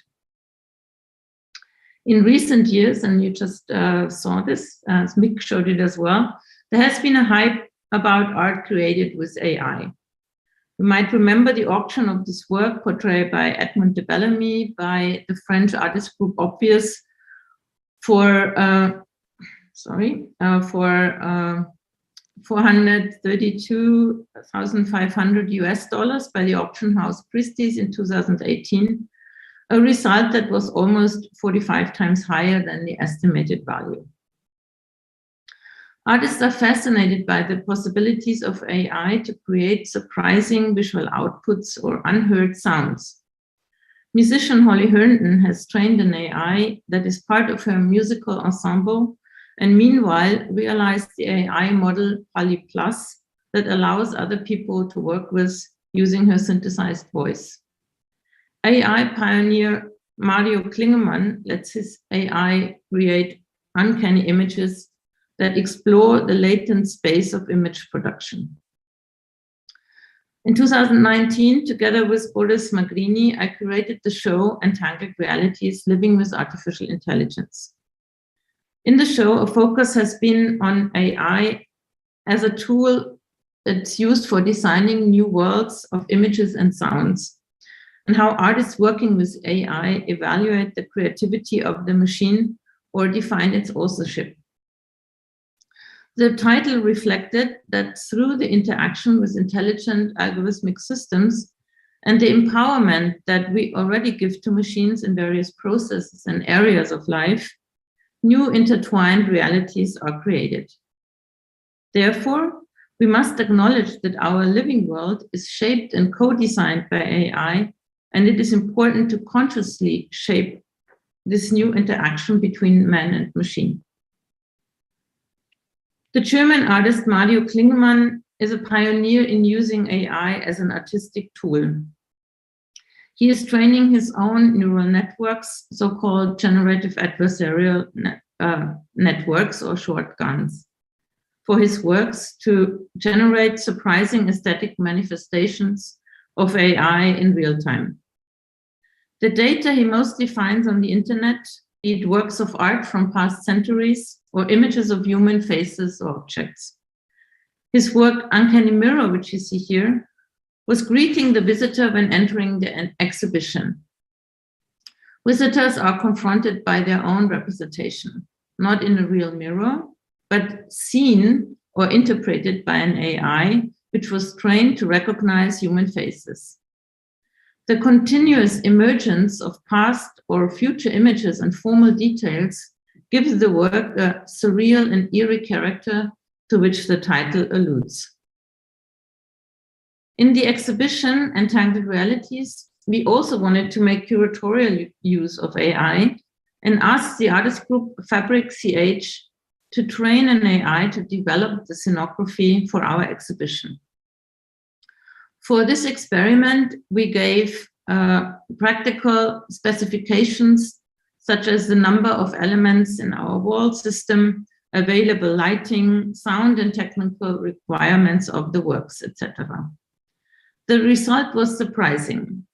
The algorithm broke everything down into individual parts and fragments. Wall color was used erratically. Here you see two different perspectives from the rendering the AI made. For us, this was an inspiration and a solution we would never have come up with ourselves. The actual scenography was in the end our decision, but it was inspired by the AI. Here you can see the placement of the walls, for example. And the last image shows how the work itself was presented within the show, with the system running and continuously processing new versions for the scenography of Entangled Realities. Apart from surprising visual outputs, artists also address the wider socio-political and ethical dimensions of machine vision. Some more examples come from the show Real Feelings, Emotion and Technology, which I curated together with Adrian and Angelique Spannings in 2020. One aspect was that emotions, which always were considered the core of human experience and that differentiate us from machines, can now be recognized, measured, and manipulated by AI. Right at the entrance of the show, visitors encountered Vibe Check by American artists Lauren Lee McCarthy and Kyle McDonald, where their emotional response to others was monitored and judged by a machine learning system. Here you see a short video clip.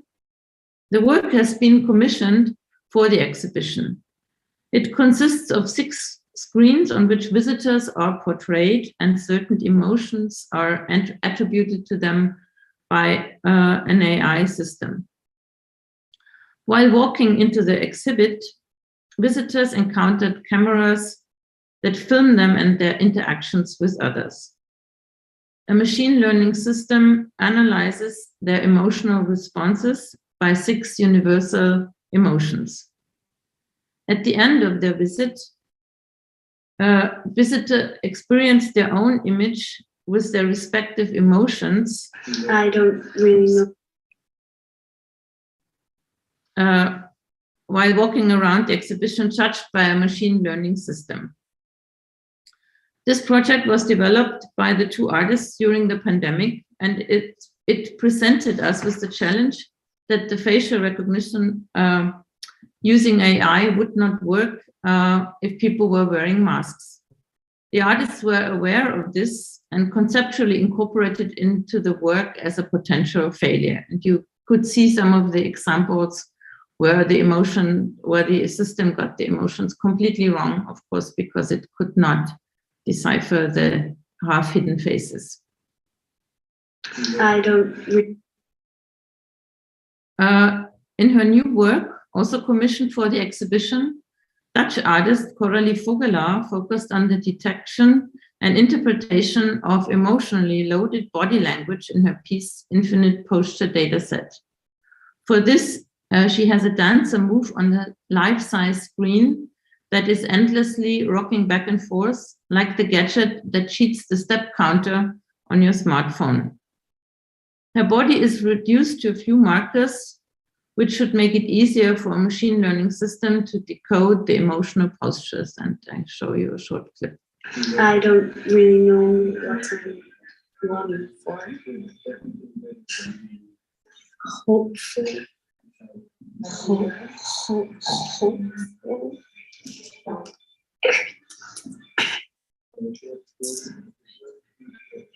Hiding from.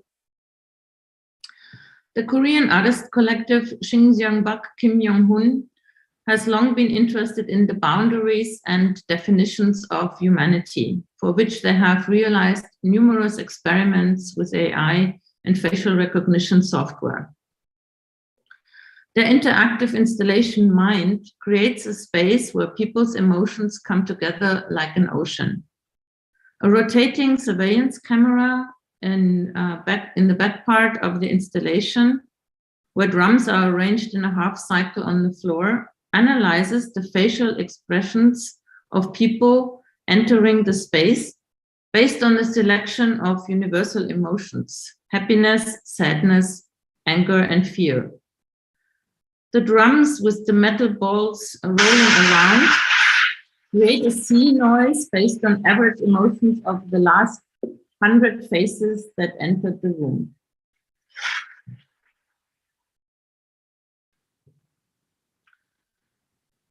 The small monitors on the wall show the face recognition analysis process and the corresponding graphic simulation. The sea is in constant motion. If the cycle of ebb and flow, a state of our collective mind, seems to manifest itself, happy faces lead to a calm sea, while strained emotions create a much stormier sea. Humans and nature seem interwoven through technology, and it is indeed an immersive experience to close your eyes in the installation and focus on the changing noise. In Co-AI Existence, artist Justine Aymar addresses questions of coexistence of humans and machines. In her poetic work, she lets a dancer meet the robot alter developed by Ishiguro Labs in Japan and interact with each other in a pas de deux. Let's see the video.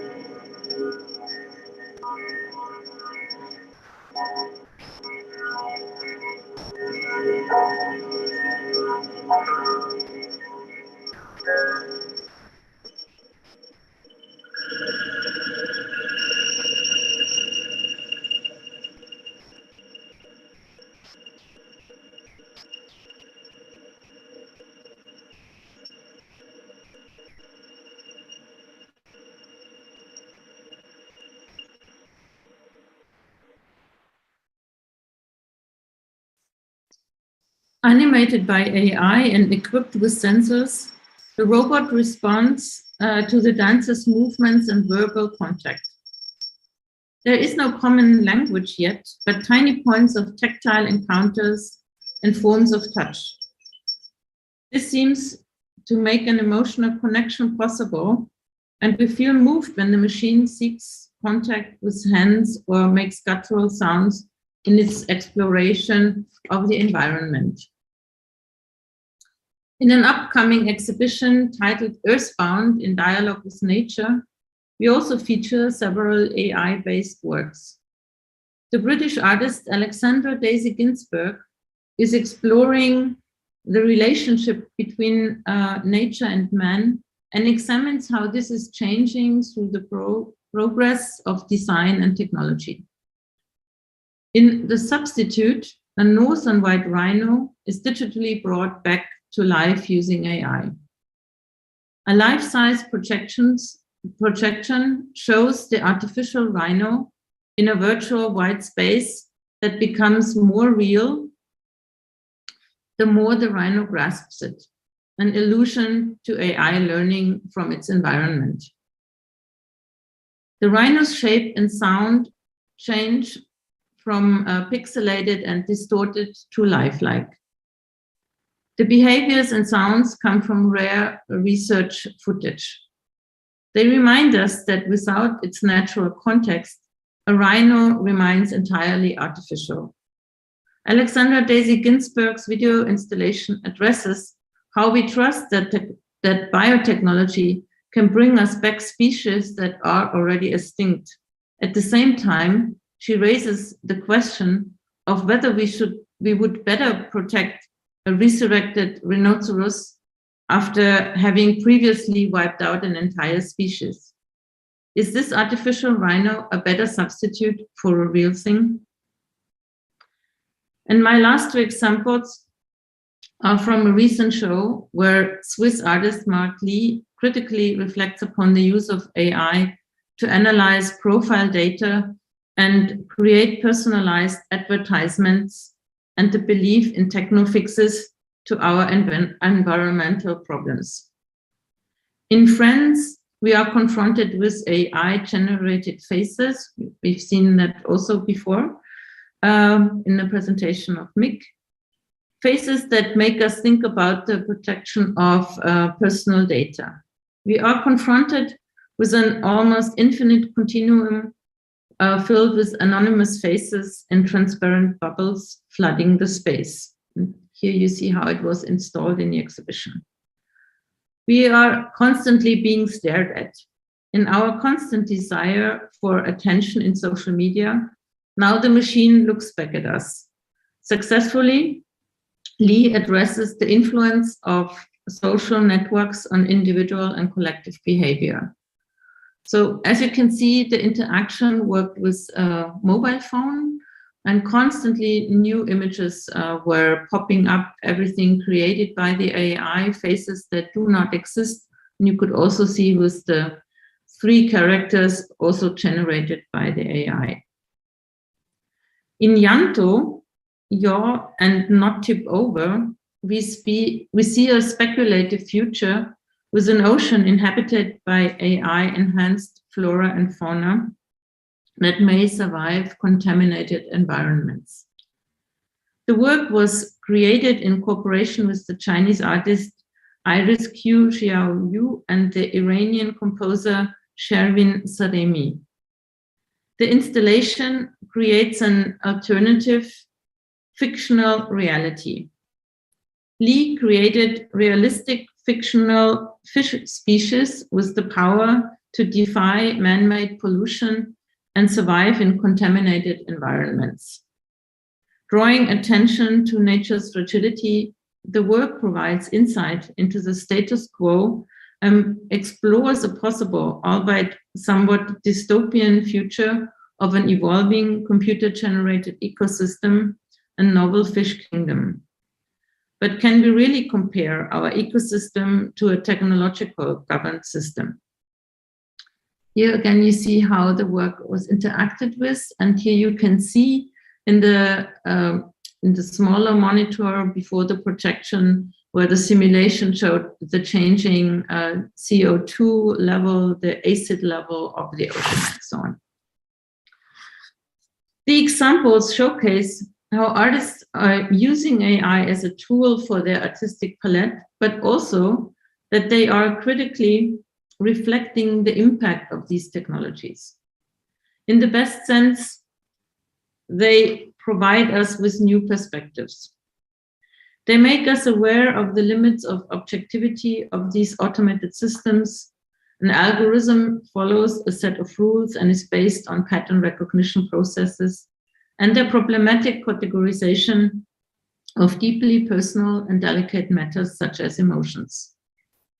Art raises our sensibility to interrogate who funds, trains, and owns our algorithms. It helps us to open up the human sensorium in other forms of intelligence, to other forms of intelligence and perception, to recognize our entanglement with creatures and machines. AI-driven art that addresses responsibility to the Anthropocene imperative could help us expand the current imaginary, allowing for the emergence of new visions for the world to come. And let me end with a citation of James Bridle, artist, writer, and technologist, who in his new book, Ways of Being, writes, "But what if the meaning of AI is not to be found in the way it competes with, supersedes, or supplants us?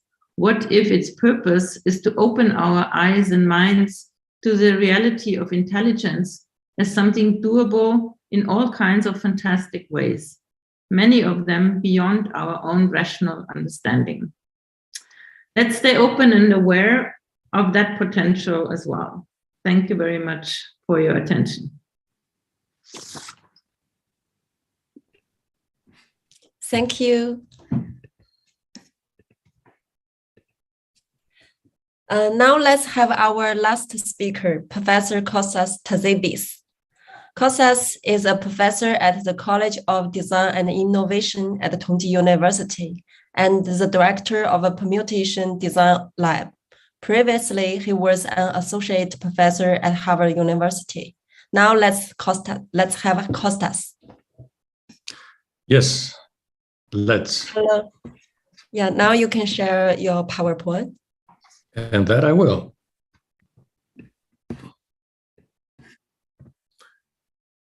Okay. Hello, everybody. Let me see if I can make some sense out of all this nonsense. Well, when I was in college,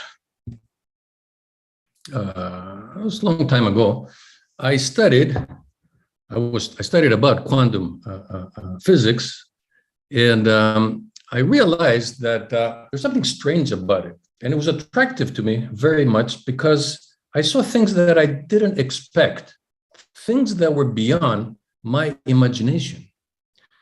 Many think of quantum physics as an area of physics, but it's really not about that. It's about a way of thinking. It's a mental state, really. You know, in quantum, this morning we had Antonino, professor from Fudan, and he was explaining the whole idea of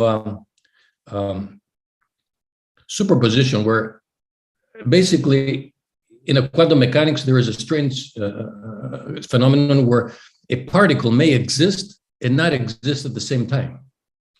Now, this phenomenon may sound very strange to all of us, because how can something exist and not exist at the same time?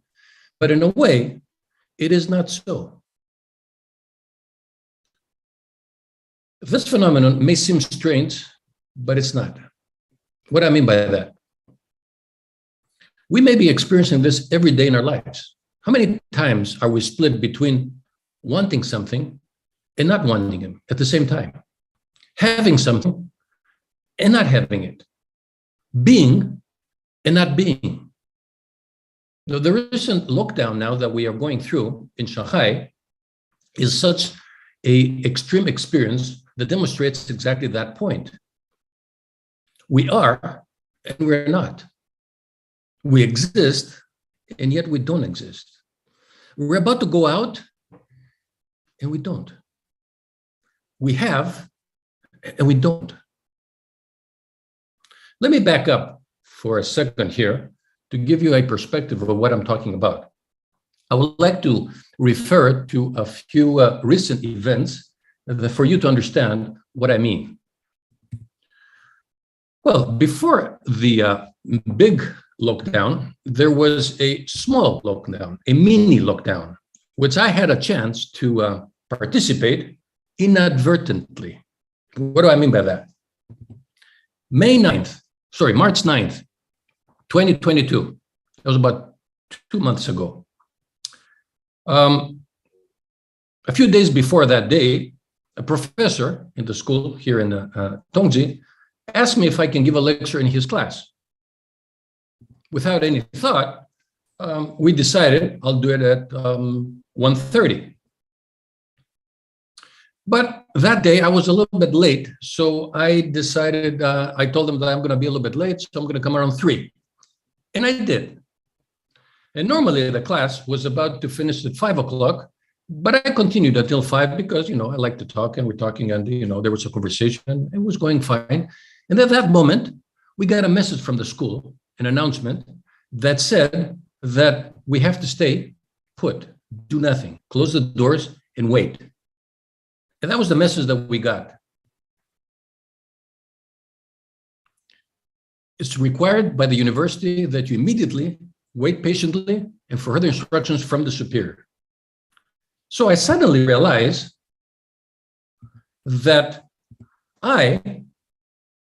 as I would say, modern Oedipus, my luck led me where I didn't want to be.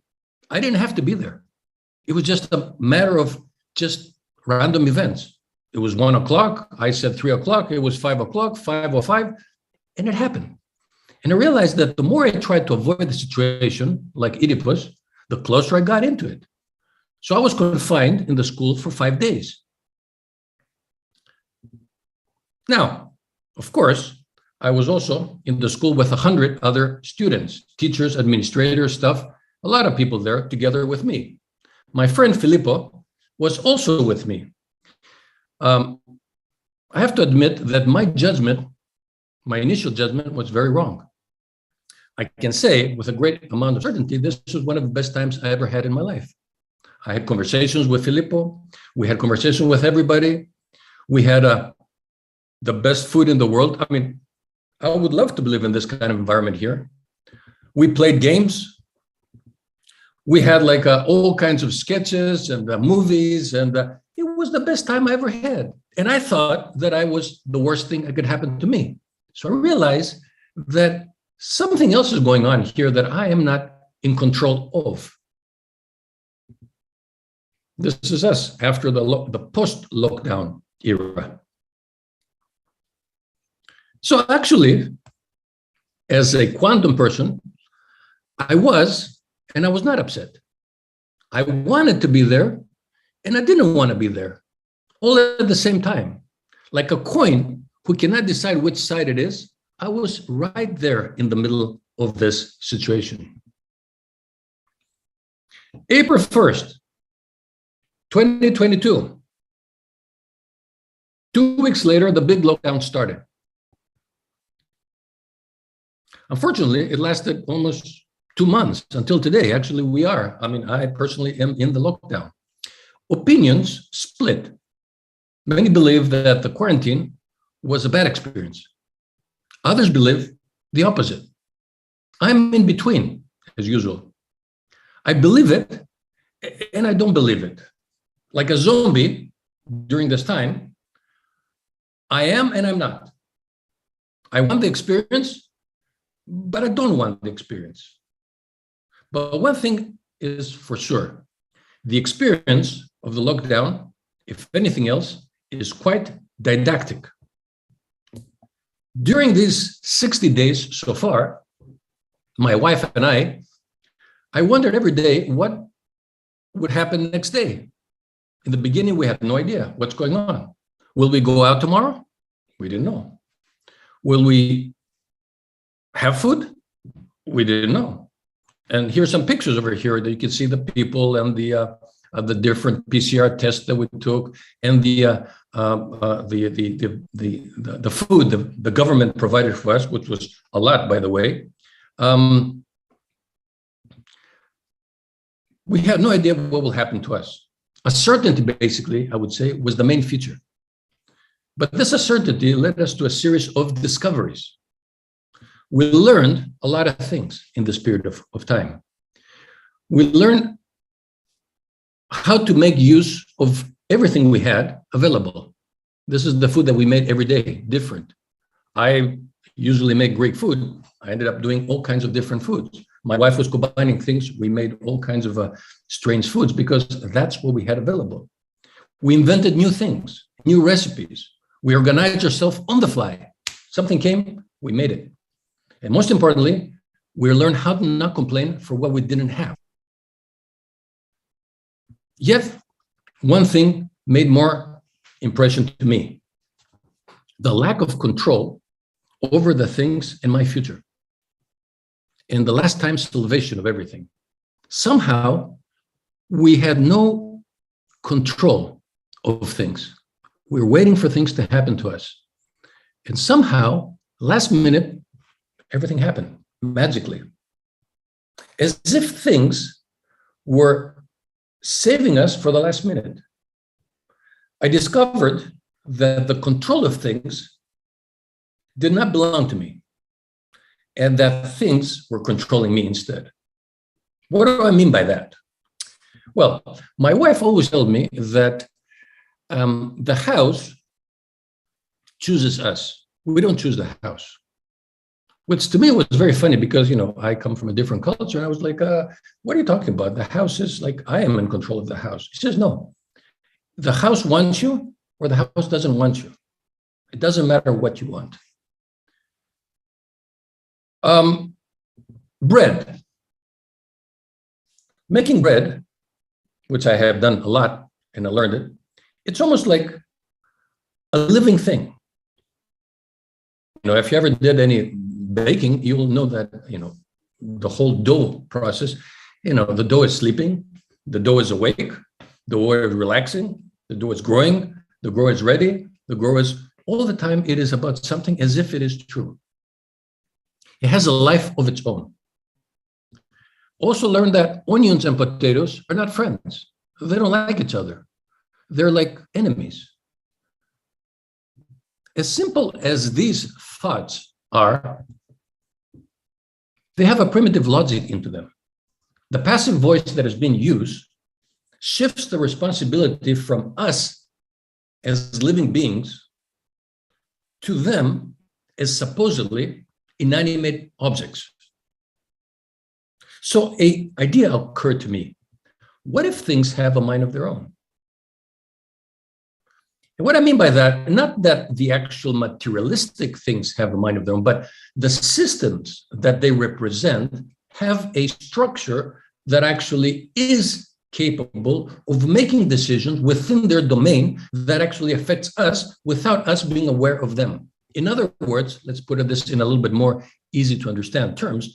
What if ideas are not invented, but discovered? It's very simple to grasp this idea if I give you some examples. Is random something that we invented? If we did, then how happened we have no control over it? How happened we cannot predict it? So obviously, random is not something that we are in control of. We never invent random. We discovered it. How about geometry? How about permutations? How about rules? Did we invent them? Or were they always there waiting for us to discover them? This view of things, along with this controversial quantum mechanical state of mind, led me to two experiments. Okay. Let me start with a few observations. Okay. Somewhere in the middle of the lockdown, with the infinite time that I had at my disposal, I watched with great interest the televised trial of the divorce and defamation case of Johnny Depp and his ex-wife Amber Heard. And of course, apart from the gossiping, which was a lot of gossiping, what was interesting to me was something else. Both of the parties involved in the case are actors, and in fact, very well known and very good actors. The problem is that the better an actor is, the more successful he or she is in hiding the truth. The whole point of acting is to present something or to pretend something that is not necessarily true. The better an actor is, the more credible he is or she is in presenting a lie as a true. In this case, however, we have a problem. It's a legal problem because the truth is hidden in the acting itself. So the logical solution to that is to get a third point of view, or even better, the most reliable way that would say in a legal term, if we cannot determine who is and who is not acting and who is not telling the truth, is to bring the evidence, right? Yeah, good. Well, the problem is that, however, even within the elements, even the evidence elements, they could also be acting too. Elements such as security cameras, recordings, SMS chats, videotapes, audio tapes can all be altered to hide the truth or to show a false situation as true. Therefore, in this case, the protagonists of the trial are unreliable. Also, the facts too. I wouldn't trust the facts. I wouldn't trust the actors either. The trial itself is a trial, and it's not a trial. It is, and it's not. Exactly. So since humans, either as actors or data processors, are unreliable, all that remains to shift credibility to is to the other side of the fence, which is the objects themselves, that is to artificial intelligence. For example, a deep fake of a famous person confuses the audience so that it is impossible for anybody, including the expert, to be able to distinguish the difference. And even worse, the programmer who created the deep fake, even they cannot predict or control the behavior of their own program. The only way to verify the authenticity is to use another program that specializes in counterfeiting. In other words, humans, as inventors of things, distance themselves from truth. And therefore, it is only the machine with its own algorithms that now is the only true arbitrator of truth. Experiment number 1. I had a chance again to see my old movie, True Lies. Very interesting movie by David Byrne. And as I was watching the movie again, I saw at the end of it something very strange. At the end credits, the last frame of the whole movie, which is this one over here, there's a sentence at the end. There. And it says something very strange. If you can think of it, comma, it exists somewhere. I have no idea why it's there, but it struck me as something very, very interesting. Why was it there? What does it mean? And why did I notice it? Since it was at the end of the movie where everybody leaves the theater anyway. So I was thinking about it a lot, and I decided to use it for my experiment. So what I did is I used that sentence and I broke it into words grammatically. And I used a random process to arrange these words in a different way. In a different way. Over and over and over through all the possible combinations that I can do, since I can. Here are some of them.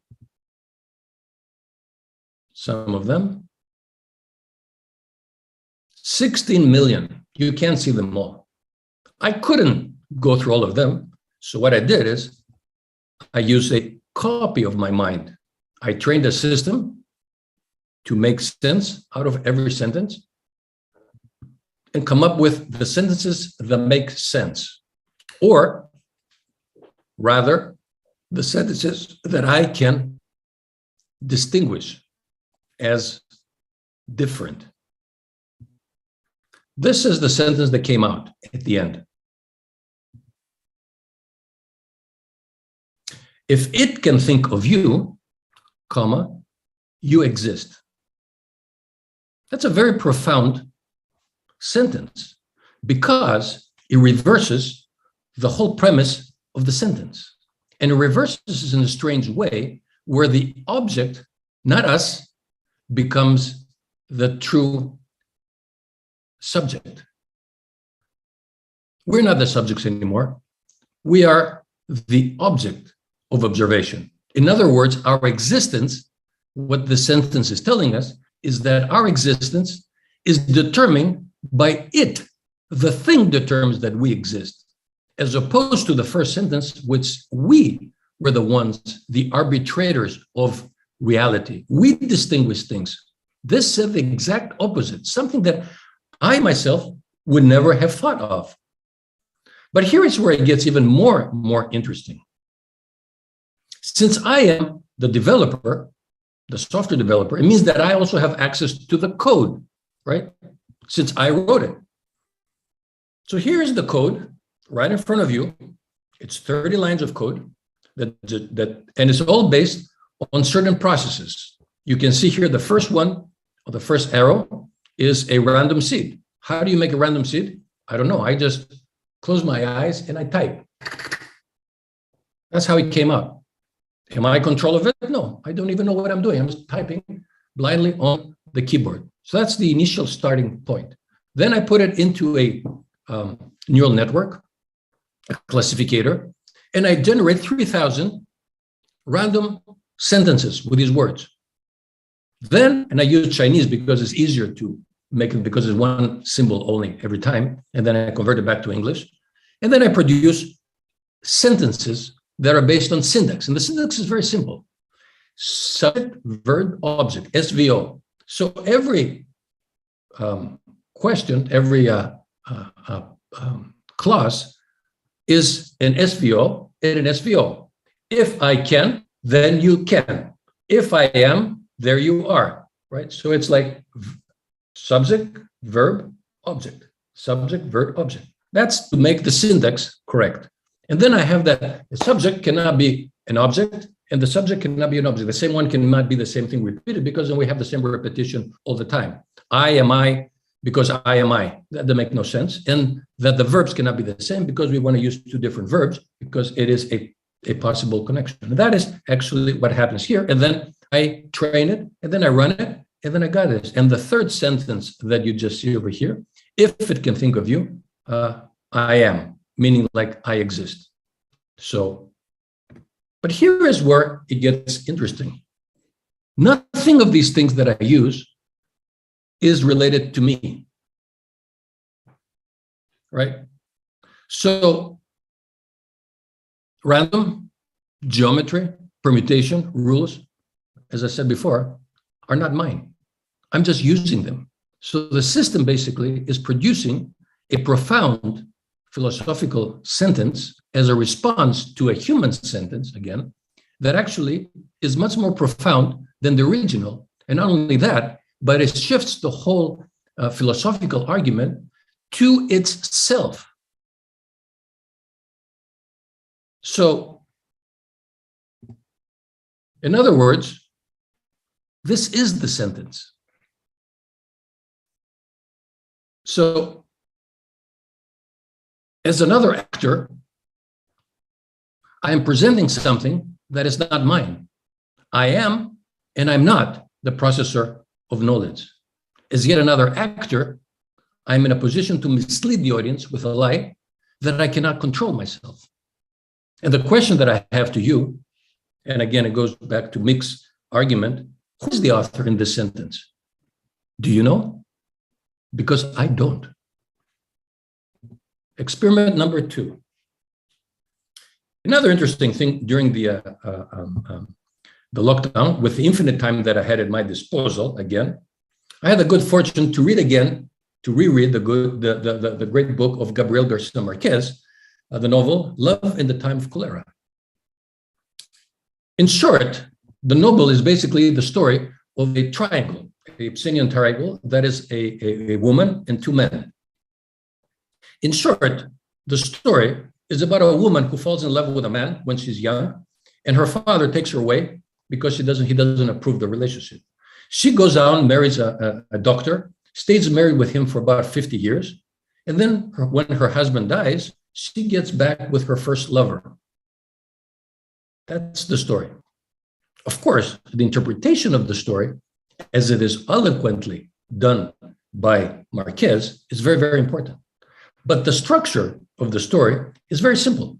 It's a woman, two men, and a period of time in between. So I decided, what if I simulate this situation? Okay. So I built a system of moving particles. And I decided to observe one of them.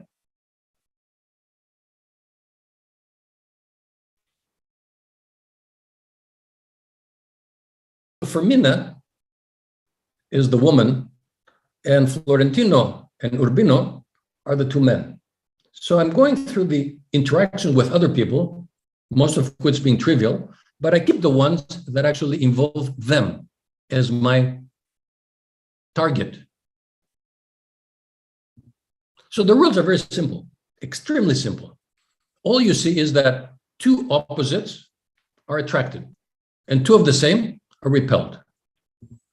And then I have my triangles.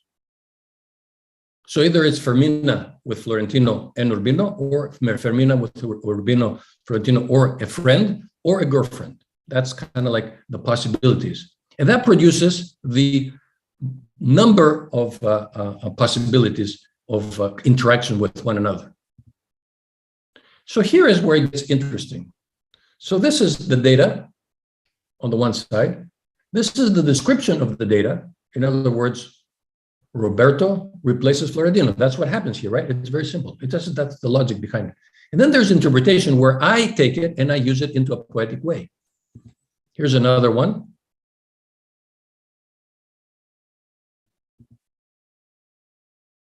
And another one.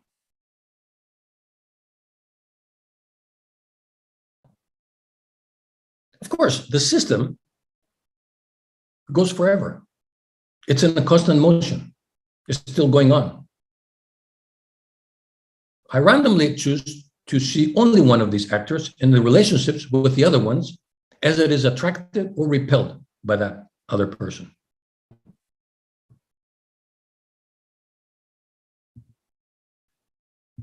So the question is that I have is that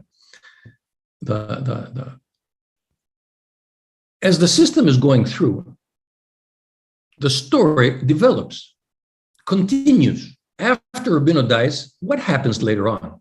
The system continues doing things. You can find more things and you can make up stories as you're going along. And also you can go back in time and find what happened before the whole thing started. In other words, as I say over here, what happened to the heroes after the end of the novel?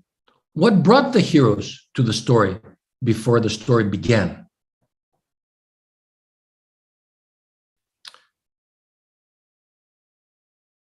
So it's important to mention here that in both cases, the intentions of the protagonists are not taken into account into the experiments. We don't care what their intentions, feelings, or interests are. We present the results regardless of the intention. Whether it's a human or accidental, we don't care. We don't attach much importance to the human nature because in any case, we can hide whether the prehistory is human or accidental without this being able to affect the result.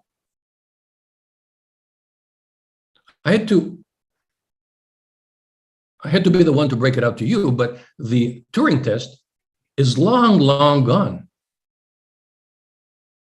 In other words, Nothing will change if we reveal who and what is behind the results, because the result is always the same. What interests us here is the interpretation as a result. And yet, although interpretation is important to convince the audience, the inspiration of the interpretation of the story is definitely not human.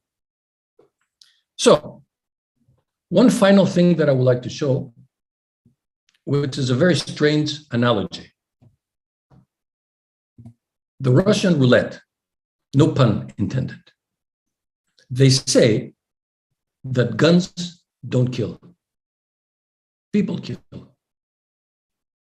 Weapons are just tools at the disposal of the people who use them with whatever intentions they may or may not have. This is not the case in the Russian roulette. There's no opponent in Russian roulette. The only opponent you have is yourself and luck, none of which you control. You play with an opponent that exists and does not exist. In a game that is a game and it's not a game, with a tool that you can control and you cannot control. Think of that twice next time you pull the trigger. Thank you.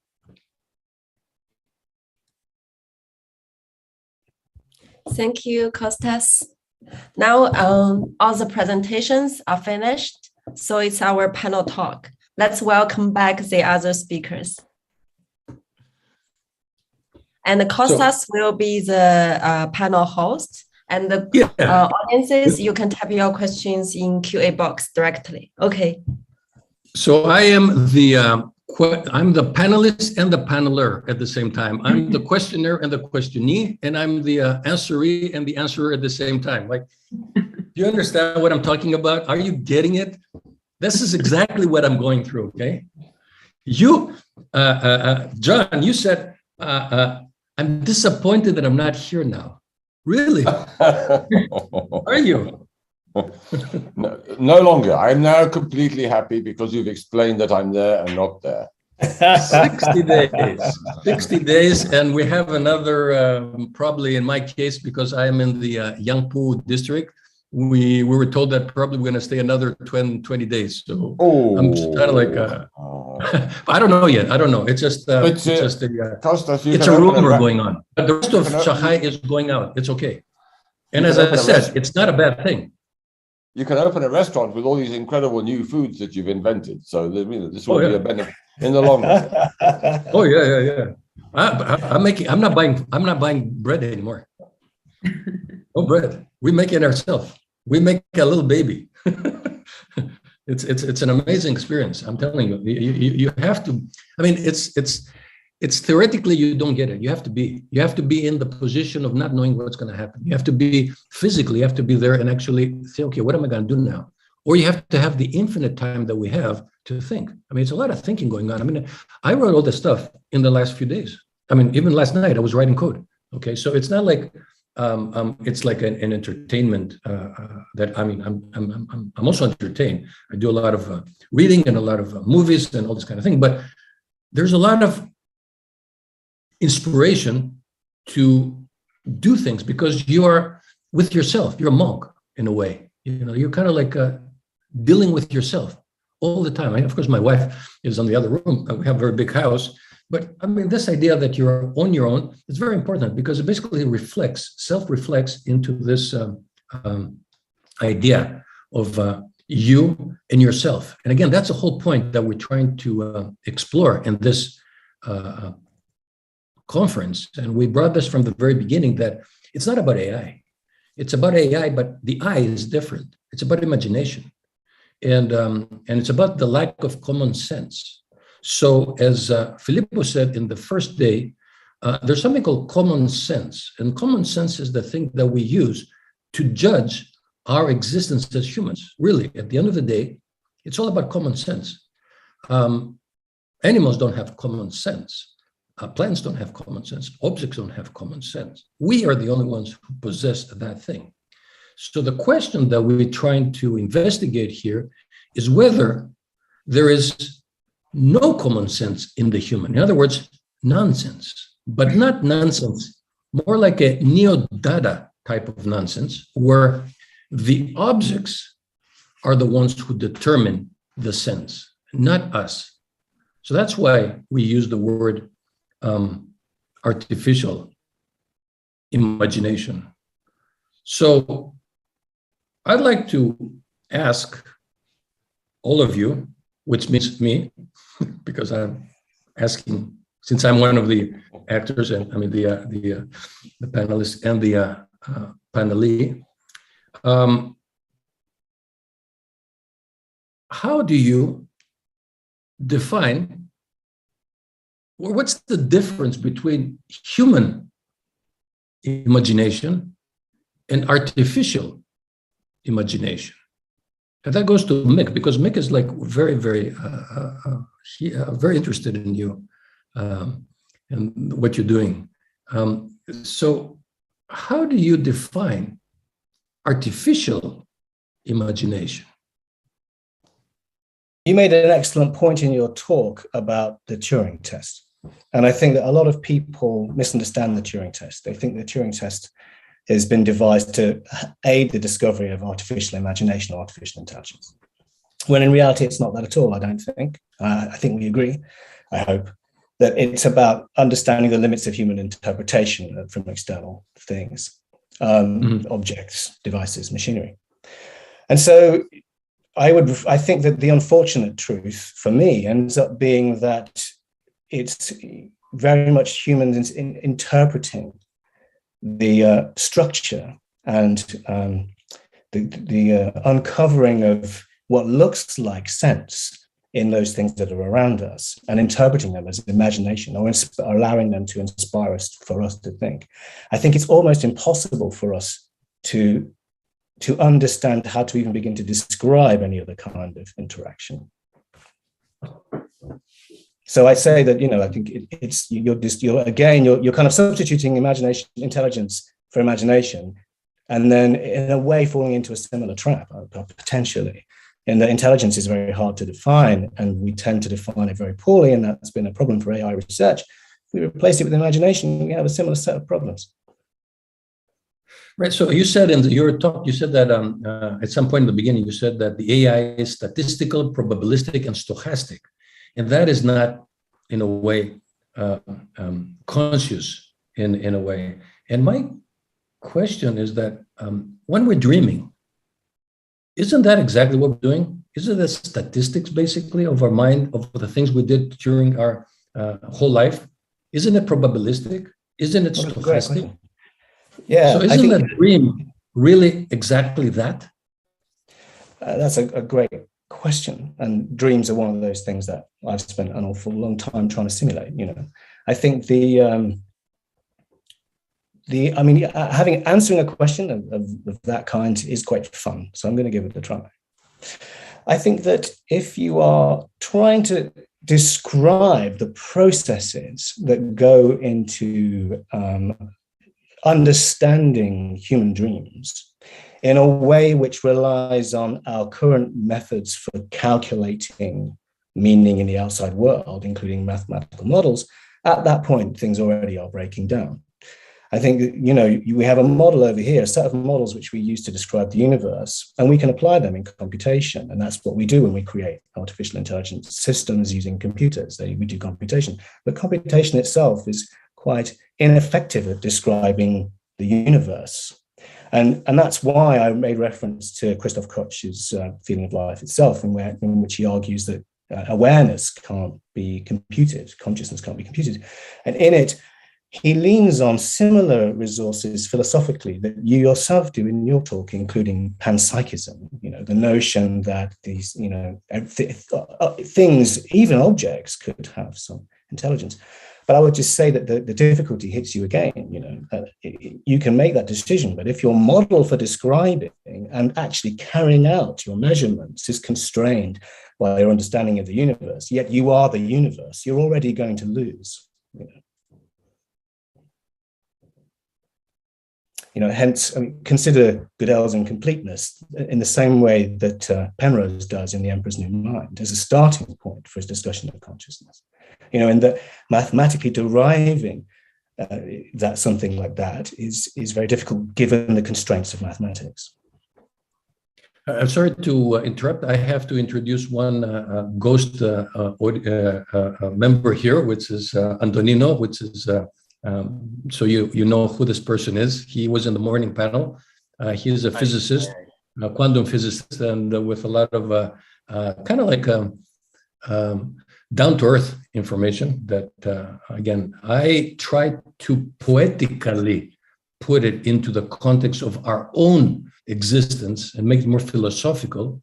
But again, there is a source of information that comes from the actual quantum physics itself. The particles are doing the things they're doing. And when I do the particles that are actually moving around, which are simulating the love triangle story, it's basically trying to do the same thing. I mean, not quantum, but it's basically particles moving around. And yet, as they move around, they produce relationships, which many people would say, yeah, so what?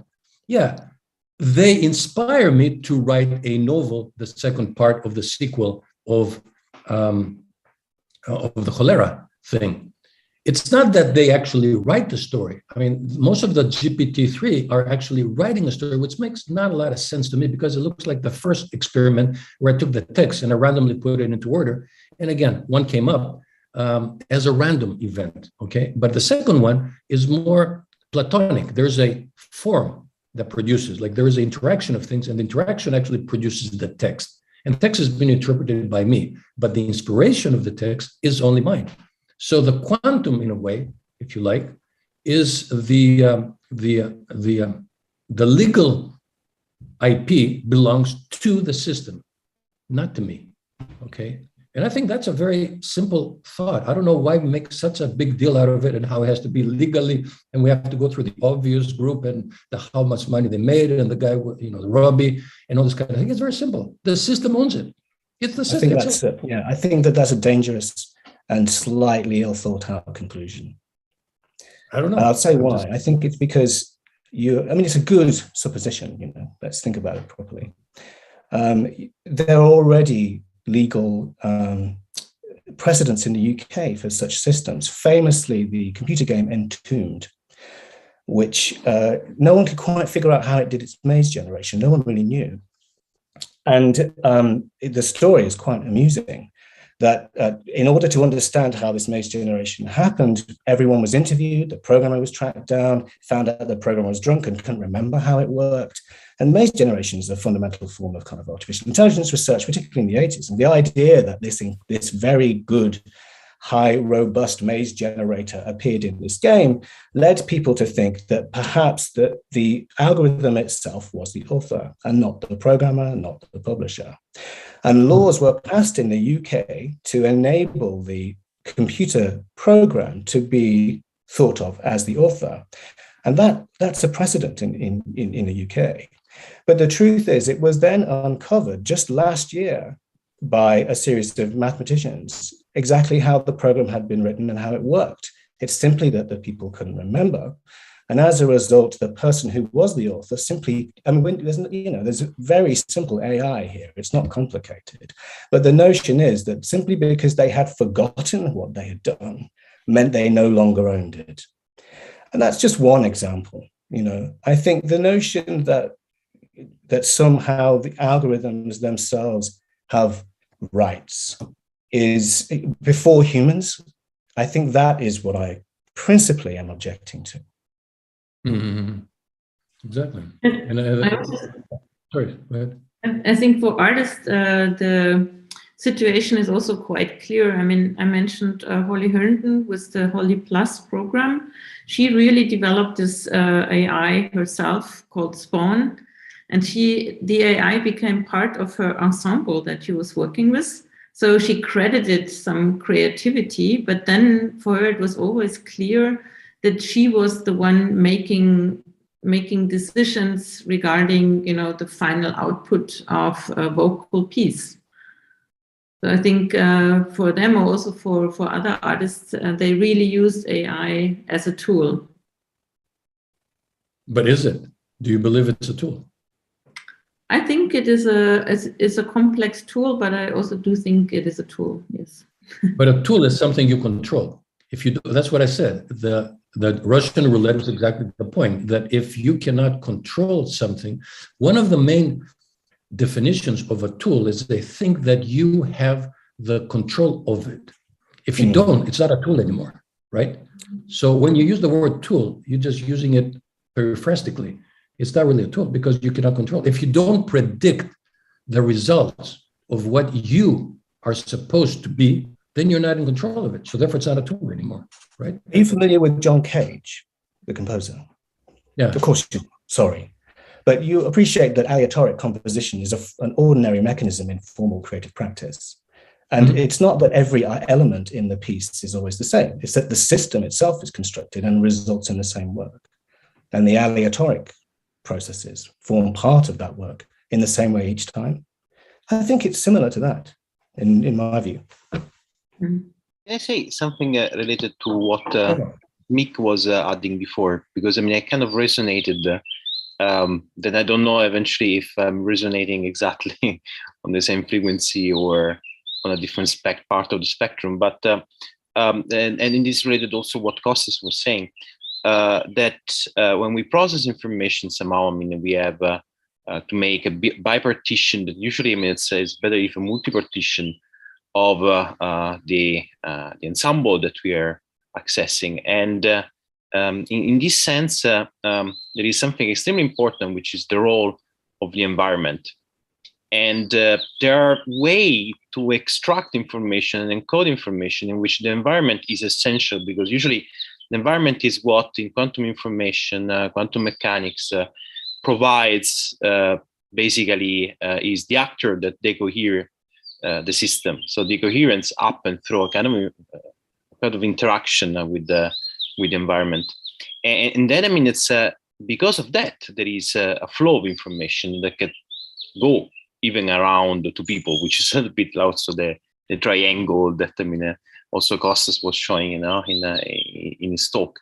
So the flow of information could not be accessed and recognized by anyone if there would not be an environment. And this is a kind of tricky question. Then, I mean, it's has been kind of taking the mind of physicists for 50 years, because it's basically the essence of the Hawking radiation, and I mean the information loss paradox in black hole is all related to that, to the fact that, I mean, as people take into account or not the role of the environment. And it's also a very philosophical question. At the end of the day, it's very epistemological, because can we talk about flow of information between two persons if there's not some witnessing environment in which this flow happens? And I think that even mathematically now, I mean, there are some tools which are a little bit more advanced than taking into account the von Neumann entropy or the Rényi entropy, whatever, for a bipartite system. Now we use multi-partition, like mutual information, now to account, to access scrambling, which is basically, I mean, it's the loss of information in this sense.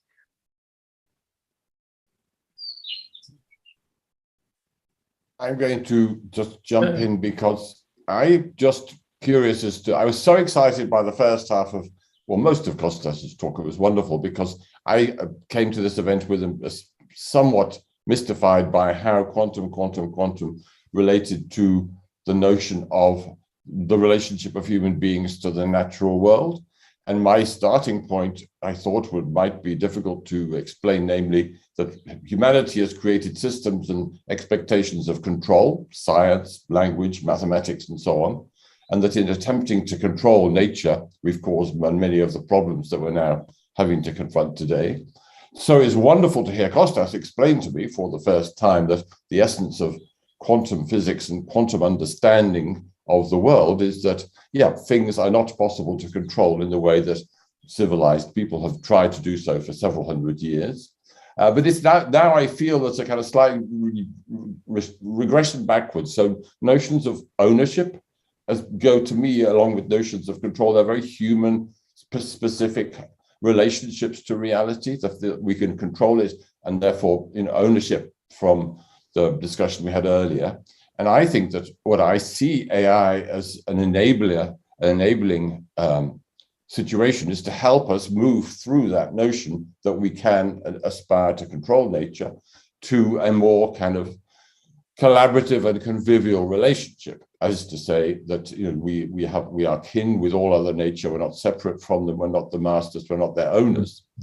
And I don't know whether anybody is. Does that sound like a deviation from the original emphasis of the conference and of our discussion? Not at all. Quite the opposite. In fact, I would like to ask you, because you're actually my favorite in the. You made a point that actually is the best point by the opposite way. So what I'm noticing is that AI getting better and better than human. Okay, that's what we're noticing. That it's much more powerful because it can do a lot of computation. It has no limits. We are kind of like limited into our own world of history and our own brain kind of structure. We are like kind of limited. We know that. Okay, but the other one is infinite. So it's getting better and better. The question is, if a counter reflection of ourselves, which is the AI, is better than us, why do we need us? In other words, what I'm trying to say is that, there's an old saying that I met the enemy and he is me. And the reason why it's interesting is because the actual sentence that I got from the text manipulation was the opposite of what I thought. I always think of myself as the center, and we all in the ecological world, we think we are the center, and we are going to provide the solution to the sick nature. The question is that true? Or is it the other way around? But we don't want to know it because we don't want to be told so, because it doesn't fulfill our little agendas that we have. So in a way, I'm in the quarantine right now, and I'm looking and what everybody's saying is that nature is better this way, without humans. In fact, you go outside, the skies are clearer, the animals are having a good time, the birds are flirting around all the time. There is plants are growing everywhere without being destroyed by humans. So, in other words, if there is a better us, why do we need us? I think we just have to. Are you advocating that for humans to for there to be harm done to humans? I don't think you are you? I'm just giving you the natural conclusion of a logical sentence. If that is what you get out of it, that is, but it's not mine. I'm just okay. I'm just saying, because the notion that humans shouldn't have, shouldn't be protected and considered and thought of as important on the earth, I think is a difficult one. Maybe justified. I think humans have to get over themselves, but not disappear, is my position. We have to get over the notion that we are above it, outside it, and in charge of it. But it's quite a big ask to learn how to live with other life forms. But that's why I love Kostas talking about his bread. And I'm just equally obsessed by fermentation as a kind of an example in the world today, right now, where people coexist with life forms that they don't understand, you can't see. But there's these new forms of coexistence that are kind of present. And it's just not the presence of, industrial systems or mathematical systems. It's not an alternative, but it's to do with how we have them combining together. That's what I think is exciting. And I have moved from being skeptical of AI as a distraction towards seeing so many examples where AI can be our coach and help us to do better in coexisting with other forms of life. I do agree. I'm also thinking that, that AI could be used in the best possible way to learn more about our environment and about ecology. It just needs to be, it's always us also using the technology for the best or the worst, as was shown earlier as well. But I do believe that, AI could be helping, of this entanglement that we already have. That's why we also coined the exhibition Entangled Realities, because we are not speaking of something in the future. It's already there. We are already entangled with that machinic systems. but to use them in a way to understand more about other intelligences as well, because we are always centered around our understanding of intelligence. But now we have so much information about plants and animal and these Umwelts. There's not the one, there's so many, and I think that might be something to move forward in the future. Well, there is a famous myth, the myth of Pygmalion. You probably know about it, which is basically this sort of like trying to become better than yourself. The sculptor who is actually making a statue that is so beautiful that he falls in love with his own creation, and it's better than himself, and he's madly in love with this thing. This is the actual myth, but the myth has a twist at the end, and to make people happy, the gods feel sorry for him.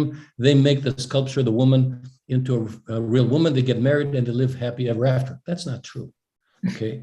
Because the real story is different. The real story involves the suicide. The guy kills himself because of the thing that he made. And the reason why I'm saying that is because the actual truth is hidden in the language itself. Pygmalion, the word Pygmalion in Greek means, it's two parts, pygmi and allos. Pygmi is the fist, and allos is the ocean, the water. So it means that, again, these are all mythical figures. These are stories that actually are repeating themselves today. It means that you are hitting against the water, all right?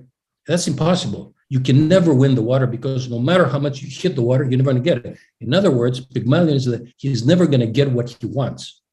The woman's name is Galatia, the name of his creation, which means milk. So she is the result of the nurturing of another thing that is not there. So if you put the two things together, you realize that the story of the Pygmalion that we use as our kind of like a,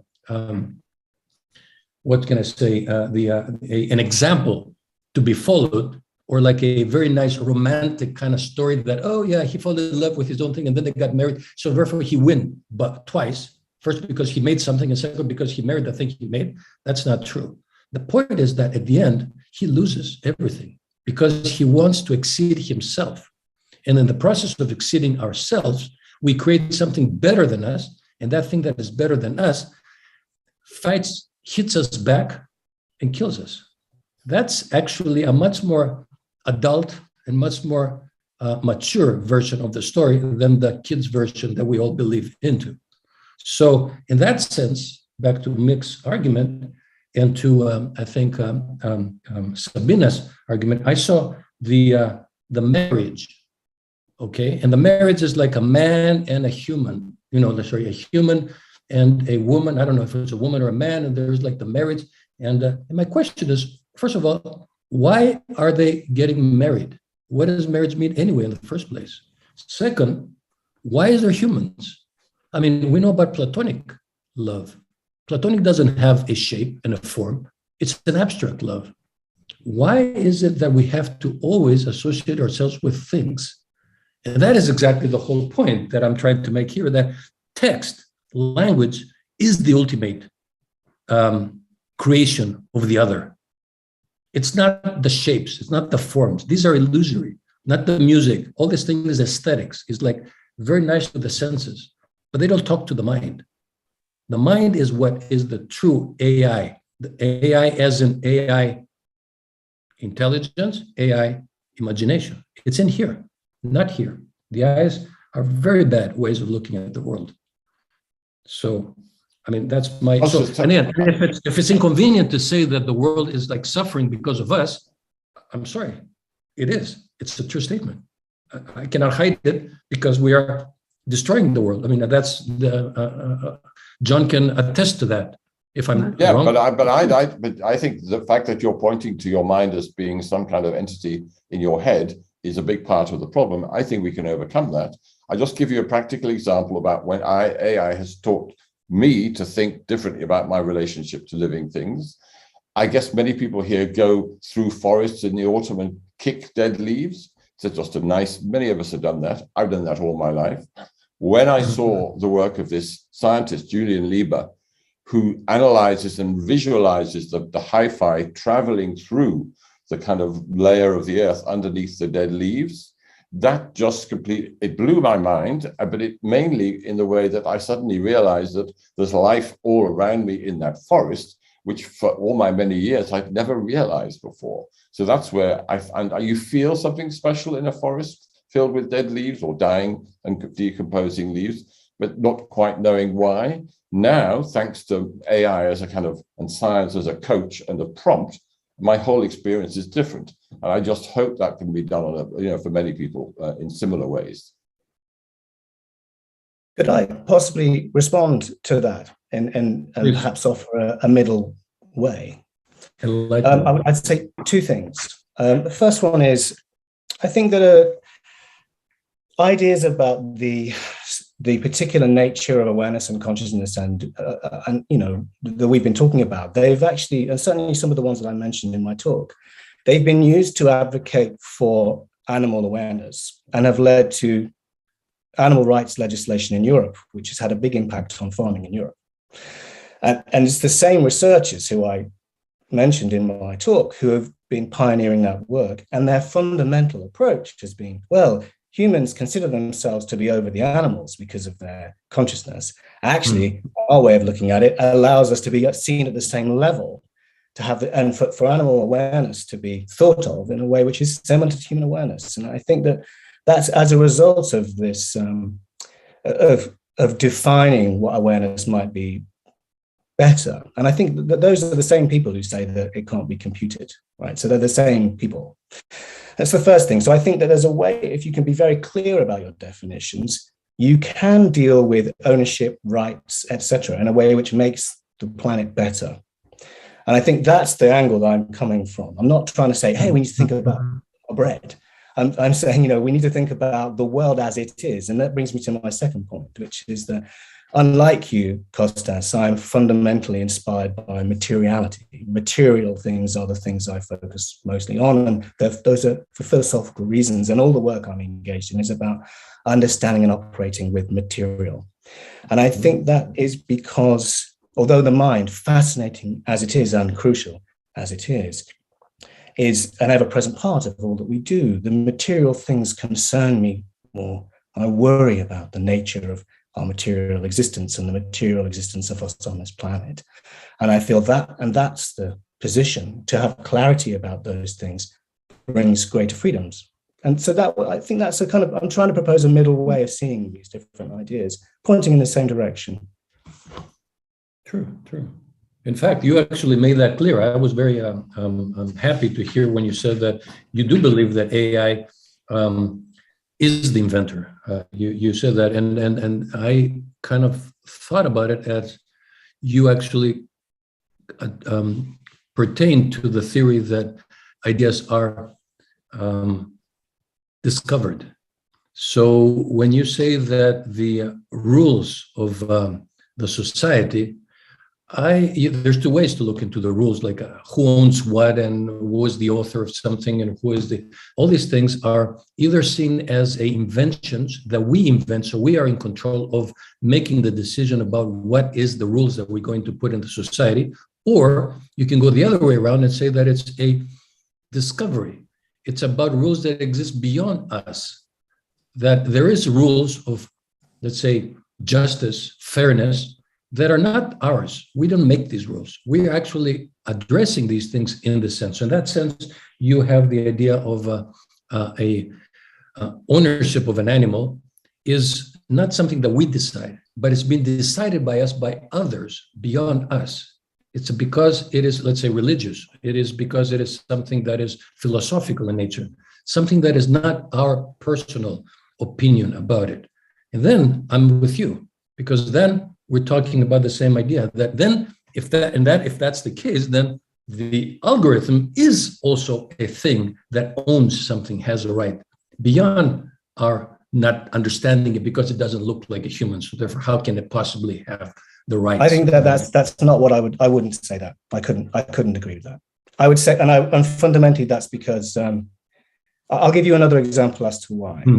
I think there are there is some fantastic work going on in artificial intelligent machines, particularly robots. So there are some robots that use brain tissue, organoids, cerebral organoids. Have you heard of these cerebral organoids? And the idea is that these are made out of brain tissue and that they are connected to robots. And then those are very, very successful because they use actual living tissue.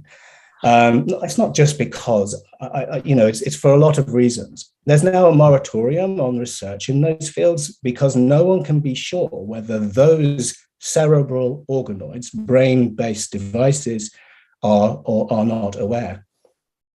And that is more of a significant issue for me than whether or not a machine, an algorithm which I authored in a computer is aware. I think those two things can't have parity.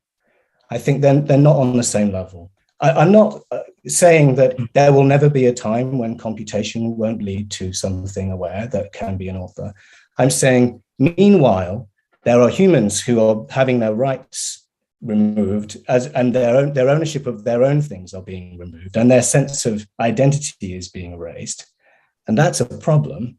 And I'm concerned about that. And, and scientists who are developing robots are deeply concerned about even the smallest brain-based devices that have organic components. They're like the famous British science fiction creature, the Dalek. They're very similar to that.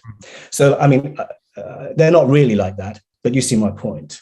So I think that I would say that even then, I'm more concerned with the rights of things I already believe to be alive. Okay, so I don't know, Sissy, is there any questions from the audience that is that you have? Yes, I'm collecting. Probably you can, because today our panel sort of like finish around 6 p.m. So I think probably you can have 5 more minutes to have the discussion. Then I collect all the information, then send it to you. And also there are some QA box. There are some questions in the QA box. I also will collect them. Okay, good. Okay, so yeah, please. Yeah, so since I am the panel and the panelists at the same time, I would like to ask a question to myself and to you. And the question that I have is, again, pertinent to the whole idea of artificial imagination, okay? We're talking not AI, artificial imagination. What do you think about mistakes? How do you understand a mistake? What is a mistake to you?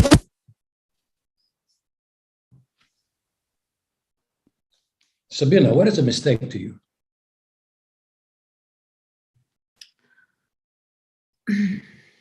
A mistake is probably something unexpected happening. I don't know if there's such a thing as a mistake. It just never turned out the way that we might have envisioned it.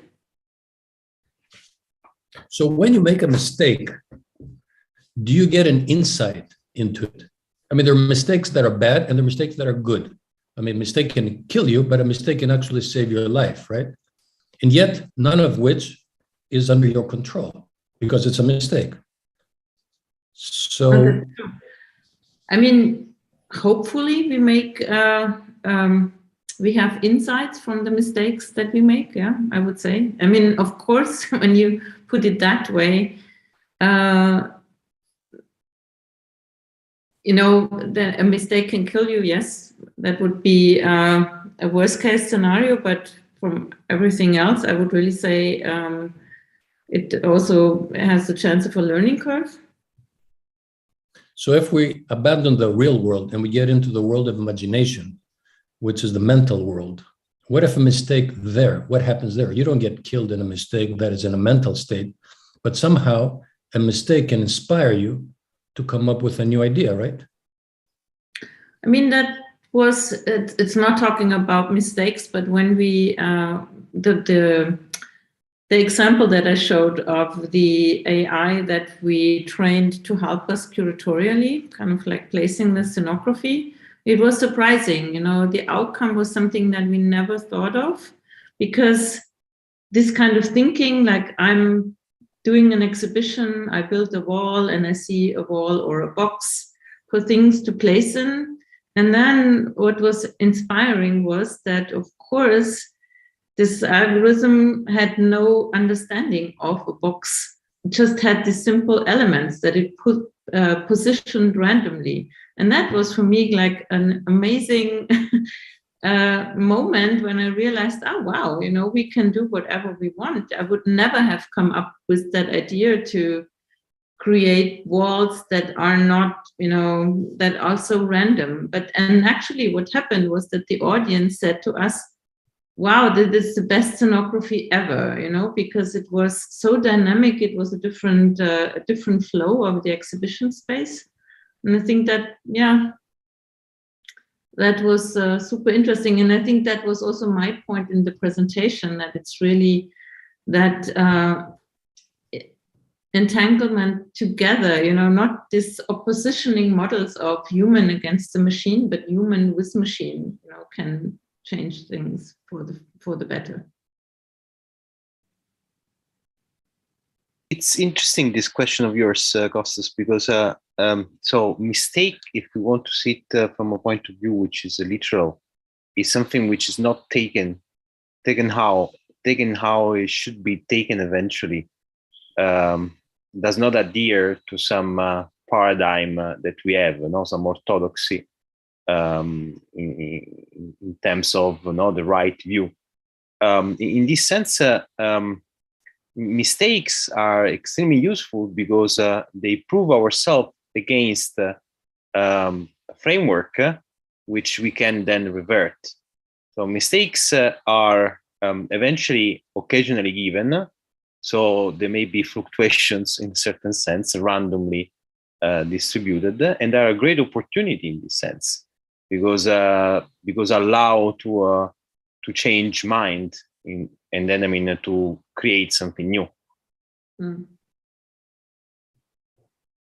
I'm sorry I missed the discussion after Professor Fabrocini yesterday, because he talked about the difficulty of talking about reason and predictability separately from common sense, which I think he probably is talking about embodied reason and embodied perception. So for me, a perception is an event, and then different people will then see that, whether it's a predictable or a desirable event, and they give it a name, such as mistake. But maybe, Kostas, you could tell me, were you there yesterday for that discussion? Well, how far did you go down the road of what does common sense mean in this context? Well, what Filippo was trying to say, and again, Antonino can attest to that, he was actually bringing the analogy of the crooked coin. In other words, he was saying, like, if a mistake is a mistake, it is because it is reference to a canon, to a normal state, right? So it's a mistake because it's not what it's supposed to be. So if you reverse the two things and everything is a mistake, then when you make a mistake, you're not a mistake, you're telling the truth, because you're doing the opposite of the opposite. So in other words, when you flip a coin, okay, and it goes up and down, you have a 50-50 chance of something happening, right? I mean, it's going to go this way or that way, it's 50-50, and the more chances you do, the more you have it. But if the coin is like off, if the machine is, let's say, chains like not working properly, then you have a chance of going the other side. So it means that you have to actually move the whole system to be tilted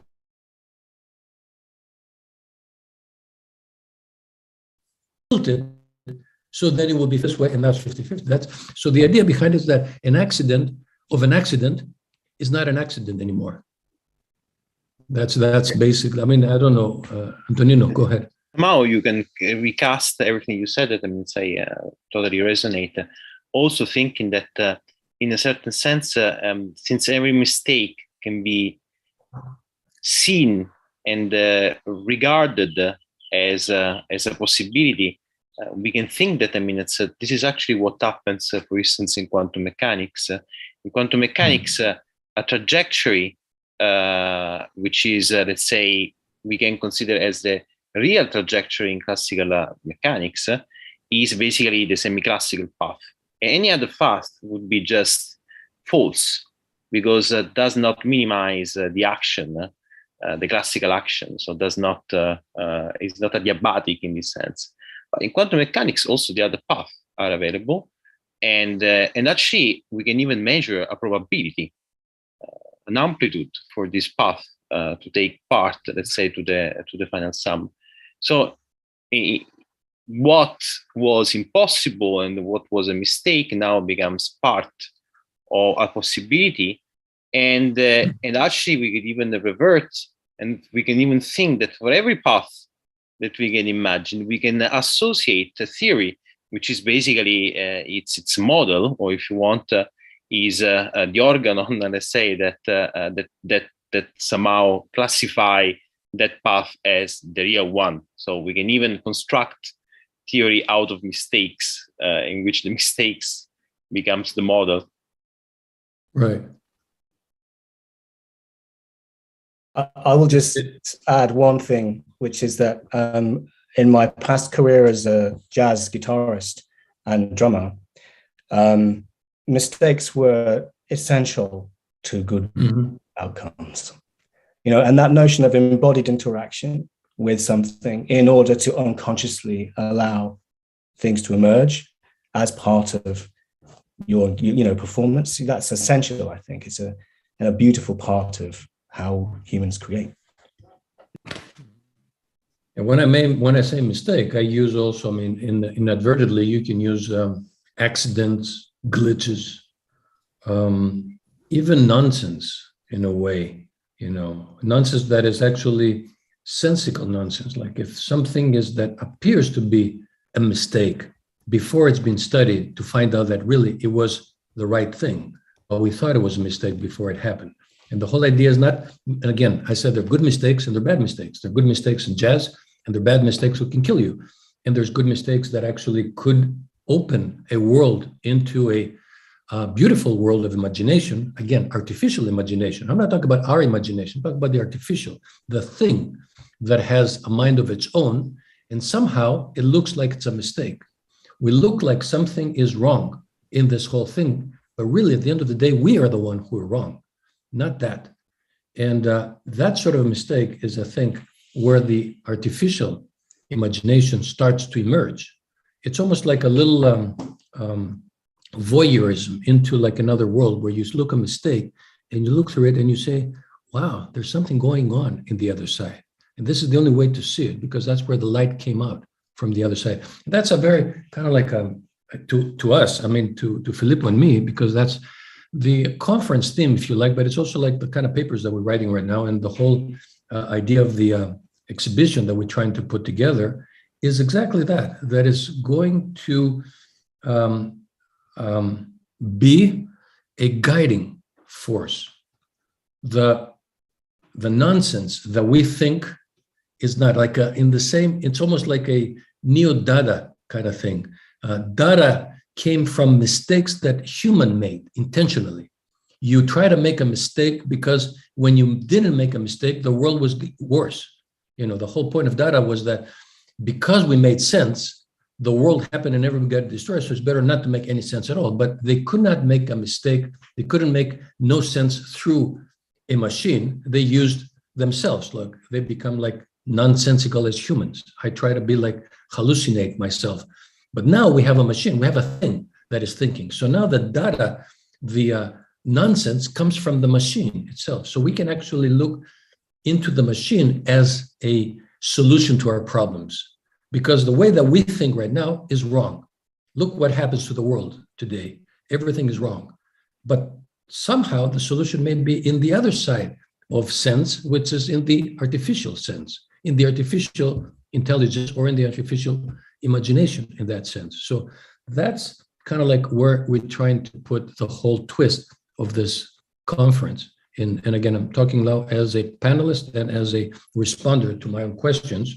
But again, this is the whole idea that we try to go beyond the common sense, to find the metaphor beyond common sense. Common sense doesn't work, and it's been misused in ways.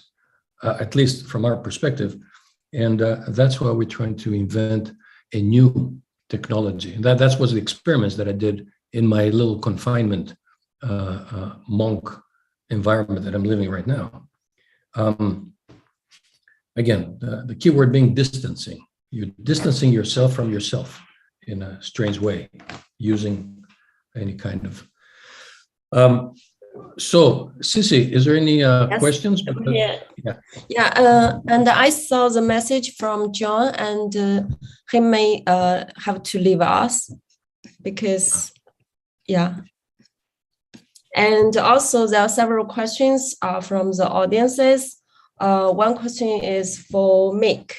So why would you like to explore materiality in artificial intelligence? That's for you. I think that similar reasons to that which Kostas was talking about in some ways. I think that the creative potential of many creative AI systems themselves allows for this reconstitution and recombination, which you find in Dada.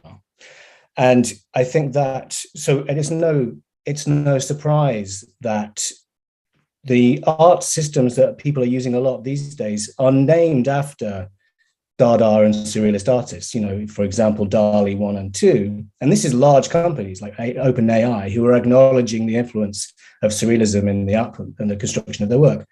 And there is a strong relationship between materialism and what those movements became. And I think that there's I think the notion that you are working with material, with actual found material, embedded inside feature representations of an artificially intelligent system, that notion is compelling as an artist in the same way that you might construct your own database in the way that Lev Manovich did 20 years ago, or other artists have done, and then construct these random aleatoric artworks. That way, what a lot of artists are doing instead now is looking at a model which contains massive information, material, representations, and recombining them in lots of ways in a highly accelerated fashion. And I think that's a wholly material concern because it's exploring the combinations of ideas and juxtapositions. The notion of juxtaposition as a creative resource has been explored by so many artists, and it's a core part of this art form at the moment. When you were talking before, Kostas, you reminded me of Brian Eno's oblique strategies, where you just have like a card, and the card has something written on it, and then you have to do something in response. Well, recently, one of our students, just like an MSc student, took the oblique strategies cards and fed them into Clipspace and produced a whole bunch of artworks from Disco Diffusion based on that. But that's because they know there's a relationship between the text on those and the text which has been mined materially from all of the material which is on the internet, and that those things will then come back and be projected. And indeed, that's what happened. I had another student who recently made a version of the film Koyaanisqatsi by analyzing, it's a great student actually, Luís Arandas, who's staying with us, he's a Portuguese. He made a version of Koyaanisqatsi by analyzing the images in Koyaanisqatsi using a GPT, and then used those GPT prompts to generate a new version of the film with Disco Diffusion. And when you're watching his new version, you can see the original. It's being reinterpreted. So I think that is a material concern. I think it's to do with the nature of material, and it's to do with the material in the models and all of the human creative ingenuity which is in those models. And it's to do with humans as material, us as perceptual, meaning-making machines. I don't mean to cast us just as machines. We're not, but but then there's a way in which we are designed to predict and make meaning of the world, and we do it badly, and that's beautiful, right? And I think that whole relationship, that exploration, is extremely exciting. I hope that answers your question. Oh yeah, great. Okay, thank you. And also another question. Let me check. Yeah, I think it's like the topic of Kostas, or the discussions remind the audience set of Heidegger's statement about in-handedness and up-handedness. And they would like to know, do you have these words in mind?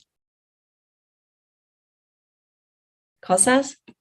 Oh, for me? Oh, yeah. Yeah.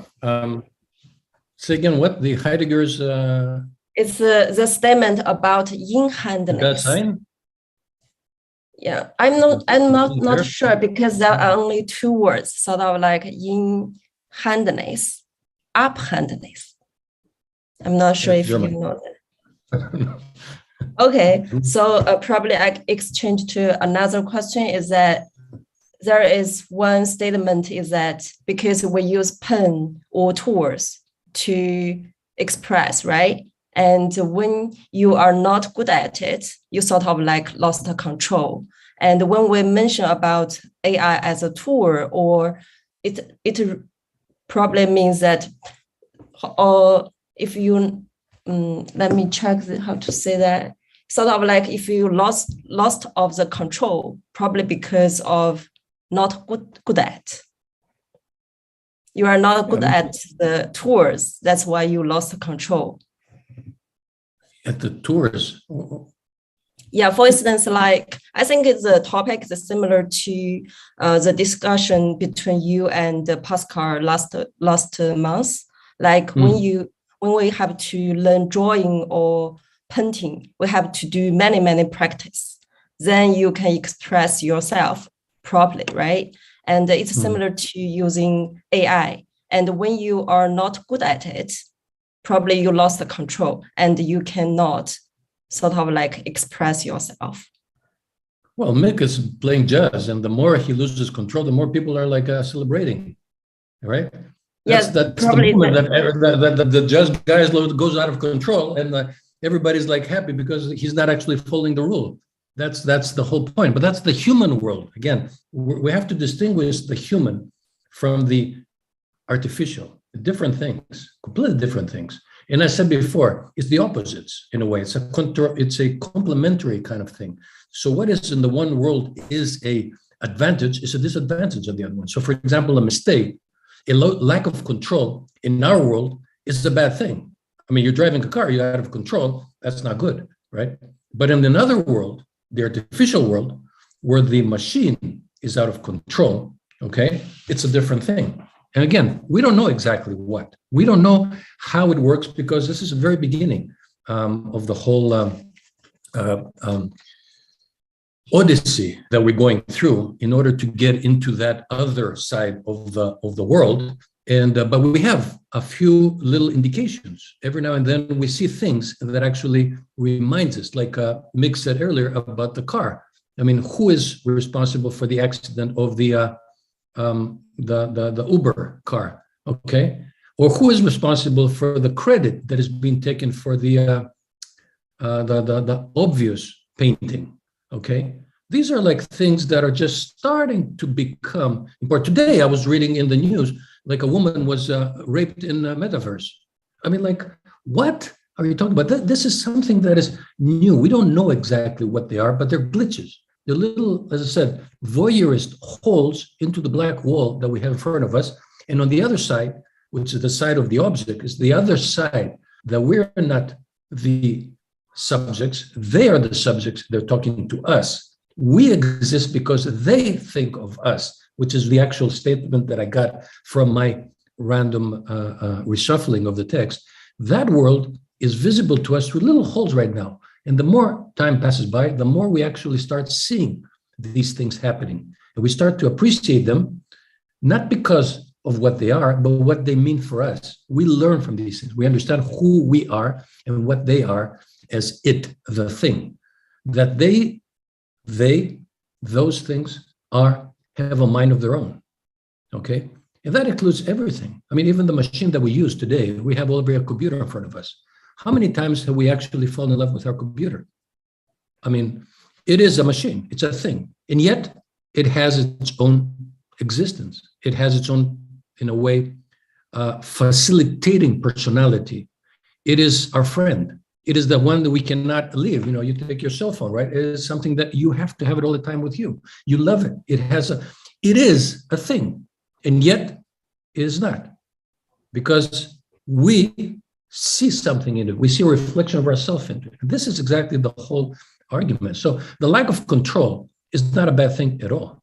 In fact, the more out of control we are, the better it is. Again, mentally speaking. I mean, I'm not getting into the material world.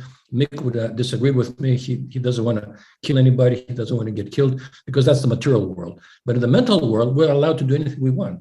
We can dream, we can fathom, we can conjecture, and we can actually make mistakes. We can actually make opposite, contradiction. We can contradict ourselves. And that's a good thing. That's what I did this week. I was contradicting myself all the time, which I don't do it on a human world, but in the machine world, it worked perfectly. If I didn't contradict myself, I wouldn't have come up with any of the experiments that I did. I've been ambivalent. I've been amphibulous. I've been making no sense. These are things that are very good. This is the inspiration that we have. This is the first time that we have this ability, and we should actually cherish it. Okay. Last question for Sabine is that in terms of ethic judgments, what is the difference between AI artwork and other forms of artwork? Mm-hmm. I think that most AI artworks that we see are the decisions of the artists who have created or working with the AI. For example, the image of obvious that we've seen the predecessor images of Robbie Barrett who trained the AI. And it's actually the decision of the artist group or of Robbie Barrett, which one they are then releasing as an artwork they think is worth doing it. And even now, Mario Klingemann, an artist that I mentioned as well, with the uncanny mirror piece, he created a bot that, and he said, like, for him, an artist is someone who needs to earn his own money. So this bot is creating artworks that are released, but it's not the AI who decides, but it's the public. They kind of vote for what some of the outcomes that are then released as an NFT. So I think that's, at the moment, at least, there's really no difference, because it's really the artist who makes the decisions of what is released as an artwork, would be my answer. Okay, thank you. Kostas? So at this point, I would like, yeah, go ahead. Yeah, sure, go on. No, I was going to go through the final stage. This is basically... That's what I would like to say. Right. So let me go through. Like, you see that I just got color all of a sudden, and I'm in a different space, in another place, which this place is actually what I'm going to show to you. This is the next stage of this conference. And here is my, let me see if I can find it. Yeah. So give me a second. So you have the, you probably heard the Aiiii, which is the something strange. Well, let me explain to you so you know, and this is like kind of like a commercial, if you like, that I would like to do about this to understand that this is a context of things. The conference is just a part of another larger context, which is the Aiiii. And the idea was that about 2 or 3 years ago, we were approached by the city of Shanghai, and the city of Shanghai asked us if we can make a museum of AI, and they provided us with a factory. So I got a message from Zhang, which is one of our colleagues over here, that if we want to be part of it, and then I involved Filippo, and then we started doing this. So basically the idea is that we have a place, if you like, a factory. In this case, it was an old heating factory. And in there, we're going to have only AI work. And this is basically what they envisioned it to be. I mean, this is what happens today. But when we got it originally, that was 2 years ago, it was something like that. It was a factory. It was like under construction. It was full of like, all the workers working and the scaffolding and everything. And eventually, the idea was to make it into a gallery. And this is the education part where we educate kids on AI art and AI design, as well as adults and every age. Everybody can come and work on there. That's the educational part. Then there was a laboratory, which is a conjunction with Tongji, where we do experiments. We have artists in residence that actually come and work, and they produce. Again, AI is the keyword here. Now it's going to be AI with the other I, but again, it's AI always. This was actually the original people that started it, and there is a urban myth about the how we came up with the word. The I, 5 people and 5 eyes. That was the idea, but there's another explanation that we started to register the word AI.com. It was taken. AII.com, taken. AIII.com, taken. AIII.com, also taken. But AIII.com was not taken, so we took it, and that's where the AI came from. But again, we started. At that point, we decided to make an AI exhibition. So then I asked Filippo, and I asked Zhang, and I asked Sisi, and I was like, what is AI art? And we didn't know. Nobody knew. So we said, okay, if we don't know, why don't we ask those who know? So we made the first conference, which was the in May 21st of 2021, last year, around this time. And we invited all the people that we knew. I mean, on the top of our head, Ambrosi was there. There was Manovic, Marcos, Obvious, even Obvious was there. You can see Obvious at the bottom over here. And we start asking questions to find out what is AI. And here we are. This is me and Filippo and Zhang. We actually interrogated because we wanted to know what AI really is. And that was the whole point.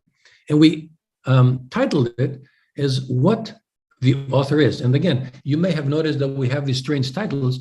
The title this year is in a language which is called Lisp. And in Lisp, we have a lot of these parentheses, and that's how it worked. But this one is a prologue, another language, which we are kind of like converting it. So what, the author is. And again, it's not who the author, because we wanted to also include the what, the thing, the it. And that's where the what came in, because we're genuinely interested in the authorship. Who is the author? That was the conference last year, and it was a very interesting, and we had a lot of exhibitions. And then on October, I think, of the year, we had the exhibitions. This is one that is going on, which is text, generation of text on the fly.